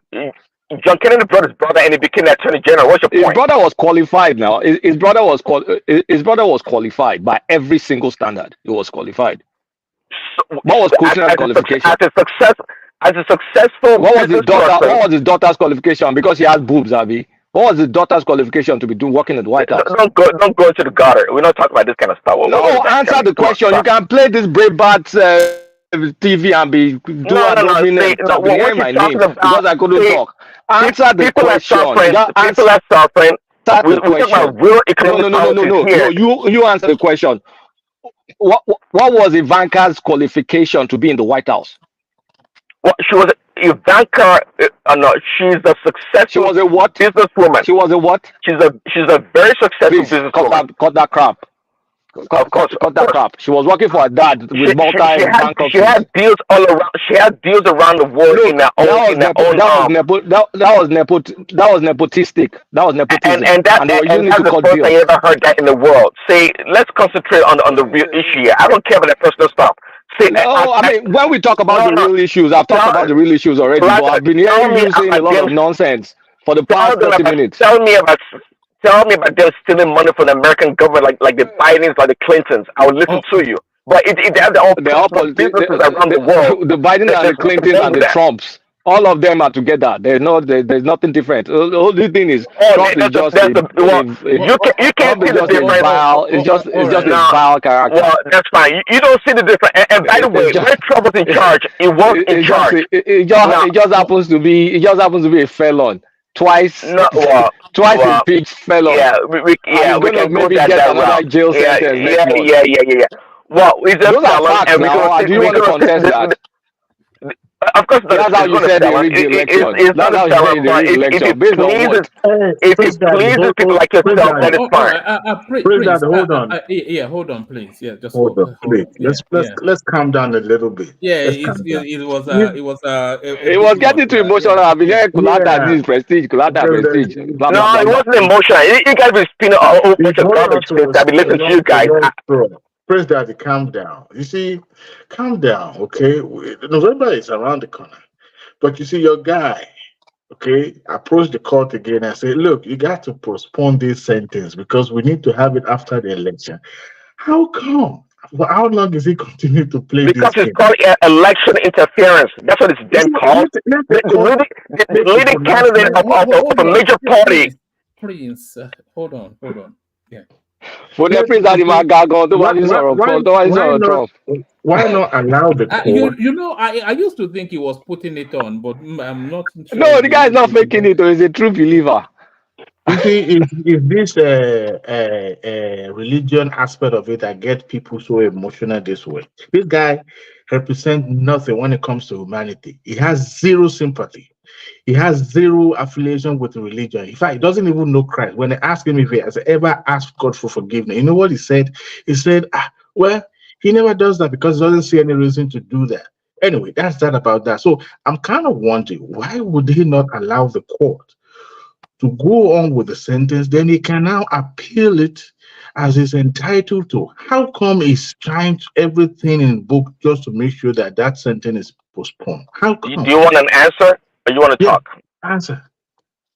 Well, it's quite clear that what is going on by Machance, the so-called corrupt judge, and his daughter profiting from this damn case is that they are engaging in election interference. There's no doubt about that. And let me tell you, the goal here is to sentence Trump and put him in jail. If maybe they can lessen it and put him in a house arrest, so they can derail his campaign and to try to handicap him. That's the goal here. We all know what is going on. So that's the only reason why he's asking for the case or the sentencing to be suspended till after the election. There's nothing wrong with that. It's not about appealing it. Of course, he can appeal it all the way to the Supreme Court, I believe. But that's not the point here. The point is that they're trying to curtail his momentum right now, his progress, and handicap his election. I know you don't know that. You know why you don't know that? Because CNN hasn't told you. It's a simple thing to put together. I don't need CNN or Fox to tell me. I can think myself. Not ex-president. Usually, citizens are the facts. Yeah. Well, that's when we talk about Trump. You and Kalaka like to go to the gutter and talk about his personal faults. And let me tell you, by the way, there's nothing you're gonna accuse Trump of that would defend. To me. That's all you have. That's all you have. This is I was listening beyond to Acolyte personal. Kekere earlier. I was listening to Acolyte Kekere earlier talking about Trump's accomplishment in international relations. You guys have a rebuttal. Nobody has damn thing to say. But you like to talk about a shower and all this other garbage that don't put money in people's pocket. You don't want to talk about that. You know how he was convicted because they got him through his ledger book, through his legal representative, the one that was convicted because he was Yeah, already indicted. yeah, So yeah, they yeah, got yeah, yeah. hold This on, is hold on. for They convicted him based on those ledger that reflected that the amount that was paid that was exactly, and it was documented with purpose for it. And his lawyer actually kept the record. So that was how he got convicted. So I don't know how you guys want to argue that on the moral side. Look, I'm not, no, nobody is a saint, okay? But you see, Dewale, there's nothing moral about Trump. Don't even attempt it. This guy is a garbage human being. So we can talk about, I mean, Prince Tati is talking like, okay, if you locked out on foreign policy, at the same time, you can't be an immoral and vile human being. That both cannot coexist. I mean, who teaches you guys how to think? Yeah. When Do people you like guys when do Clinton was critical getting a thinking? blow Like, job, once, when so Clinton was if you getting a blow bumble your job, he had way, no problem with hold that. on, You see, hold on. Let voices come in between you. If you bumble your way through foreign policy by, I mean, I don't know, one way or the other, does that mean simultaneously you cannot be vile and corrupt? Both can exist at the same time. These are not mutually exclusive stuff. So why are you making a point that, oh, we didn't talk about this? So I think your basic premise of your argument is once you're not worshiping on the feet of Donald Trump, then you're a this, you're a that, you're a CNN, you're a this, you're a that. Then you're just going into ad dominance upon ad dominance without thinking about this stuff critically. People have issues about the man. You need to respect out where they're coming from. It's not a saint. It's actually, I mean, it's a convict. It's a felon for crying out loud. Do you think it's by accident? So you go carry I wonder if contender make am felon. I bet Muna know they They don't carry am. Say me, I be felon. I be felon. You be felon. So why you putting the talk? Make una know they discuss. Which judiciary? Did you do anything that will make you go in front of judiciary? This is the wokeness I'm crying about. it's not This is not woke. it's a fact. It's not. it is woke. Thank you, Madam Zita. It is wokeness. They have Anybody nothing to on this offer. platform They have that's a nothing to felon, please, I offer. want to see your hands up. Let me see your hands up if you're a felon. Let me ask you a question, just a simple question. And I want you to answer me honestly. In 2016, looking at the case of Hillary Clinton, do you think they have enough case to convict her? For what was going on? It wasn't that that Libya stuff. What's the name of that thing again? No. See, you wouldn't know. You wouldn't know. I've forgotten now. Someone remind me. You wouldn't know. There was this. There was the Libya. There was the. No, it was the server that she has a personal server the that she cyber whatever. What's it called? There was a case there, but that case also does apply to many more. There was no case. Wait now. I mean, she had what's called work stuff in personal email. That's also similar to Trump and carrying. What's the name of that town in Libya? The terrorist attack in that's the one I was trying to remember. So you look at that case. But that terrorist attack, you can't jail her for that now. Hold on. That was sloppy work. Looking at not jail. everything she did, you think that if somebody actually want to indict her and convict her, it won't be possible. Is that what you're saying? You can't indict her on the Libya stuff. You can't. No, I'm just saying everything she did. The server stuff. The server stuff, you can go to court on the server court. Wait. But hold on a second. Hold on. My memory is coming back now. Zita, hold Wait. on. Several things she did. Do you think? What did she do? You keep saying several things. What did she do? No, because don't worry. Hold on. Zita, don't worry. Zita, The person they I'm don't asking know what I'm wait, asking. I'm discussing just with wait now. Wait. What they are actually saying is what you are saying is things in the course of Hillary being an administrator, but Trump is an actual verified crook, a criminal, an actual real Trump criminal. did it on a personal level. Wait, It wasn't before. It wasn't in office. Things he did in office, they're not convicting him for things he did in office. Just like Hillary too. Maybe they found classified documents with him. Are they convicting him for that? Wait. I asked you a question. So you said what you're saying is that they cannot convict her. That's what you're saying. No, I'm not saying they cannot convict her. What they could have done to her was to take her to the House committee and the Senate and grill her and then recommend conviction if one was warranted. And I don't think they did recommend because it was even up to Republicans at that point in time. They control both houses. And they didn't. Because they couldn't find anything criminal. Are you sure? Otherwise, they would have made a referral. Listen, this is the wokeness of the Democrats. It's not wokeness. They brought out. Okay, let me ask you a question. Hold on. Let me ask you a question. How long did they use to question her in all these committees, even publicly? How long? How long did that take? If you can remember, little picture. It was over. If it wasn't over a year, I'll be sure. Taxpayers' money was wasted for nothing. It was over a year, right? Benghazi. God, I just remember the name now. Benghazi. How long did they grill her for Benghazi? Zita, it took over a year. If there was something, there was a there, they would have recommended her. It's politics, it's blood sport. They would have recommended, they would have referred her. Listen, let me tell you. You see what Joe Biden is doing? If a Republican president wanted to do that, he would have done that, and the skies wouldn't have fallen. What is Joe Biden doing? Weaponizing the DOJ. On a case that's been in existence before Joe Biden became president. So why didn't they treat the case there? Why did all the... Oh, you wanted to shut the case down. The case that was open. They locked Cohen up. Down. No, it wasn't shut down. They locked Cohen up when Trump was president, didn't they? That case existed. They referred to. You are bringing back my memory. They referred to Trump in third person. They referred to Trump in one person. They didn't mention his name, and that was the continuation of that case.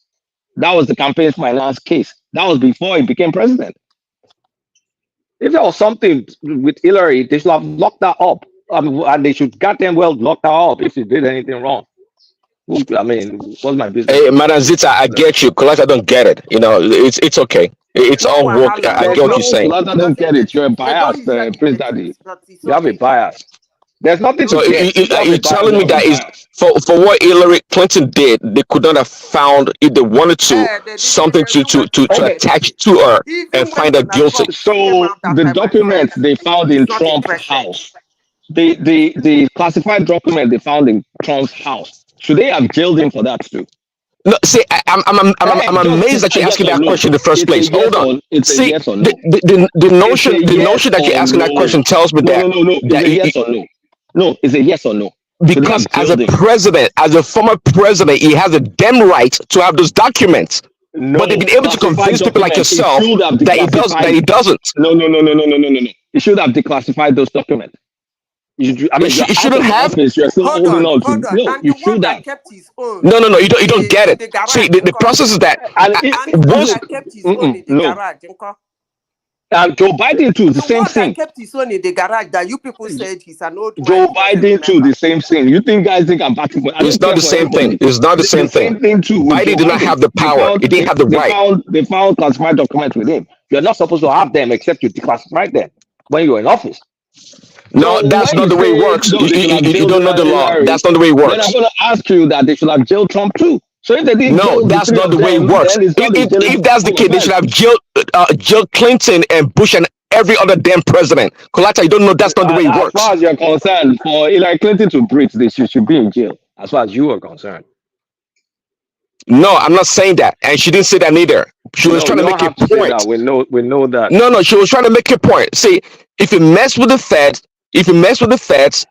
there are a million ways they can get you for the simplest of things, they can get you. That's the point she's trying to make. Finance straight. Is the campaign finance issue? Is this straightforward? Like, I mean, are you trained? Like, there was no issue with the campaign finance that they indicted Trump for? Campaign finance. What are you talking about? Which one is that? Isn't that the Michael Cohen stuff? The what's it called? Campaign finance. See, it shows where you get your news from, man. It shows where you get your news from, dude. Listen, problem Stormy Daniels' issue was all campaign finance stuff because the money he paid out, the hush money, was not declared. It's all campaign finance. It was not campaign finance. How could it be? It was. God, go read it up. Go read it up. No, you see, Kolata, you have no clue what you're talking about. This is the gist. This is the gist. Quickly, this is the gist. They were trying to. The courts itself, the lawyers were telling man, and then they attacked the man. We've heard that before. I don't want to hear it. They were telling Trump that rather that payment to Daniels declared the money. That's the thing. That's all the campaign finance laws. He have declared it, and he did it. That's where the problem emanated for.